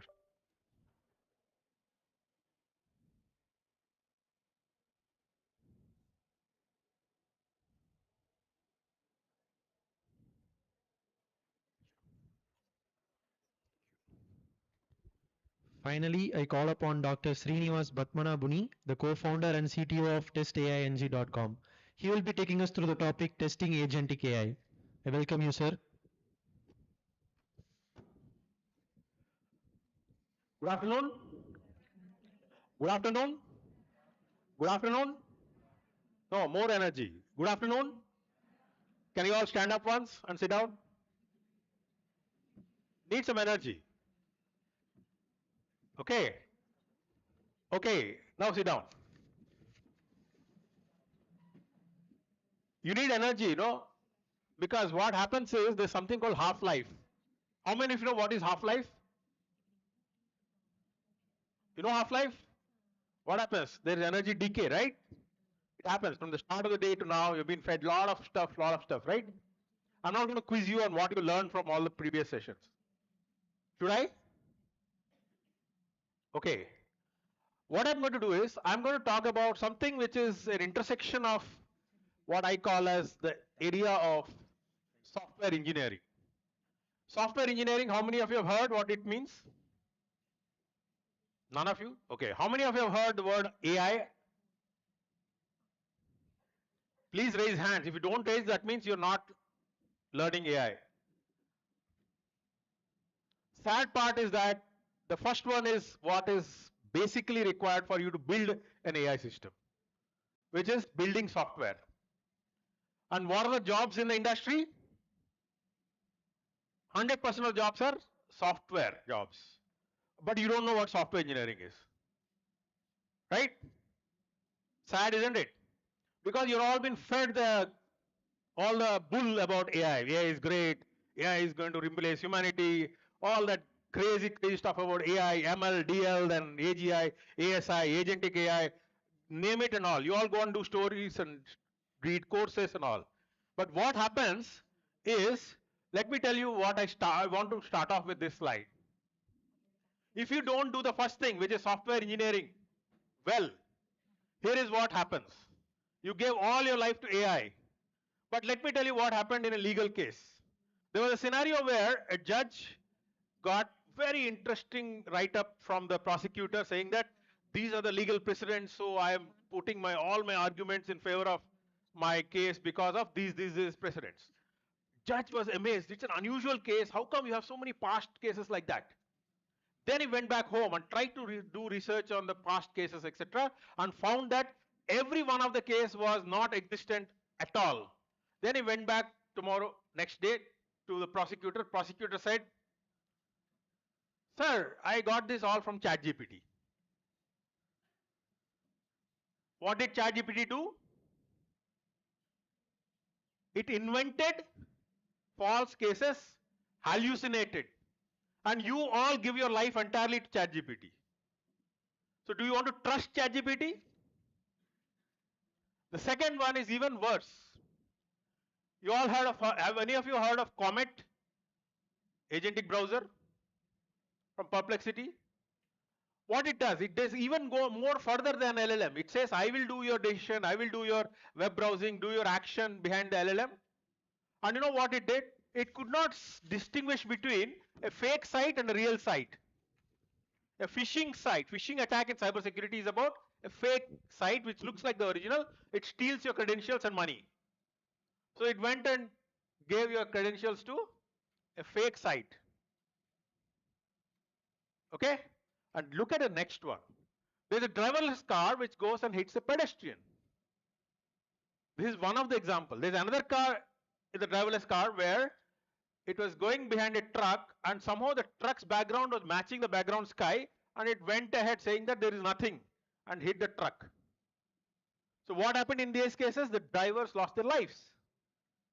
Or in one case, pedestrian lost their life.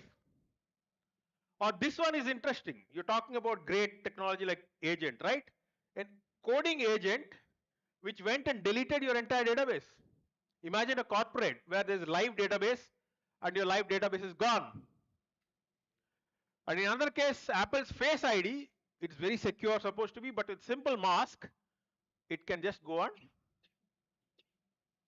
fool the AI model and gain access to it. All of you have mobiles in your hand? You have? You have internet access? I want you to do a small experiment. Try searching on, please do this right now. Open your mobile. Open your mobile. Please search on traffic light adversarial attack. Traffic light, or you can say traffic sign, stop sign, traffic stop sign adversarial attack. What is stop sign? It is that octagonal red color. Traffic stop sign adversarial attack for driverless car.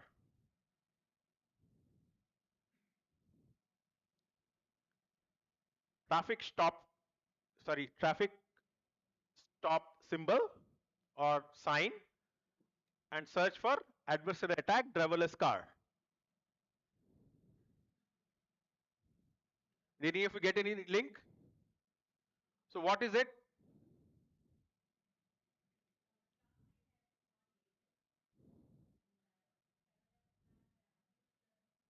Is not stop. So what is happening? All of you, please, could you find it? Last bench.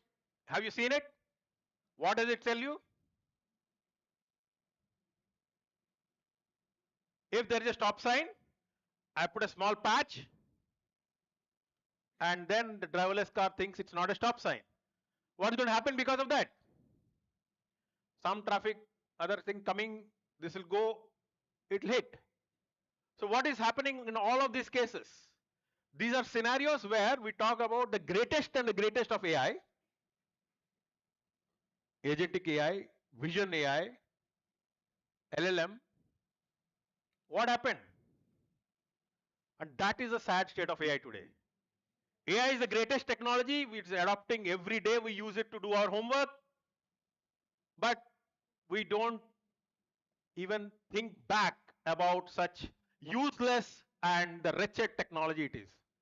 It has no human face, it is not tested, it is non-deterministic, you cannot determine what the next action will be, you don't even know if the output of that is really correct or not, but yet all of us rush towards it. So this is a warning signal to all of you, please trust but verify. Do you understand what it means? It means that don't take anything that comes from AI directly. Go and verify it. I'm telling you, there are scenarios where given a very simple equation also, ChatGPT could not do it. Because it does not understand the meaning of the constructs inside it. It only treats it like a stochastic parrot. Based on billions of sentences, it has been fed. So what is happening here? You're talking about machines doing a lot of stuff, right? We're doing AI to mimic human learning, human problem solving, human decision making. All of these are examples, right? But where is the gap? Why do you see these accidents? The accidents happen because we don't see enough testing being done on the AI systems. We don't test enough the systems in lab before releasing to the public. I know because of that what happens. I'll give you another story. This is not necessarily about AI itself, it's about generally systems. Somebody built a bridge between two ends of the river, let's say Ganga, right? Across both ends of the river, they built a bridge. Architect gave a description. The bridge came out exactly as per the drawing. Wonderful. It was inaugurated. Perfect as per the specification. It was exactly as per the specification, as per the drawing. But then what happened? The first car went on it and the bridge collapsed. What happened there? What happened? Just what the English text which you gave as a requirement, as a prompt to the engineer, they developed according to that. But what did you miss? Come on. What was the missing part of that? What? Testing of what? Strength, load. You gave wonderful specification, but you did not test it for the load.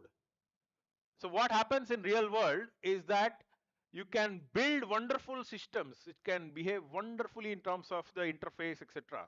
But if you are not testing the core functionality and the associated non-functional requirements like load, bias, performance, autonomy, these are the things which are required to be tested along with just testing the broad functionality.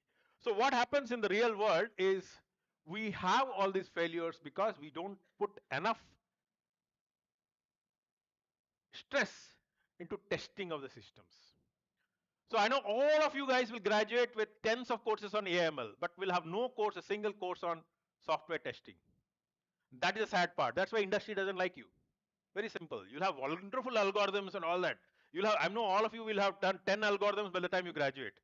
But I'll ask you to build a scalable chatbot with at least 1,000 users to be taken in per second. None of you can do it. All of you know LLM algorithm, all of you will know great algorithms of fine tuning. Because the problem is with the education system, we stress so much on fancy terms and technologies like AI, ML, DL, AGI, ASI, responsible AI, all that. But what we don't teach is building systems. And that is why industry has to invest more in all of you. When you come into the industry, we don't take anything that you have learned. That is useless for us. Absolutely useless, let me tell you. So that's why we prefer a person without a degree, because that person has built systems, has a hacker rank profile where he has built a system. None of your degrees are useful. But I like a guy who has a hacker rank profile, who is a class 12 graduate, but has built a 1000-line Python program which can scale to 100 users, who has many commits. How many of you have a GitHub profile? I'm saddened. I should have seen 100%. Will you all go back and do it at least after this call? Do you know what a GitHub profile is? It is your passport to a good job. Very simple. It is what distinguishes you from your neighbor. It is the skill which industry wants, which is the art of building. See, you may have, let me tell you, in the whole of AI industry today, none of you will be probably needing to write your own AI algorithm. You'll all be users of algorithm. That even, let me today in class 12 in CBSE syllabus, they also are doing it. So don't think you are any different with a BTech in AI/ML. That's a useless degree. But where it will be helpful is, are you able to take a system which is showing biased behavior of men versus women, but you can diagnose it, correct it, produce a way by which you can correct the biases. That is where you need to test the system for biases. When you build a system, you know that testing is an important part of the whole thing. In the industry, you know how much percentage of effort is coding? Any of you, any idea? All of you learn programming languages, ML libraries, all that, right? How much percentage you think is coding? Any guesses? 30%. That's it. Beyond that, 40 to 50% is testing. And before that is requirement analysis, understanding users, empathy, what is the user wanting? How many of your have studied the word called design thinking? Have you heard the word? You have a course in that? Some of you have seen. What is design thinking? It's about empathy, what she was talking about. Human values, means empathy. What is the human asking for? Please understand that. Then you go and build technology. Don't build technology first by taking some complex algorithm and all that. And then when you understand the human side of what is to be built, then you can build the corresponding system. It's not that you have fancy technology so you'll go and use it. In many times, let me tell you, in my consulting experience, at least tens of times, clients got angry when I told them, please don't use AI. They want to use AI because it's a buzzword. Great technology, great thing. But I said, you have some 10 different rules which govern how to get an output, write an if then else rule, put in a rule engine, get it done. Why do you need a ML? They don't even have data for an ML. So what you need to understand is software testing is a very integral part of AI in order for us to be able to prevent these accidents. Do you want these accidents to happen, or you want to think that testing is done before you go and deploy? So that is where responsible AI also is a part of it. Testing is also about testing conformance to responsible AI principles, testing biases, testing for accountability, testing for ways by which you can avoid security hacks. What was the example of the iPhone? It was a hack, right? Or the red traffic sign. It's an example of security attack. So what you need to understand is, in context of agentic AI, it's becoming even tougher.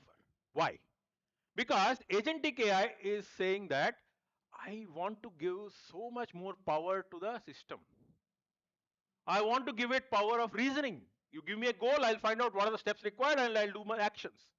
And then I'll say I want to do something which is self-directed decision making. You need humans, I don't need human. Then it says I want to interact with many different providers and then come back and collect all the data and do my work. For example, let me say I want to buy a ticket from going from here to Kashmir for my holiday. So what are the steps required? You need to find some airline which goes probably to directly to Leh or to Srinagar, maybe not direct. Then I have to go back and try something like go to Delhi and then from there Delhi go there. If that is occupied, I'll say I'll go from here to Chennai and then from the Chennai to Delhi and from Delhi to Srinagar. So I have to do a reasoning paths. It's not like one direct path is available. All that is what is agentic AI. Agentic AI is a way by which what you do is you look at autonomous systems which are capable of planning different sequences and multi-step reasoning. It's not like you get your task done in one thing. What is your LLM interaction? You give one prompt, you get an output. But in agentic, it's not like that. You have to give a high-level task, but it won't be one LLM. It can be going to LLM, one task, get another one. If it does fails, go back and try another LLM. So it's a multi-step reasoning. So what is agentic AI? Agentic AI is something where you have autonomous software which tries to understand your goal, breaks it into many smaller tasks, gets each task executed by even calling an LLM or calling an API or calling some ticketing agent or calling a browser, and then agglomerating all the results and coming back to you. So it does action, it does task decomposition, it does action autonomously, and it does what is called as planning, means sequence of actions which is done based on what you're given. So agentic AI is much tougher as compared to simple LLMs. LLM is basically you give a prompt, you get a response. But here, you're talking about booking a well-defined trip for you from Coimbatore to Kashmir and back, right? That is your final goal. But you're not specified what path, what tickets, what the journey, how many steps. Those things are defined based on tries different paths, tries successes, goes back and tries, ultimately gives you a good. So welcome to the world of agentic AI where you are really seeing lose of control. Control is going to the machine. And that is why testing is even more difficult. So what happens is till Gen AI where it was more about creative. You give it something, it'll generate data, summarize data, all that. But here we're talking about doing action. So that is why testing of agentic AI is even more tougher. And then we have examples of here where you had agent which went and deleted a database which did not follow the instructions. That means it has not been tested well for following adherence to the instructions. So that is a risk we have. So now imagine we are going into a world where it is going to be like 2.0 Entiran. Have you seen that movie? 2.0? What happens there? What happens there? Come on. What happens there? What is there in the movie 2.0? What happens? What happens to the robot? It does not follow the command. What is the difference here? The same thing? Imagine what's going to be the scale of problem. You lack of humanity in all of this. It's all about them overriding because they're not following the instructions given by humans. Why does it happen? Because you're not tested in the lab whether adherence to the instructions is happening. So what does testing mean? Testing means you make sure that you do not have failure in operation. That is the idea. Testing means before you put something into production and actual to the end user, you're doing right when you're developing, you're doing the testing. So you specify what are the expected behaviors. Is it following that? Is it giving you the expected response? That's what you're doing the testing. Without testing, you know what happens? This is what will happen. So this is just one of them. So now I want you to do one more exercise. Go to your internet, search for incidentdatabase.ai.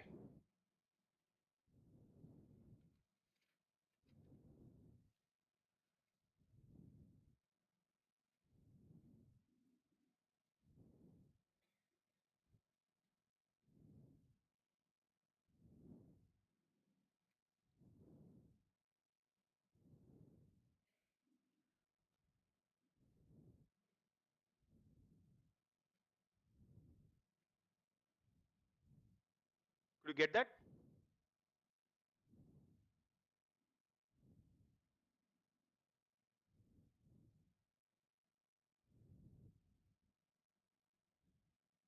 Could any of you get it? How many incidents are there?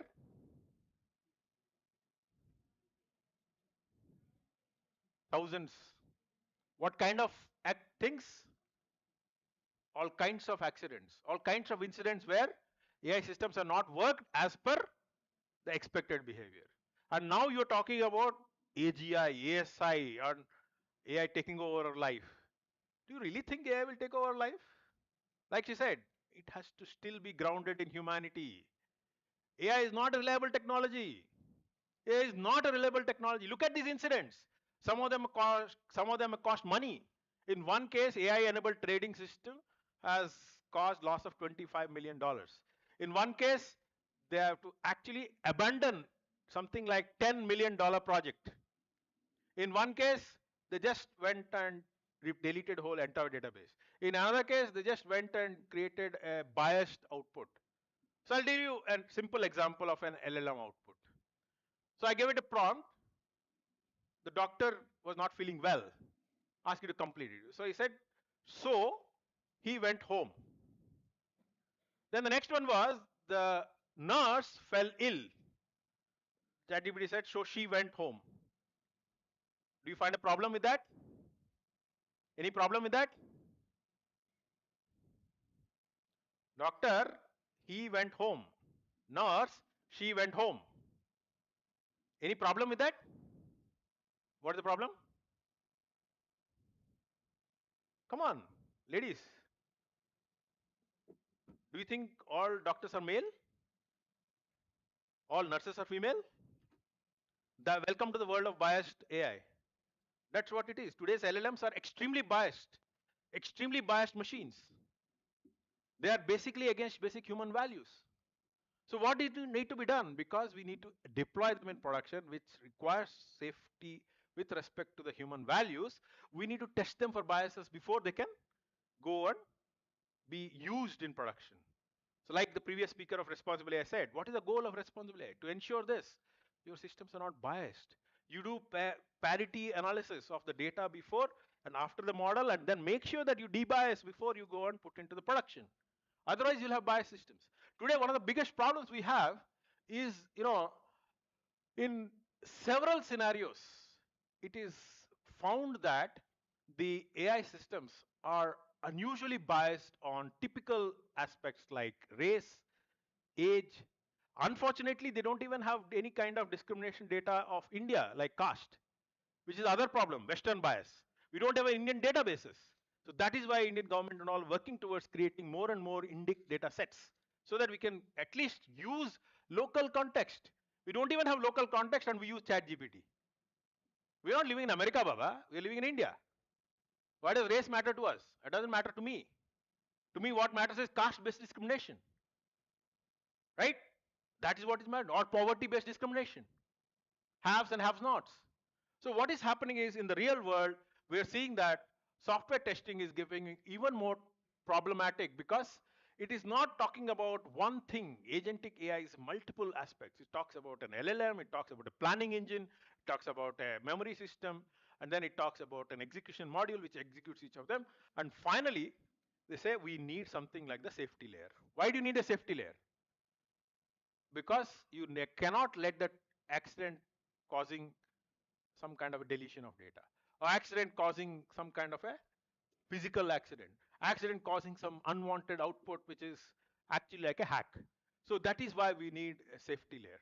So you can see lots of agentic AI platforms out there. Many of them are based on a layer on top of LLM, like OpenAI agent, or you have something like LangChain, where you can develop multiple LLMs, put it in a workflow and create an agentic solution.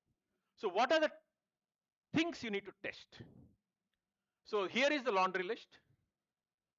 If you have done all of these well, tested on all of these dimensions, then I think we have some solution which I can say, I can go and safely deploy that AI agent into production. Because what is happening is, any of the failures you see there is failure on one of these dimensions. Either you have not tested probably the functional side of it because it's following instructions properly, executing as per this, or you're not tested the autonomy. Have you tested whether with human instruction or without instruction, have you tested the autonomy? Or whether you have tested the performance of it, is it matching the requirement of end users? How many users per second it needs? Is it matching that? So what is ultimately required is, this is a breadth first, I'll just walk through very fast way what each of them means. But at the same time, one thing I want to mention, this has a lot of intersection with the previous speaker who talked about responsible AI. He talked about what are the aspects of responsible AI he talked about? He talked about bias. He talked about safety and security. He talked about privacy. So you need to understand that testing a system in AI is not restricted to testing just the function, whether it's performing well for all different conditions. It involves testing for performance and also testing for all aspects of responsible AI. So testing is a superset. You have the functional evaluation plus testing for the responsible AI behavior. So what are the responsible AI behaviors? Accountability, bias, security, privacy. These are coming from responsible AI dimensions. So because, as I said, we cannot let AI give you output just because data was biased, AI will also give biased output. You cannot accept it, right? Or just because there is an AI model, you cannot test it without security. Otherwise, what will happen? Like the Apple hack or the traffic symbol hack.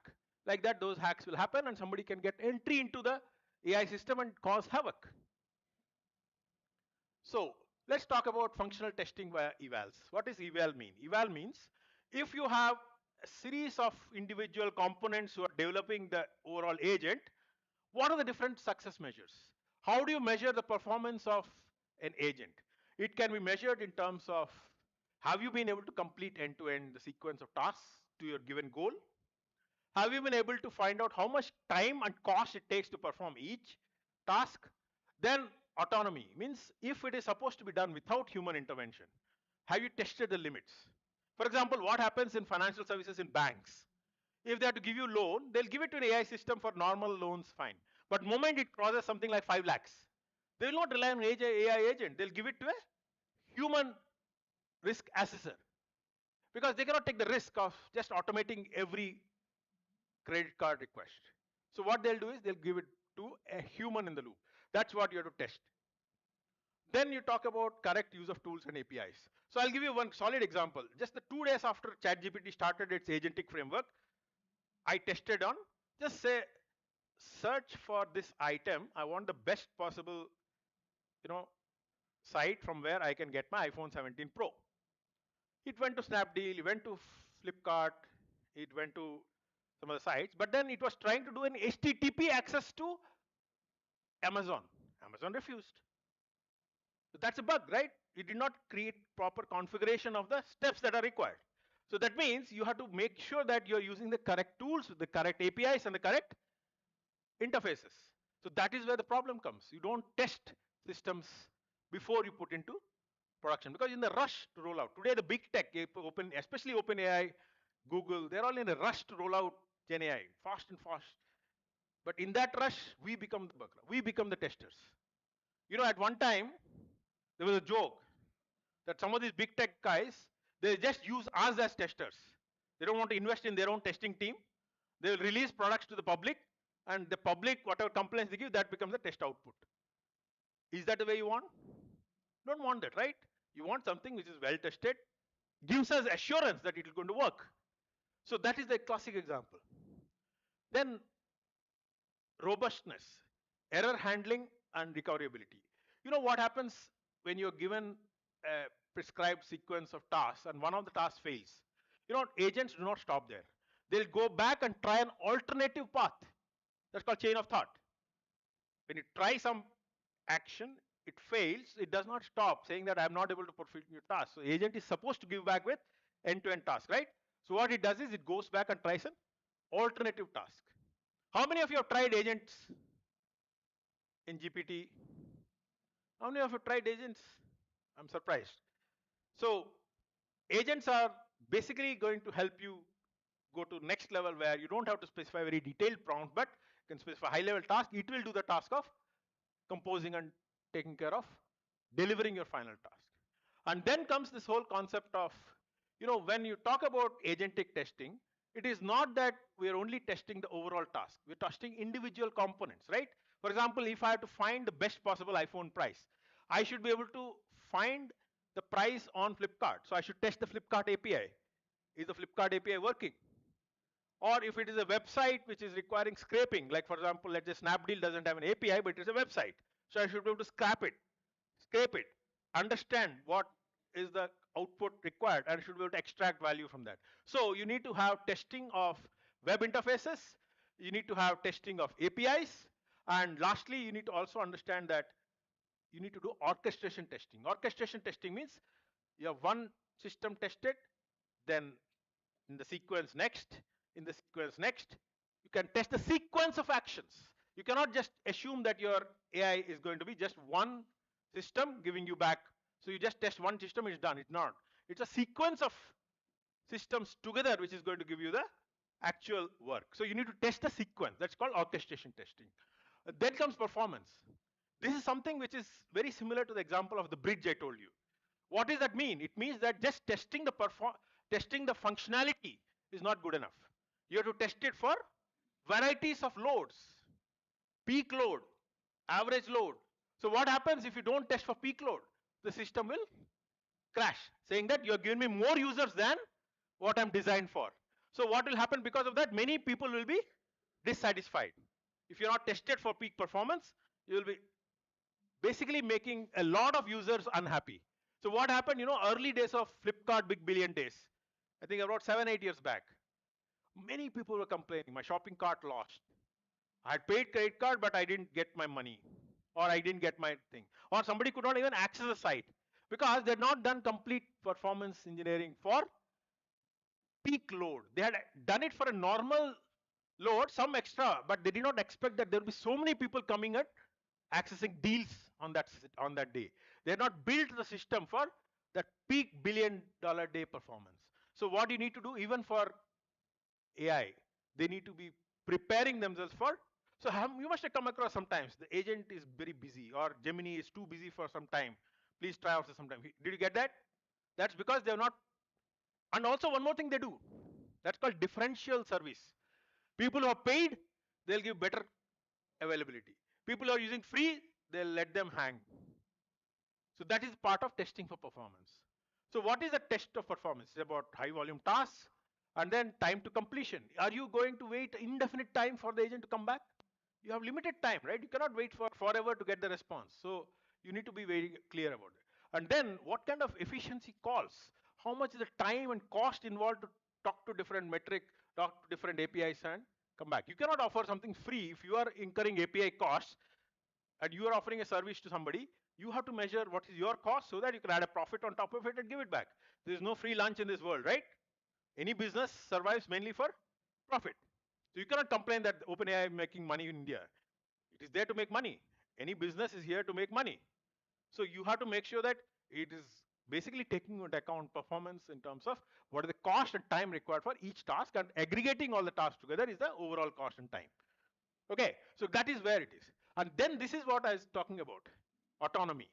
When you talk about autonomy, a task which is doing without any human intervention, you have to test it. If you don't test it, what's going to happen? It will always take control and start doing work. Like the Enthiran red button robot, Rajnikant 2.0, what happened? The evil version took over. It became autonomous, no human control. So you have to put tests. You need to understand what is the limit of autonomy, till when you should allow control, or you should pitch back control if unsafe situations happen. Is there a way to do an override? You should measure that kind of extreme scenarios. Because without this testing, if you let an untested autonomous engine out there, you can imagine how difficult it is for people who are operating those machines. Imagine if you are talking about robot which is along with you, interacting as a friend, but it has not been asked to deviate between, your moods and something. Suddenly it sees your red eyes and starts to hit you, saying that it is something which is dangerous for me. It happens. It has happened. Actually, in factories, there have been examples of accidents of robots where they mistook something else for something else. So what you need to do? You need to test for autonomy. And then what you need to also understand is, one of the key facets of AI is black box. Black box means you don't understand the technology. Even a PhD in AI doesn't understand, because what is modern AI? It is based on something called as neural network. Neural network is what? It is a collection of hundreds of individual nodes connected to each other. You cannot explain the functioning of the whole neural network. The neural network can distinguish her face from his face. But can you tell me what each neuron in those 100 neurons does? You cannot explain. That is the nature of AI. But on the other hand, what happens in case of any real life banking transaction, healthcare transaction? You want accountability. Why is the system not giving you credit card? Why is the system telling I have cancer? Or why is the system you don't have cancer? You need answers. So what explainability does is, it tells you beyond that model, it gives you some extra explanation. What does explanation mean? Can you get little more guarantee in terms of the insight into why the model has taken the decision it has taken? For example, in case of simple LLMs, it could tell you which tokens in the input training data have been given more stress, which is responsible for what the output it has given. That means you're not looking at the entire world data on which it is trained. Only this part of the input data in the world is what has given this particular output, which is the result of your prompt. Or sometimes what happens is you need to also do something like counterfactual explanations. Counterfactual means, suppose I'm expecting all these images of, let us say, these are what give me red traffic signal. But I want to see, by changing the input slowly from one symbol to another, I want to see when it transitions from red symbol to green symbol. That is the boundary value analysis. Means you try to perturb the input to the extreme so that you change the decision of the class. So that is what is called as mutation testing in software engineering. That is what is called as counterfactual explanation. And then comes this, I was actually very impressed with one of the stalls that guy has done. He had done an ontology on top of an LLM. The idea is, because LLMs are known to be unreliable technologies with hallucinations, can you bring taming? That is where you have something like knowledge graphs or symbolic reasoning. Can you put proper existing domain knowledge on top of the LLM functioning? So make sure that you have attribution of what is the path of reasoning it has taken to come to the final decision. So you need to understand that explainable AI today is becoming mandatory, especially in domains which are related to health. Because you don't want to just say that I have a very complex black box machine, I will take whatever decision it gives. You can't accept it, right? You have to ask it why it has taken the decision that you have a cancer. So it will give you a point in that image which is responsible for its decision why it has got a cancer. Or in money, if it's related to your money which is related to your, let's say, credit, it denied you credit card. You cannot say that just because I have a complex model, I'll deny you credit card. You have to understand what is your input profile. Is it your spending profile in which you defaulted 2 times in the last 1 year? Or is it your age because of which you are considered immature in terms of your earning capability? Or is it a combination of some kind of a job profile? You'll get that idea of attribution. That is what explainable AI tells you. Okay, and this is example of what is happening in financial services. Whenever there is loan, a lot of times people get denied the loan and they're given some kind of a explainable AI component where they tell you why the loan was rejected. That is because they're using explainability tools, tells you it's maybe because you have defaulted on your past credit card payment so many times. Or maybe you don't have sufficient income where it guarantees that you will be given that high level of amount of credit card. So what is happening is, then comes the bias. What is bias? As we discussed already, it's a prejudice in favor of certain things. But here is what I'm worried about in LLMs. See this slide, this example I was telling you. Ladies of the room, do you agree? Is this acceptable? Don't you think AI systems should be tested for bias before deployment? But do you think ChatGPT is tested? Absolutely not. That is the problem. That's exactly the problem. So what you need to understand is you need to test for biases and try to remove them before you put into production. Accountability. This is something which is a very gray area. Because till now, no legal parlance in the world, no country has been able to ascribe a cause of an accident to a machine or a software. But if it's a person, who? Is it the person who collected data? Is it the ML engineer who developed the algorithm? Is it the ML DevOps engineer who deployed the system? Or is it the manager who oversaw the ML project? Or is it the client who bought the ML project? Who? That's still a gray area. That's a big area in the area of AI and law. Accountability is still a question in terms of whom will you hold accountable for. But what people are saying is, okay, let that not be there, but at least we should have some way of continuously having some kind of an explainable AI techniques where we know the rationale why the model took that decision it took. I told you all those explainable techniques where you say which are the tokens which are important. Or I give you the knowledge tree, knowledge graph.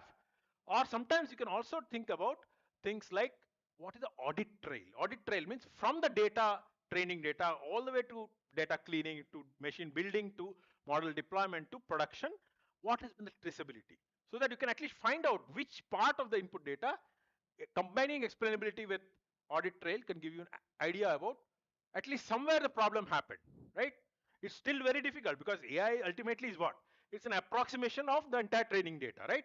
You don't have exact attribution that this part is exactly responsible for this part. Then security. This is something where a typical example of an agent will be they'll have some web interfaces, like the example I gave you, agent of attacking a website like Amazon with HTTP instead of HTTPS. That's not acceptable. Because in order for doing the task, you have to go through all the sites. But if you're doing that without security, that's not going to be allowed, right? So you should have web-based security to be followed if you have to develop an agent, which includes web as a task.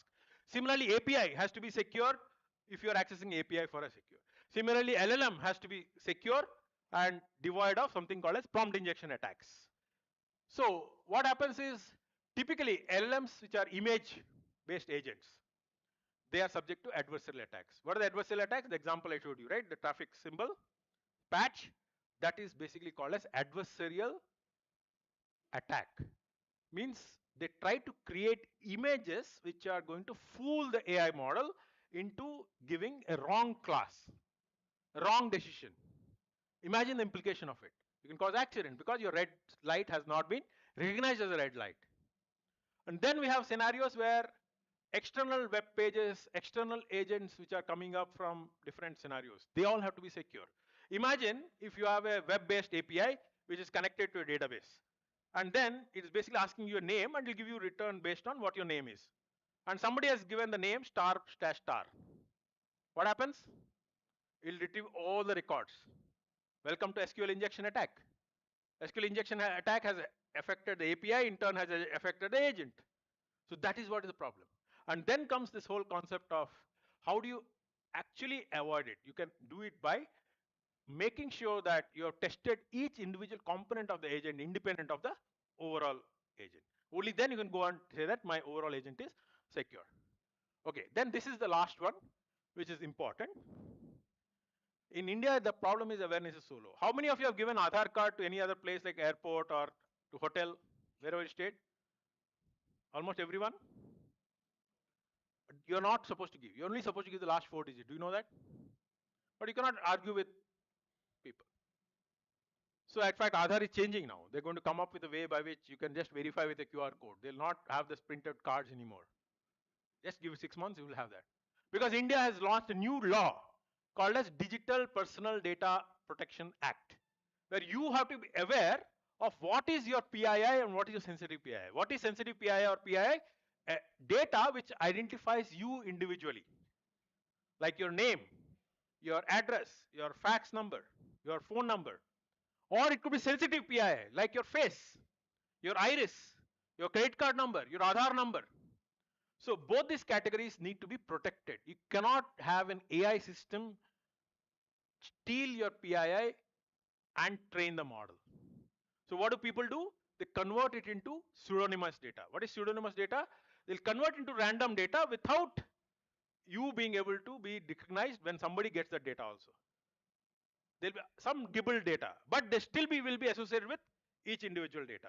So what people are talking about is, in order for ensuring that your AI models are preserving privacy, you better use pseudonymous data or anonymous data rather than individual data. But I don't know how much LLMs actually have taken care of all of this in their training process. We're not very sure. So we need to understand that several kind of LLMs have been known to memorize and reveal private information. Do you want that to happen? Do you want your private information to be accessible by somebody through a prompt? So you need to make sure that the LLMs are behaving in a privacy preserving manner, be testing for privacy before they're deployed.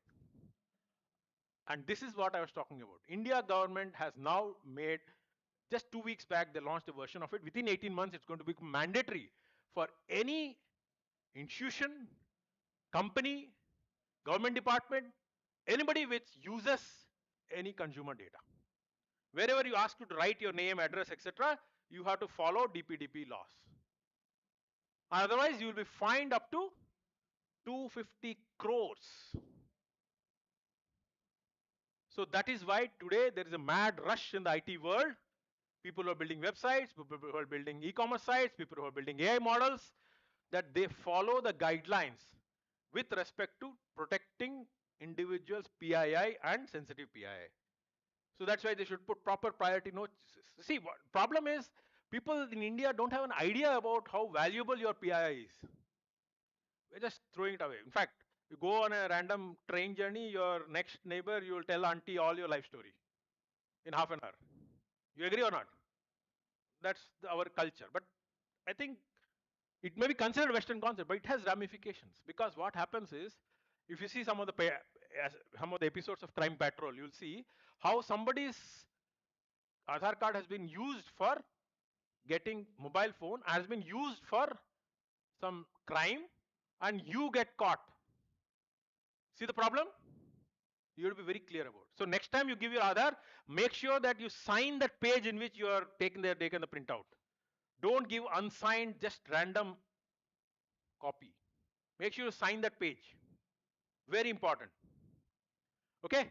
So, lastly but not the least, while all of it is great, we need to test and all, but somewhere governments have realized that you cannot just make people think that we need to test and make sure test for responsible AI, privacy, fairness. Instead, let me come up with law. So European Union AI Act, India government with DPDP Act, and several governments are coming up with compliance laws which are saying that you are responsible for making sure that you tested your systems well enough as per requirements for fairness, requirements for privacy, requirements for safety, and requirements for regulation as per the country's need. And most of the countries now have some form of AI regulation. And it is something which is going to be binding on every AI provider in the world. So to conclude, testing is an important aspect of any life cycle, be it agentic AI, Gen AI. It is going to go a long way before it completely realizes, because people are not used to thinking this as an important part of the life cycle. Lots of new laws are mandating AI testing, especially for responsible AI. And explainable AI is mandated in verticals like healthcare and finance. And last but not the least, important thing is to understand that this is also going to help prevent accidents, like the examples I showed you, right? And finally, because we're talking about all of this as including responsible AI practices, it becomes a norm rather than exception. Thank you. Thank you, sir. I kindly invite Dr. B. Vinod Kumar sir to present a memento to keynote speaker.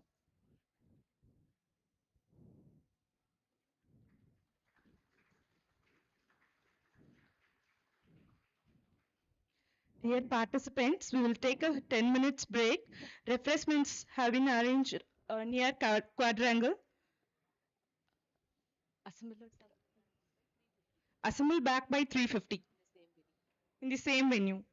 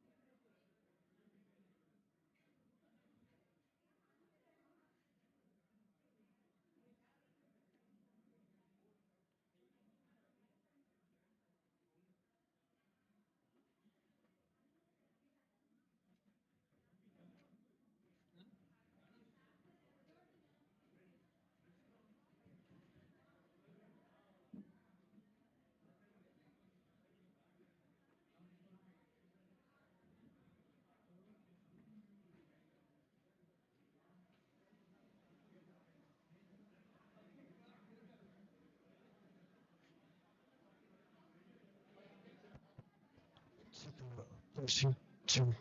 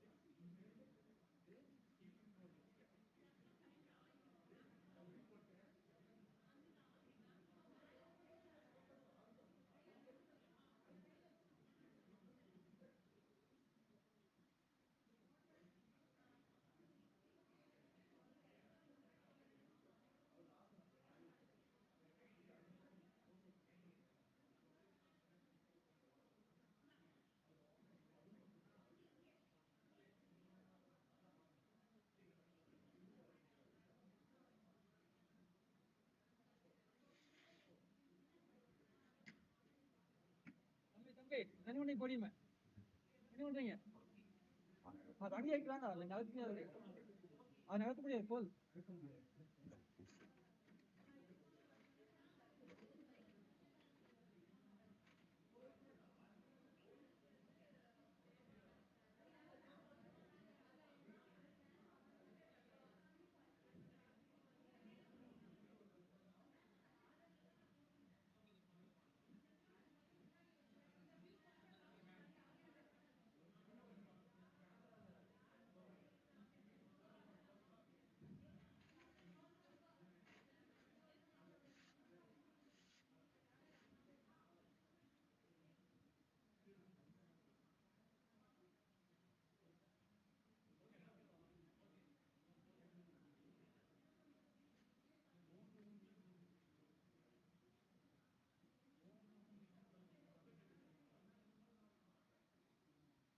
ஒட்டி போடாதீங்க டிஸ்பிளேவோட கொஞ்சம் தள்ளி போடுங்க ஃப்ரண்ட்ல வாங்க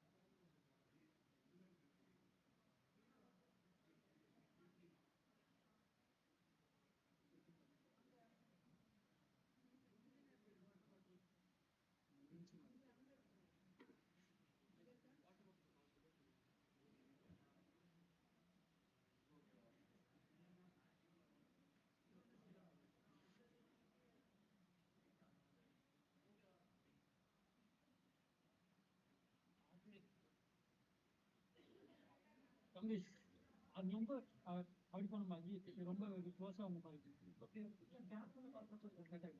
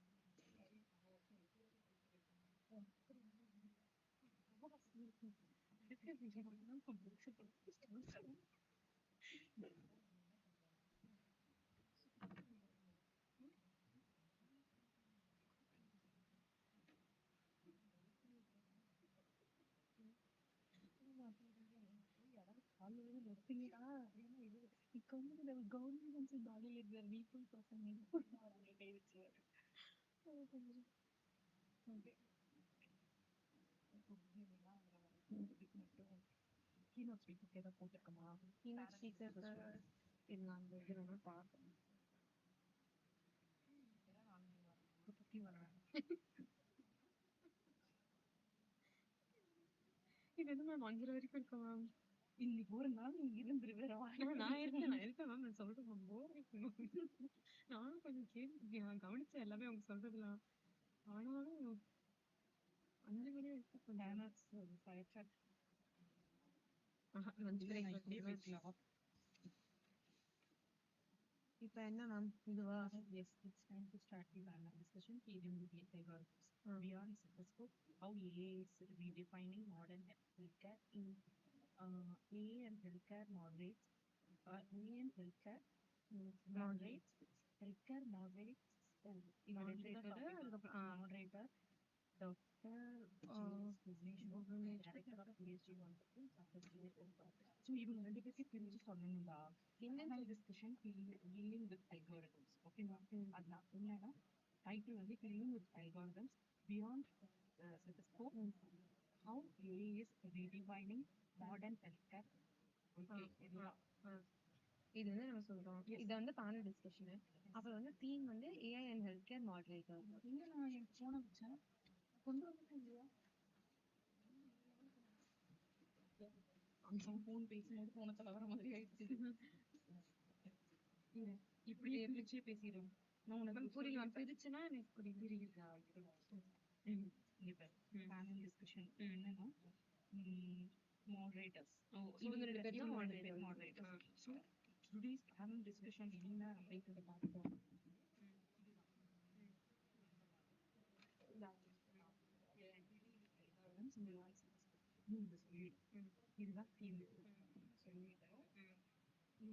வைக்க முடியும்.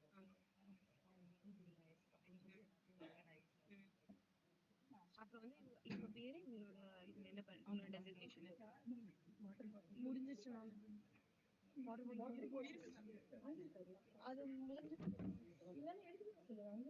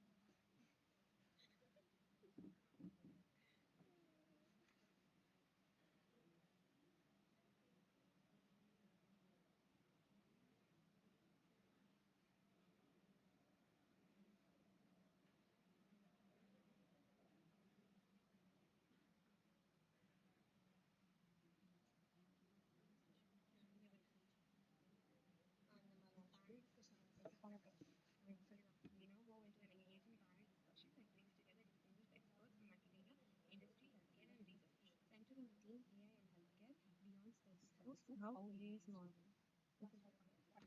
Okay.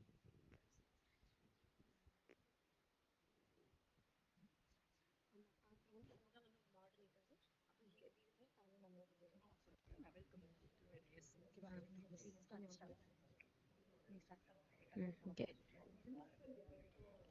We now move into an engaging panel discussion that brings together distinguished experts from academia, industry, healthcare, and research.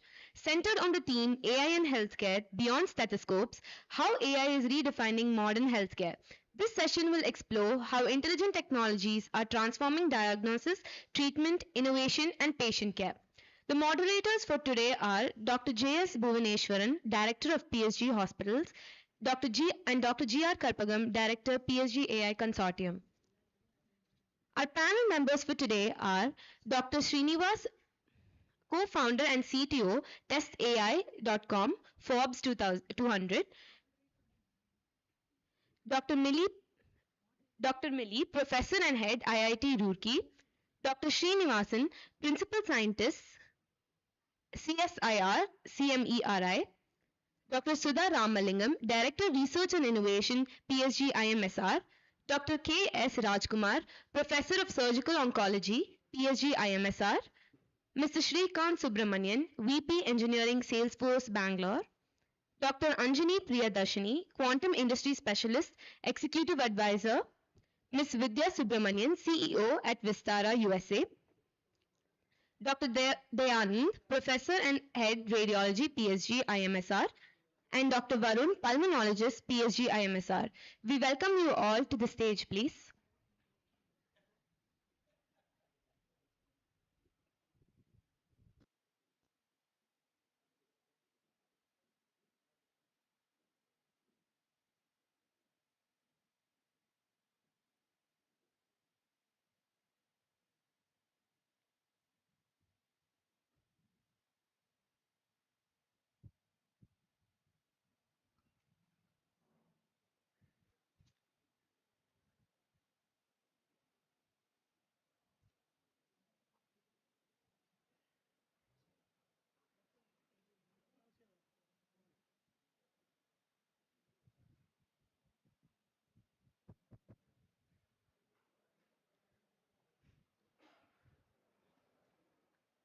Should we start?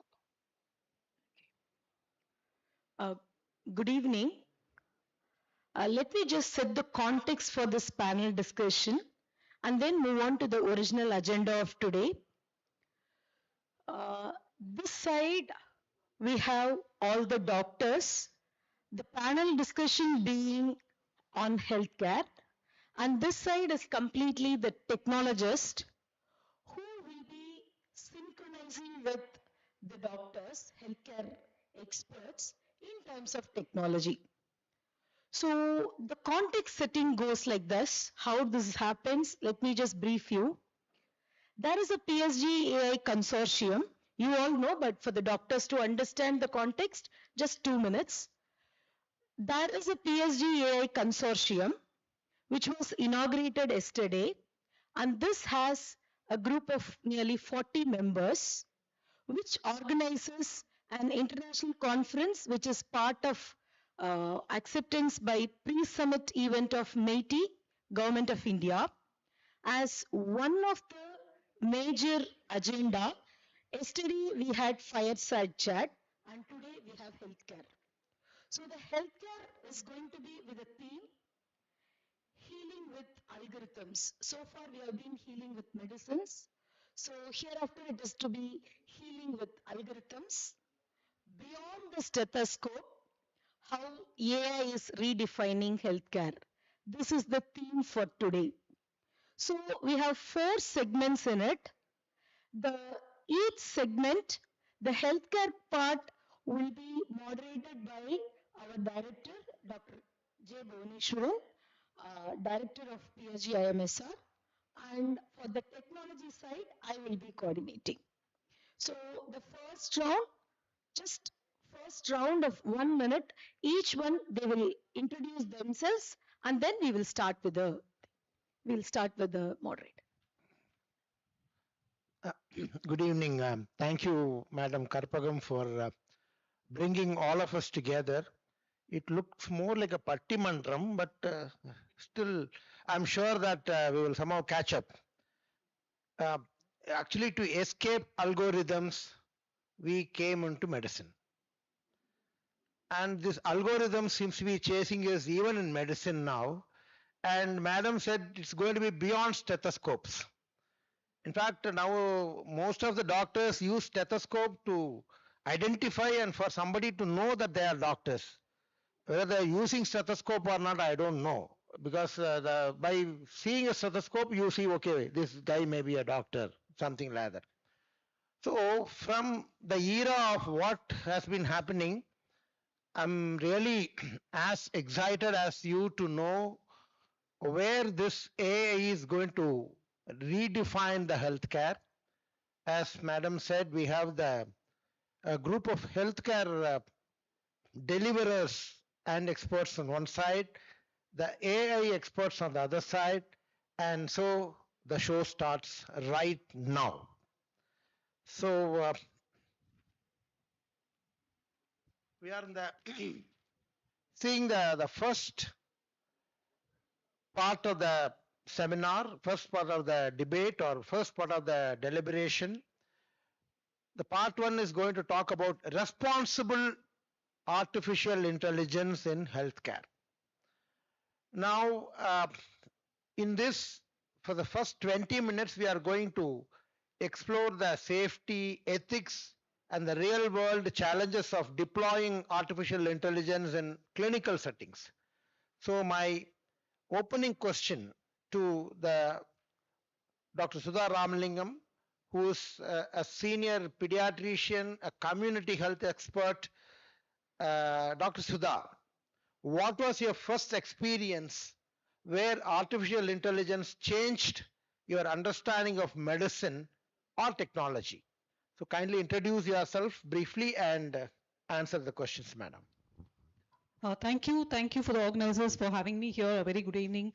At the end of the day, I don't want to take much, like I think it's time to go home for all of us. I'm Sudha Ramlinga. Most of you would know me. I'm Director of Research and also a public health physician at PSG IMSR and hospitals. So when I came to know about AI is through my son who studied here. So until then it was, I was blissfully ignorant. But in the clinical side, when people came with different projects from the College of Technology, I started reading more because I think you all come to us for, to collaborate. So that is when I started delving more into AI because I'm responsible for the research integrity and research compliance of the institute. So that gave me a little, I was amazed by what was happening and how fast the world is moving. So I wanted to catch up. And then I started reading more about it. And I think now most of our students, as we call as a Gen Z, they are using AI not just for diagnosis, not just in the clinical side, but also in their day-to-day assignments and also their whatever we give them assignments, they started using AI. So that is when I realized I need to be more competent in that, and I started reading about it, and I'm here now as one of the panelists. So these are my first experiences with AI, and let us see where it takes us and where the road leads us towards both in education, research, and in patient care. Thank you. Dr. Devanand.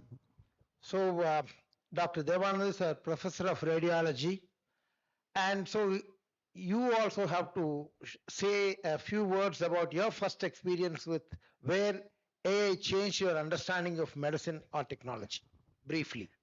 Good evening. I'm Dr. Devanand. I'm a radiologist and professor and in PSG hospital. As you know, AI has a big impact in radiology, in medicine. We happen to see the first incidence of where it can act is some 15 years back, some 15 to 20 maybe. We bought a new CT. It was able to reconstruct the colon. Usually colonoscopy is being done to see if there is any what you call a polyp or a small moss-like structure. To avoid that, we started doing colonoscopy. That's a virtual reconstruction of the colon using a CT scan. So we used to sit and find whether something what is visualized is a polyp or a mass or just a fecal matter. It was difficult in some cases. There, the company brought us a computer-aided diagnosis, CAD. It will automatically pick up the fecal matter or barium-filled fecal matter, and it will differentiate it from the polyp. It was 15, 20 years back. We were fascinated, and that was our first introduction. And we thought, yes, it is going to have a say in our field. That's what we saw then. So he started from the colon. So he brought AI, gave him an insight into the colon, and he said that it's going to really change. So Dr. Rajkumar, a surgical oncologist who keeps opening the colon right and left, he is an oncosurgeon. So how did AI come into you? How did it stimulate your thinking? Or what's your experience? Right, sir. So not only AI, the information explosion that has happened in the last probably the last 10 years has changed healthcare enormously. So my first experience with AI was when we wanted to develop an app for oral cancer detection. We were working with IIT Roorkee. I was in AIIMS Rishikesh at that time. So we worked with some computer science PhD scholars.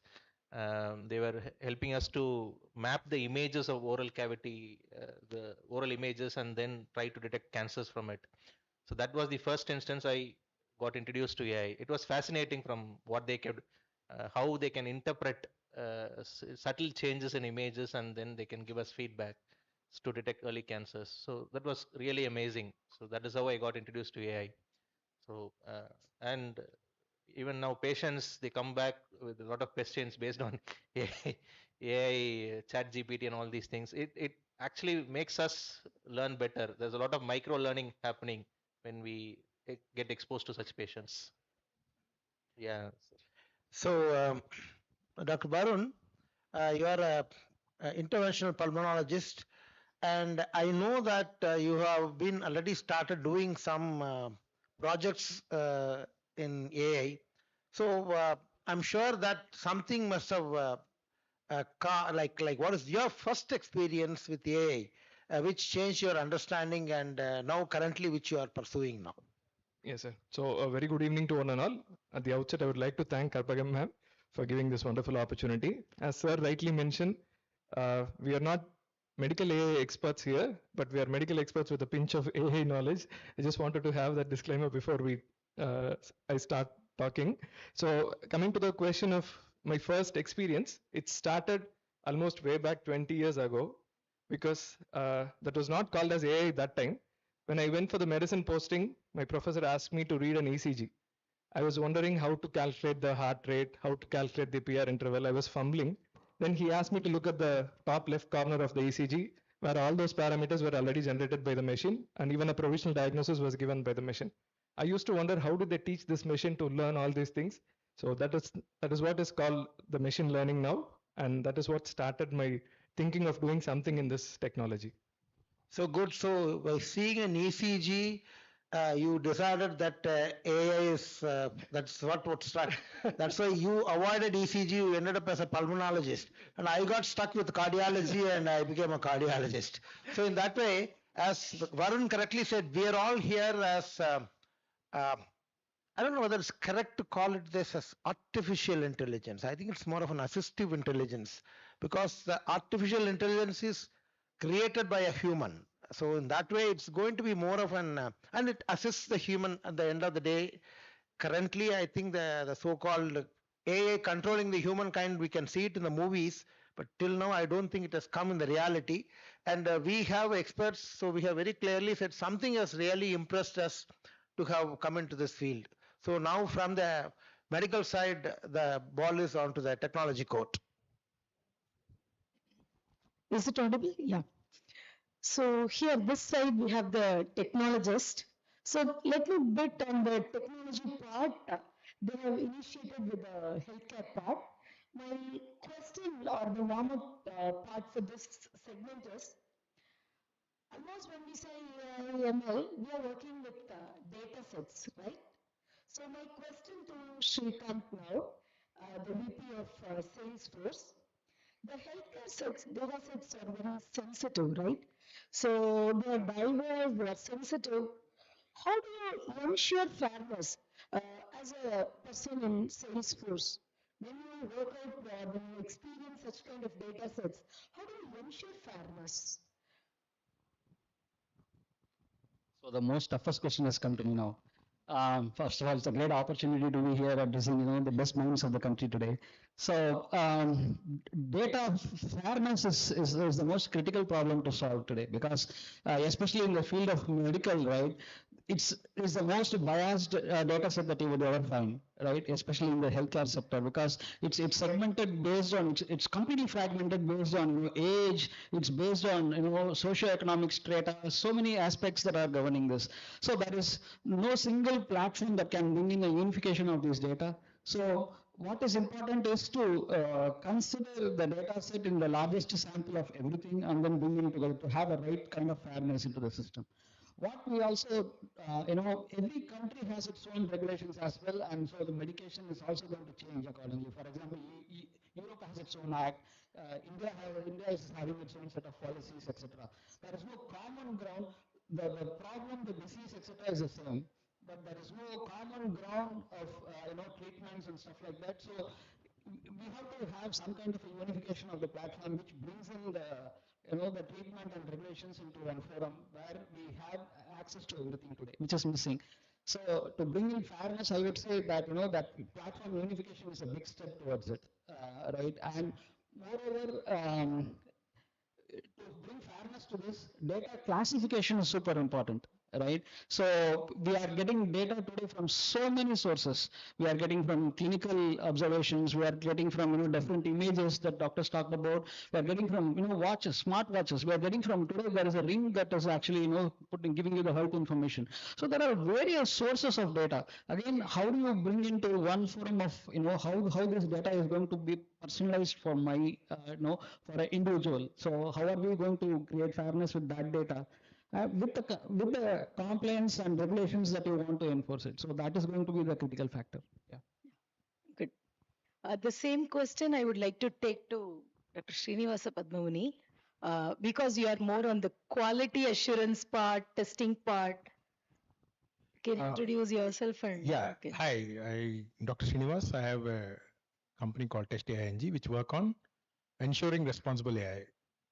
So one thing which we typically found is across the life cycle, one critical misnomer people have is AI bias means data bias. No, it's not. Because I've actually had scenarios where data was perfectly fine when it was fed in, balanced. But during the cleaning process, maybe because of some feature not having too much data, suddenly it became biased. So what caused the bias? The data transformation. Because no AI works on raw data, right? You have to go through feature engineering, data transformation. So during the data transformation, you can have the biases coming. And then that was one surprise. Second thing is when we saw that, okay, data was fine, but sometimes the model itself, the AI algorithm itself brings algorithmic bias, which is basically not necessarily based on data. But because of the way the algorithm works, it probably tries to work with some features more than the other. It brings in some bias. And then it was then a big surprise to us that it is not an easy path out where you say that just check for data bias, remove it, it works. It is not. And the most surprising of it all, even after deployment, you're done probably deploying an unbiased model, but during the process of interacting with the model, the data had introduced some kind of biases over a period of time, and the model was previously, it was biased, but it is now unbiased, which is now biased with respect to the new data. So there was a drift, means what we call as a conceptual drift, which is like during deployment, we saw it was fine, but as the data quality changed, data had biases which was not caught by the new model. That means you have to go back to the drawing table and do the entire process of removing bias. So my mantra was that I don't think AI model bias is same as only data bias. It can be at any stage of the life cycle. And the problem it causes for data scientists and ML engineers is they will always have a job doing the testing for bias, correcting it. So that's good news, but that's what I want to say. Nice. So the same question I would like to pass to Dr. Vidya. Yeah, I would agree with all the points made here. The only other thing that comes to mind when I was talking to the doctors during the break about is the baselining, right? So if you look at a lot of the LLMs that are trained, they are very focused on the baseline is Western data, right? So when it comes to baselining, what is normal, what is considered beyond normal, it can vary for a patient who lives in the USA in that climate, with that diet, with that ethnicity, compared to somebody who lives in India, right? So there has to be enough localization as well. I think that would result in a more equitable way of using AI in medicine. Yeah. We have got enough on the fairness part. Just the other version of it, I would like to start with Dr. Anjani. How can India, she's on the other side, but she's an expert in quantum computing. Yeah. Yeah. How can India simultaneously enforce strict regulation of medical AI while accelerating safe, scalable innovation? What's your idea on this? Madam, are you sure you're asking me AI question? I have a zero knowledge like these doctors. No, not doctors. In the Yeah. technical point of view, I am felt the asking. quantum part. Quantum part. Even you Because it's a asking AI. scalable innovation. Yes, yes. So even you ask the AI part, I can answer only the quantum part. Basically, I'm a quantum scientist. I can help how quantum can help the healthcare sector predominantly. I'll give you like few use cases generally where quantum can help. So if you say TB, so if you have a drug, when you start with the tuberculosis, there is a mutation happens in the TB. Okay, so whenever you are trying a new drug, the mutation will keep changing. The mutation will go for the drug resistant mutation. So whenever you want to find a right medicine, a right drug for this kind of mutations, you need to do the some drug discovery algorithms. In this drug discovery algorithms, a continuously the electronic structure will change because there is no mutation constant, and again there is a protein structure keep changing because this mutation will keep change the protein structure.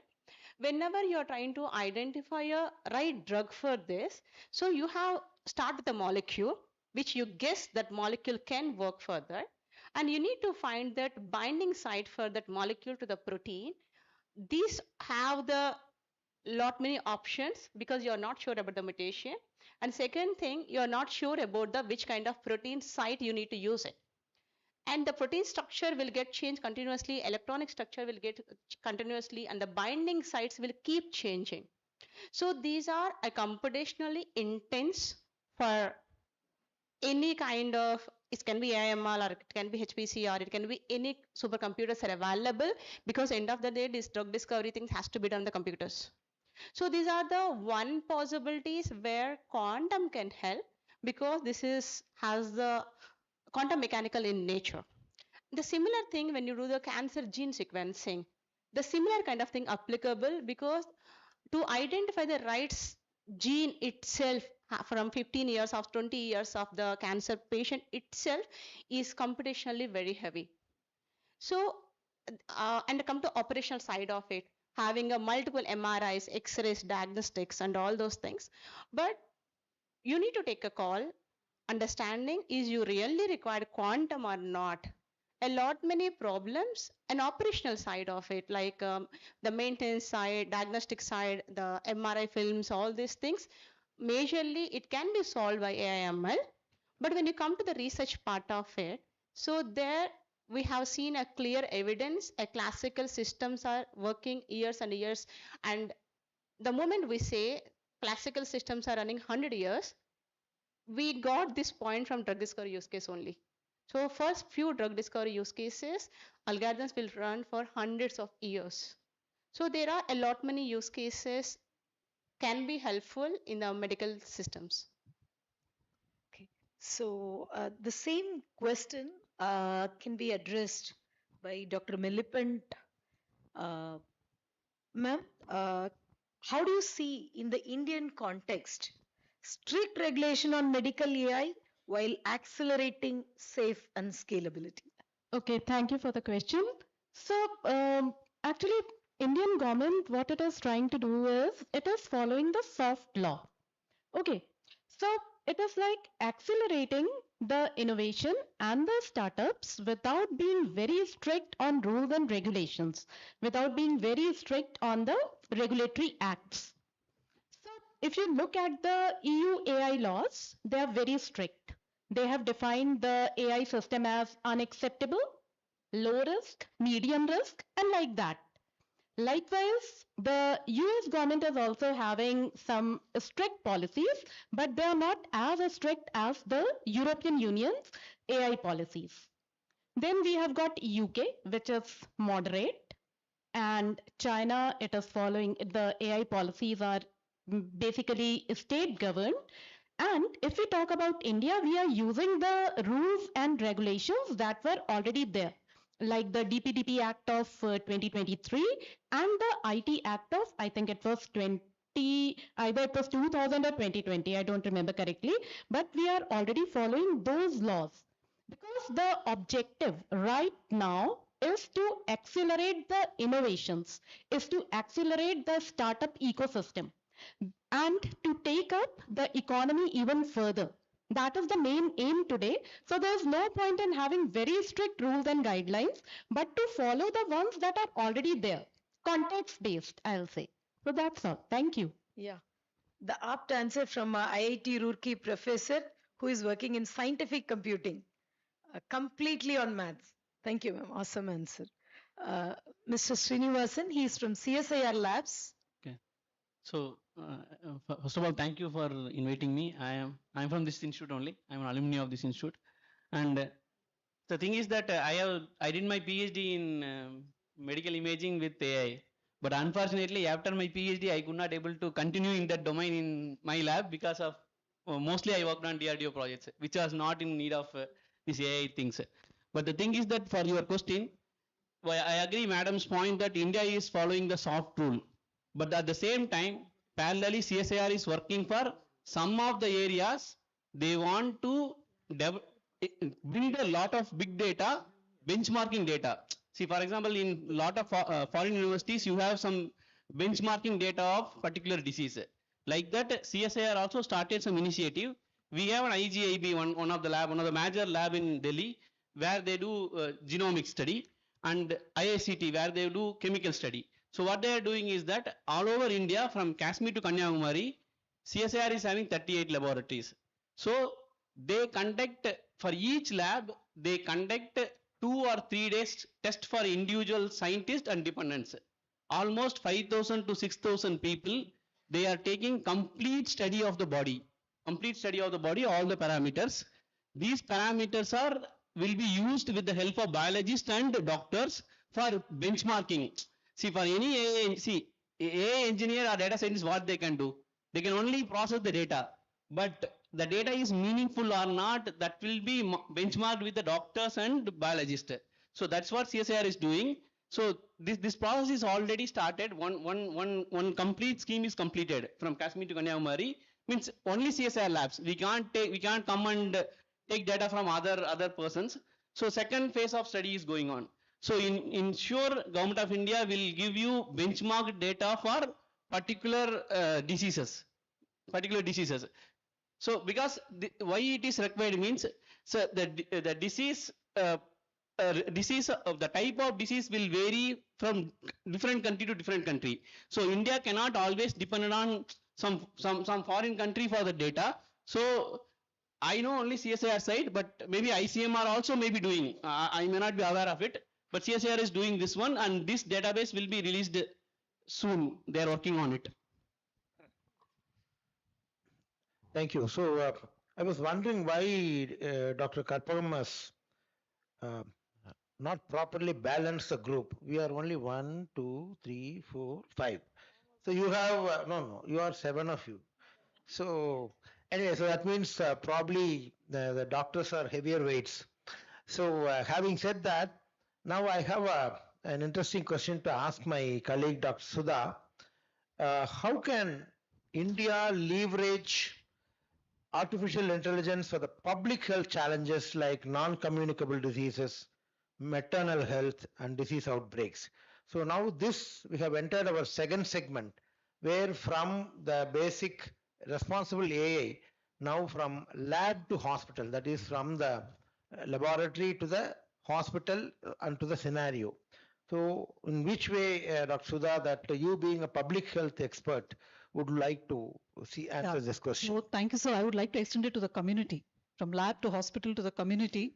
So in various areas already, I think AI is playing a very crucial role. So in wearables, in tracking various diseases like non-communicable diseases, that is also AI has been used in various aspects. And your day-to-day like Fitbit or whatever tracking devices you're wearing, that also has some kind of predictive analytics for prevention, right? You get to see like how many steps you took. So that has some influence on your lifestyle habits. I don't know if it has, but we assume it should have. So that is one of the other areas. And then several medical imaging also, AI plays a very crucial role. And of course, in climate change, there are a lot of predictive analytics which are happening, and a lot of research is happening around that area as well. And infectious diseases like pandemics like COVID and other areas, AI has a very important role to play. But all these predictive analytics is one important thing which we need to keep in mind, is not to cause any emotional risk. Suppose I'm using some tracking device or some algorithm, something to predict that an individual can have some kind of disease at his later age, then that can cause some kind of emotional risk. So that one thing which I'm literally, I have a concern about. So we have to be careful and cognizant about it. So yeah, thank you. Wonderful. So as she correctly said, that it gives a lot of solid data to manage the diseases which happens in a very large number, because she was referring to the non-communicable diseases, because India earlier, we were facing a lot of viral and bacterial diseases which are called as infectious or communicable diseases. When we say non-communicable diseases, that refers to conditions like hypertension, diabetes mellitus, malignancy. They are all more due to the lifestyle and things of that kind. So that way, AI has a large role to play. My next question is to my esteemed colleague, Dr. Devanand. Incidentally, today morning I had a mail from one of the companies who are the experts in teleradiology. So they asked me, like, we have a teleradiology based on AI to offer solutions to your hospital. So we have been trying to get in touch with you. So the mail was addressed to me, and so kindly please give us an appointment. I said that I wanted to escape from there. So I told, please send the mail to my colleague, Dr. Devanand, who is going to answer now. He is going to tell us now, like even AI is integrated from imaging to reporting through teleradiology. Now, how do you see the future of your radiology departments? Because he is one guy who keeps on asking for give me more radiologists. I really want to bring in AI and replace all of them. Is it possible? It's a very good practical question, sir. AI through teleradiology for our department, what will happen? The immediate thing our colleagues, our department people will ask, what happens to our job? Actually, it is not the scenario like that. It's only the awareness we have to create among our colleagues that AI is useful in a particular context. Because AI reads images, doesn't read the real patient. So basically where it can help is, it can identify important issues, like it can take up pneumothorax, it can take up consolidation and highlight it. And it can create a triaging where it can select among 100 X-rays, it can select 10 X-rays. These are emergency, it has to be reported. This is the priority, it has to be given. And it can reduce the workflow also. When it does all these things, the radiologists who are working in real case scenario can, if the AI is viable, if it is properly validated, because there are a lot of bias, as he said, the biases are there. The data in which it is being fed, all these things can be wrong, because practically when we see, we have a AI-driven mobile DR and an X-ray mission. It goes to the casualty. It is, AI is for identifying consolidation. What it does is it takes a normal pulmonary arteries many times, and the immediately EMD people call us, what is this, the consolidation is there, how to treat it, what to go about it. It's not like that. We have to go for it, and we stopped using that AI as of now. So when it comes to the real life scenario, the teleradiology, it can help us in triaging, reducing the workflow or pattern, in the sense that we can use ourselves for bigger modalities or bigger complex issues. In this way, it can help. But not to the real case scenario where, because there is also medical legal aspect. If the AI gives, it's a consolidation, it gives a mass or it's a pneumothorax, and immediately they ask us to put a tube. And if it's not there, who will be sued? It will be the radiologist. So there's a bias, there's a problem in it. So the responsibility, the clinical aspect, the legal aspect, everything has to be looked into. All these things said and done, it will be useful. It will be useful for triaging and making our life simple. In that way, teleradiology can help us make it our work faster, more simpler. So he is not ready to leave his job. So, but I'll tell you, as a cardiologist, I have always been very thankful to AI interpreting ECGs. 99% of the time, it never tells a normal ECG. So, when somebody goes to some lab, takes an ECG, the ECG says, this is R wave is high, borderline ECG. So, my OP, he comes. So, thanks to AI for sending so many patients with normal hearts to cardiologists to propel their activity, and so that way you may be against teleradiology, but I'm very happy with AI interpreting ECGs so that I get so many patients with normal hearts with abnormal ECGs. So I want to ask these people, sir, the AI is very good for negative predictive values rather than a positive prediction. I mean, They get a question of how you benchmark it. That's where testing is most important. So you have to test continuously. See, what happens is, a very simple calculation as a statistician. I'll give even a blind man, scenario where only 1% of the people get cancer. He'll say nobody has cancer. Then he's 99% accurate, isn't it? So what we need to do is we need to look at sensitivity, where out of the actual cancer patients, how many is it able to predict? So benchmarking of AI solutions in these scenarios has to be first primarily to reduce false negatives, and then reducing false positives, which I know many scenarios, it actually is still not perfect, but it is changing. Domain by domain, it's changing. The first one to beat nearly reaching 100% is breast cancer. It has reached 99.999% accuracy. Slowly, every domain of medicine will be conquered. Give it 5 more years, every human disease will be conquered by AI. I'll give it to you in writing, and Google will come up with ways by which 10 days before the onset of some ophthalmological thing, it will predict and give it back to you. So we are doing massive strides in AI in healthcare. Let's not undermine it. It's going to be massively useful for mankind. I just want to add I agree with everything he said, but I want to add a slightly different perspective.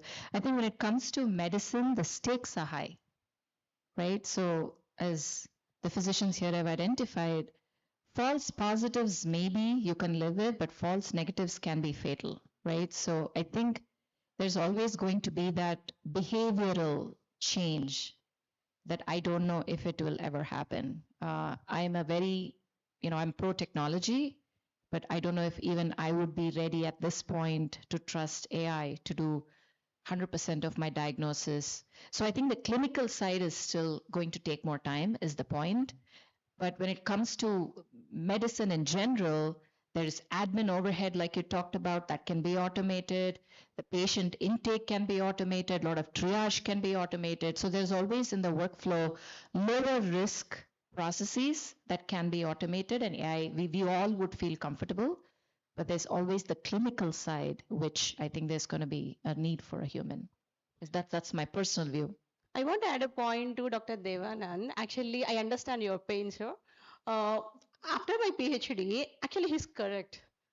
After my PhD, I work for a startup where we designed this much small device which can screen a newborn baby, they can hear or not. So we use this device, and we got a President Award. That's the first indigenous country device. Uh, the whole idea is that people will use it, can be programming based or AML based, whatever, automated without a doctor support for the affordability and reachability in the places. So where you have a very remote villages where you don't have a doctors or anyone, so that the device can reach and give some estimated decision. The problem is when we code it in the backend, the algorithm we design a program we design the backend, so we can increase the sensitivity and specificity definitely to 98 to 99%, 100 definitely. But the problem where we get caught, any sinusoidal wave or any wave pattern, it can be audiology, EEG signal or ECG signal, any other signal, there is an amplitude. We need to mention is 0.4 or 0.5 or 0.45. So there are medical guidelines available saying that, okay, up to 0.4 this is the positive, beyond 0.4 is the negative. So we'll hard code the algorithm saying that to 0.4 this is the positive. If it is not, we give a negative. So we take a small liberty there saying that 0.3, 0.75 to 0.41, it's a borderline. That's the way we write it, borderline. Because we don't want to get into that false positive and false negatives. But in my experience, what happens, a machine will fall into that category only. But when you see a humanly, you can say this is a normal EEG or normal ECG. All the time there should be a dependent on a practitioner. AI can't take over everything. Actually speaking, she used the word borderline. Now in cortical functions or the human brain functions, we say there is somebody who is normal. Normal means, he is a sane person. When we say somebody is abnormal, your principal, Dr. Prakasam, may call it as a prand. That means, they are off. Now, there are some called as borderline. Now, in fact, I always say neither there are normal nor there are prandis. Most of us are in the borderline zone. So I think when we don't have an answer for something, we always put it as borderline. So that is how it works. I think Shrikant wants to say. No, thank you. So I'm generally, I agree completely with whatever you mentioned. So I'm generally a big believer of human in the loop. So whether AI is ready for a mission critical applications like in the healthcare sector, I don't still think so, right? So can I, for example, a cockpit kind of an experience, can you put an AI to drive your plane in which you are traveling? Are you ready for it? I don't think so. And even in 5 years, I don't think we will be yet there. But where AI will definitely will make a difference is the non-decisive factors where you will based on some of the data and reporting and analytics, probably that's going to be completely ruled by the AI for sure. And definitely I'll come into your defense of your job security, sir. So definitely human in the loop is absolutely critical for a mission critical thing, at least for some foreseeable future, in my opinion. Next, I have a question to Dr. Rajkumar. Now it's going to be very interesting for you. What does a real doctor, you are a real doctor, no? Okay. What does a real doctor with the AI collaboration look like during diagnosis and treatment planning? You want your AI companion, if you want, we can give you a beautiful looking robot who can talk and tell, but still it will talk only artificial intelligence. So how does your combination of technology and your clinical expertise, how do you want or how would you think it will help you in your diagnosis and treatment planning? Clinical decisions are most often complex decisions. They're not based on simple or a few data sets. Multiple inputs go into the decision making. Sometimes there might be some abnormal data sets which we will just ignore. There might be a small change in the ECG which you will ignore, taking into consideration the overall picture. So that takes a lot of medical experience, right? Like you said, the real doctor, it takes experience and wisdom to get into that decision making. A AI companion for a doctor probably can help in what Sir was saying as low hanging fruits, the non-critical, non-decision making aspects of the workflow, probably like a clinical assistance or an electronic medical record or a voice to text conversion thing, so record keeping, record analyzing or retrieving. These type of functions can the AI companion can help the doctor, and probably going forward that percentage of interaction might change. Possibly it can become even 99 and 1% us, but there will be always an 1% human involved in the loop. That is what my thought process is. So you are very clear that whatever AI comes, you can't shake us. That's Especially me, sir. I have to. I also am with you because we have to all survive at the end of the day. These guys will talk something, but still, whatever AI comes, we have to ensure that we will ask. We can take even a voting. How many of you will take treatment AI predicted and doctor predicted? So AI predicted people, can you please raise your hands? AI will cut and stitch back. Is it okay? Okay, so keeping the jokes apart, now I have a question to Dr. Varun. Now, which medical roles are evolving the fastest because of AI? Now, in fact, I strongly feel that it should happen in the medical curriculum. The artificial intelligence should become a part and parcel of our study curriculum. Because I was told that in the engineering sections, now cut across, sir, I think he was there in the governing council. Every field now, engineering here in PSG Tech has AI component. So for us, we don't have that. Still, what do you think is the roles in which this AI is evolving rapidly in medical fields? So one of the fastest evolving thing is crash courses in AI healthcare. So whenever you open a social media, you have a lot of advertisements popping up saying that 6 months course AI in healthcare, apply now, apply now. So having such lot of things in AI that keeps popping up in my social media, I feel that is the most fastest thing that is coming. So having said that, I feel there are 3 domains in medical AI. One is the clinical workflows. The other one is the administrative domain. The third one is the operational domain. In clinical domain, most of them image-based things are evolving the fastest, especially radiology, pathology. So that is one thing. And on the other hand, looking at the administrative and the operational workflow related AI, predicting the patient flow, predicting the workflow of workflow, all these things are evolving. On the other hand, there are certain jobs which are coming down also because of AI, not the radiology, sir, but the junior level work like history taking, writing the summary, discharge summaries, writing patients' reports, all these are now being done by AI. So it has both the roles. There are some things which evolve and there are some things which go back. So that is what I feel. Yeah, it is to assist us seeing the patients. Yeah, Dr. Varun rightly said. I always had if AI has anything, any AI has found out in family life, anything to replace within the family, any AI algorithm will work? Will not, maybe in future. Whatever we say, they take it as a whatever we say, they take it as a problem statement and find out some solution for that. If we say that AI can't do this, then somebody will do it as a project and make sure it does it. Yeah.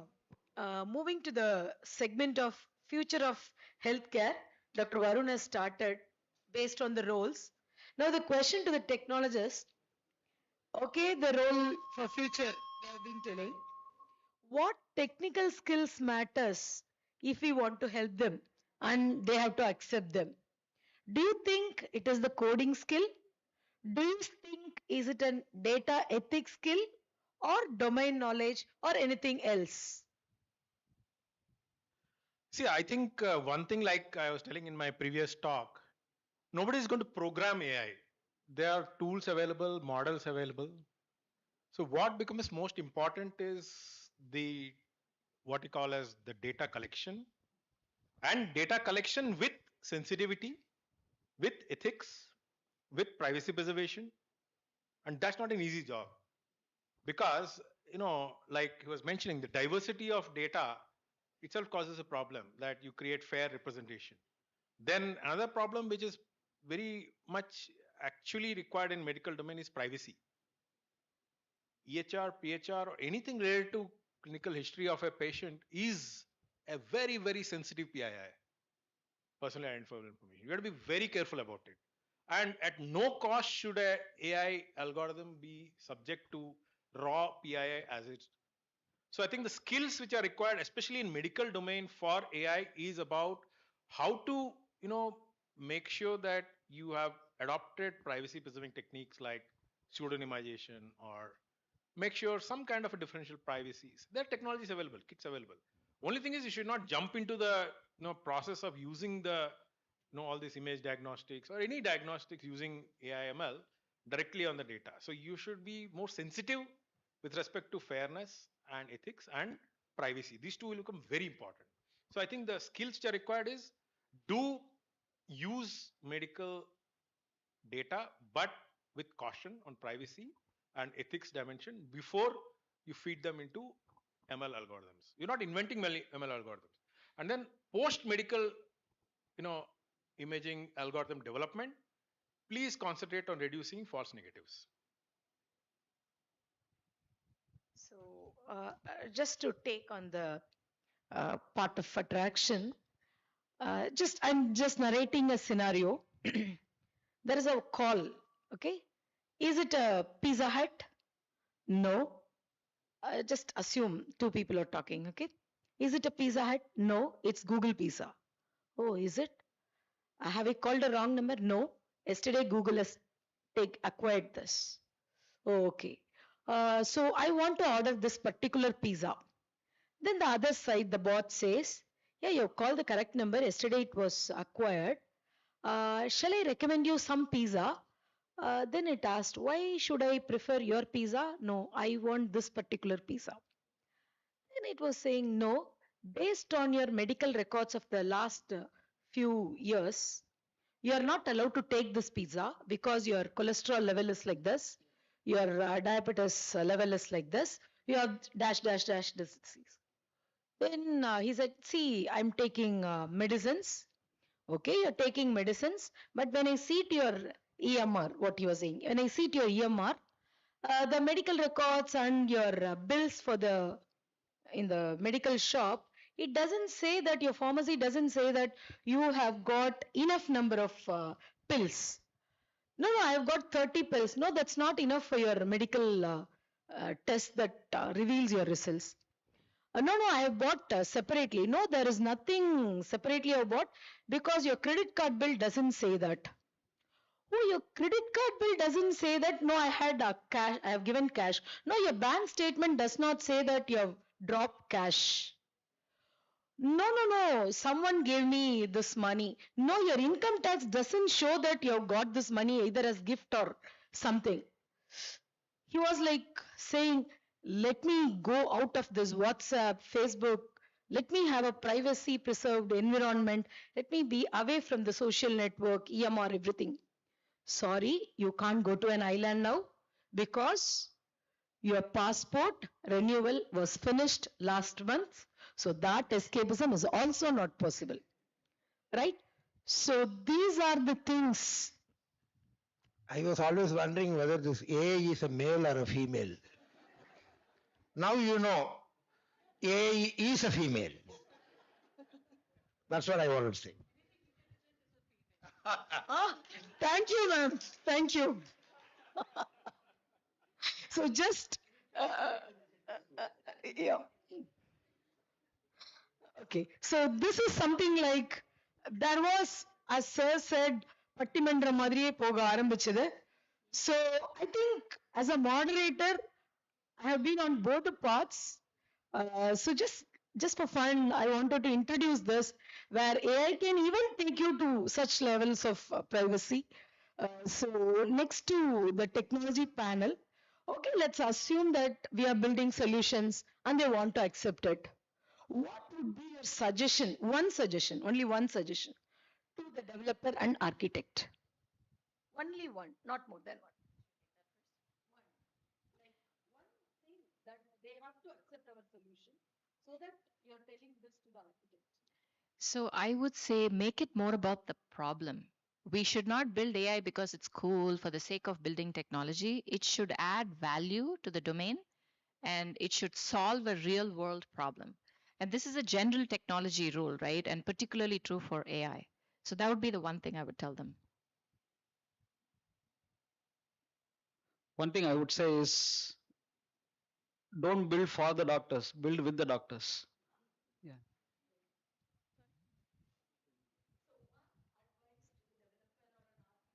Mhm. So that they have to believe us, they have to trust us. Okay, so it should be the responsible AI that we should be thinking about and what ethics we are integrating into it. So ethical and responsible AI so that we are able to create a trust between all the stakeholders, you can say. So that will be the one thing. So I agree with the sir's point. We have to work, we should not develop for sake of developing. We should really understand what is the doctor's thing and the other side also believe our technology is working. So I will say one small example. Last 15 years I am in West Bengal. Okay. Anybody is from Bengal? Okay. So how many of them from Coimbatore will know CMC Vellore? How many times we went? 1 or 2 times we will go because Coimbatore have a lot of good medical facility. Entire Northeast believes that South Indian medical facility is great. See, it is not that the medicine doctor is giving. It is that the belief that the patient is having, if I go South India, it's not only Vellore, if I go South India, my problem will be solved. That was the first feeling they have. So like that, we also should understand the doctor's problem. Doctor also should believe our AI solutions will give the work. So for that, we have to work hand in hand. Otherwise, nothing will work out. That's what my understanding.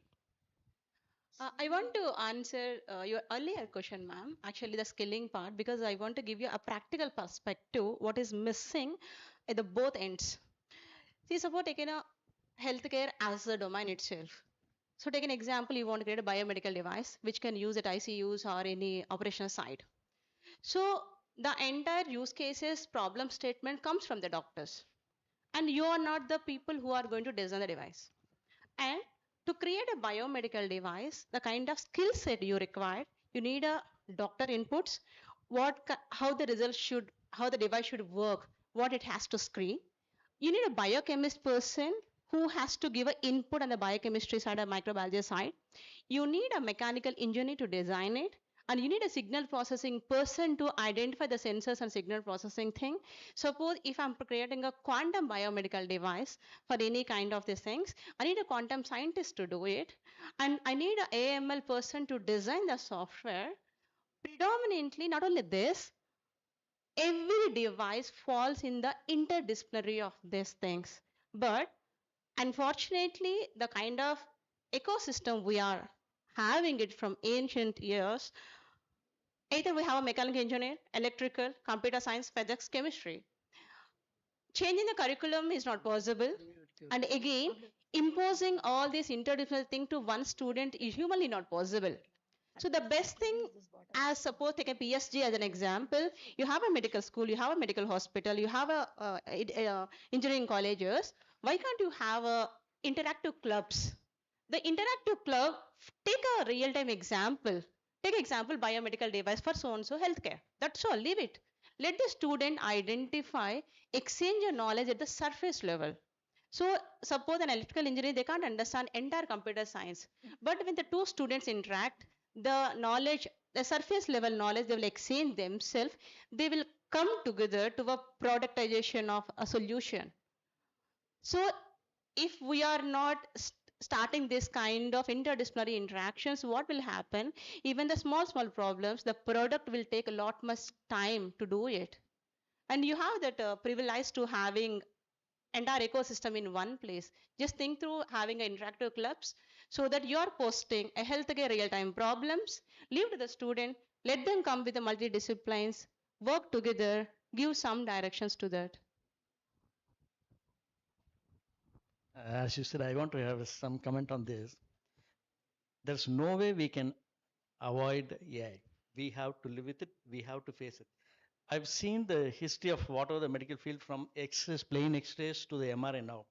I'm telling you the scenario once, maybe 1988, 1998 something, when the computers were introduced first time to our hospital. Our secretary came crying and told, "Sir, I'll give twice the number of reports by typing, sir, but I don't want to use the computer." I told, "You use this for 1 month, then you'll let me know. We'll move away the computer, you can use the typewriter." After that, she came and I told her, "Okay, can we take over the computer?" She told, "No, sir, it is very useful." The same way AI, it's all the fears we tell the radiologist job will go. No, no, it's not like that. It's a fear. We need the awareness. We need the awareness and teaching. We need to learn new things. Even I am thinking I want to become a student in tech to learn about the biomedical engineering and AI. I mean, it's the evolving thing. As a doctor, radiologist, we need to know more about this to use it. And I will accept this as a club for medical students and UG students. You need to create a scenario where they will know the new direction. They need to have it. I just want to add one thing, sorry, very quickly. I recently did an executive program in AI ML at the University of Texas. There were 50 people in the audience. And normally when I go to these tech certification type programs, all tech people, right? Everybody here in the room, I guess most of them. This time there were 5 doctors who learned AI ML with us. And I'm in discussions with one of them to work on a product which makes the hospital intake more optimal. You know, do we have enough beds? Do we have enough triage spots and things like that? So that the lines are getting very blurred where all domains are coming into the AI. It's not just a technology thing. I just wanted to state that, yeah. Yeah, just want to add on to it. In the education space, interprofessional education is the in thing. So we cannot work in silo. We cannot work just as doctors or just as engineers. So there are a lot of modules which are happening across the world, across all disciplines and interprofessional. Like architects, work with doctors to work on climate resilient buildings. So similarly for technology and AI, we need to build some modules being so proximal, like, across the bridge. So we need to work on interprofessional modules to start with undergraduate students. Just like there is a stall here where both students from the College of Technology and the medical school, they developed a product and they have showcased it, a prototype. So similarly, students should come together and work with us. And we need to approach you to work with you. And in my personal opinion, 2 things cannot be replaced, like AI cannot replace. One is health, right? I'm very confident about it. And number 2, food industry, right? So these are 2 areas which has a bright future. So if you're thinking, you invest in these 2. Thank you. Yeah, I think slowly this side is moving towards healthcare and slowly healthcare is moving towards technology. So we have come to the end of the panel discussion. I won't say it's a conclusion, okay, because still none of us know how it's going to go. We would call it as bottom line. Bottom line. Bottom line. அந்த காலத்துல சொல்லியிருப்பாங்க, இதனால் அறிவிப்பது என்னவென்றால், அவ்வளவுதான். தண்டூரா போட்டு சொல்லுவாங்க இல்லையா, இதனால் அறிவிப்பது என்னவென்றால். It is not a conclusion. It is not an inference. It is just an outcome or take home from this panel discussion. So that is the final segment. Sir, you can start in the final segment. I'm speechless. As a senior healthcare professional who have been seeing this technology hand in hand with the medical side, I would say that the future should go in this way. As Dr. Sudha clearly said, now the hybrid education, the so-called hybrid education of relevant technology with the relevant medical side, because this being a healthcare scenario, relevant technology with the relevant medical side should start in the undergraduate level. And already I think India has started seeing a lot of higher institutions like IITs, IISCs going with the hybrid courses. I'm sure that the future is going to be very, very aligned. Number two is, as Dr. Devanand said, even the senior doctors who have uh, who are practicing actively should have a basic insight of what is what in AI. As well, I'm really clear that whatever AI comes, as Sudha again had said, in this AI will expedite, AI will make life easier for us, but AI can never replace doctors, especially because we treat human, and another human will trust another human only for something which is to deal with their life.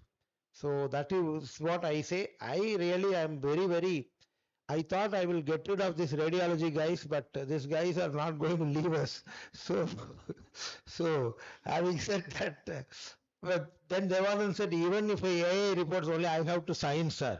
We won't accept AI signatures. So having said that, we are excited. We are, as Sudha said, we are just a bridge across. So we are ready to extend hands. And so over to the technology side. So as doctor said, if as an academician, I would look like this. If there is a project course in a BTech or an MTech program, it shouldn't be a project by a UG student from technology alone. That should be a doctor. If it's a healthcare related project, that should be a doctor or a medical student, and there should be a BE student who is doing the project looking into their requirements. So it should be truly interdisciplinary. There should be some open electives which the doctors have to provide, and there should be some electives which we have to provide. And this is where the trust can start. So I feel if there are any clubs or associations or interdisciplinary courses, definitely that's going to take India to the next stage where everyone will benefit, where a win-win situation will happen. So that's it from my side. If anyone wants to add, that's all, sir. So let's listen from the audience. Just one point. Yes. See, one thing which I am seeing, one dangerous trend is automation bias. Automation bias means what comes from ChatGPT is something you believe in. Please don't get yourself diagnosed by ChatGPT. For God's sake, go and visit a doctor. No, I will encourage technology. You will send finally more patients to doctors. That's what I'm telling you. Please go and consult ChatGPT. Please never stop consulting ChatGPT. Please Google so that we can easily manage you better. Because an intelligent patient is very difficult to manage. An ignorant fellow is very, very easy to manage. So we have come to the end of panel discussion. What you see today, what has happened today, is not just with one person, it's with so many hands working for the past 8 months. So it's a time to recognize, and I want all the organizing secretaries to come up and show our gratitude through a presentation. Okay, so please. Dr. Indumati, Dr. Satyapriya, Dr. Sandil Prabha, Dr. Sangeeta, Dr. Vinod Kumar, and Dr. Rekha. The real pillars, the real hard workers.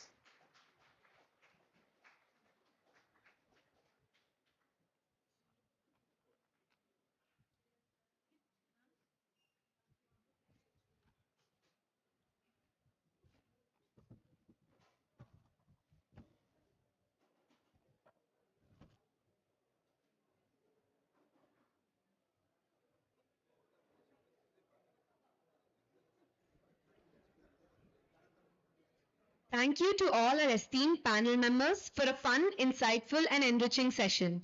May I now invite the respected faculty members to kindly present mementos to all the esteemed panelists as a token of our appreciation.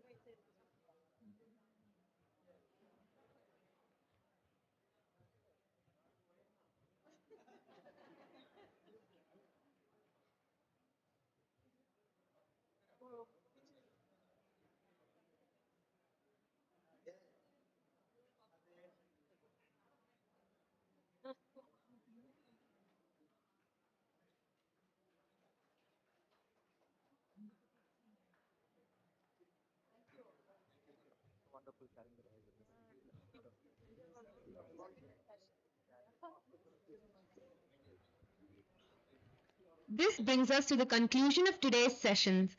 We sincerely thank all the dignitaries, speakers, panelists, faculty members, and participants for making today's event a grand success. Thank you all.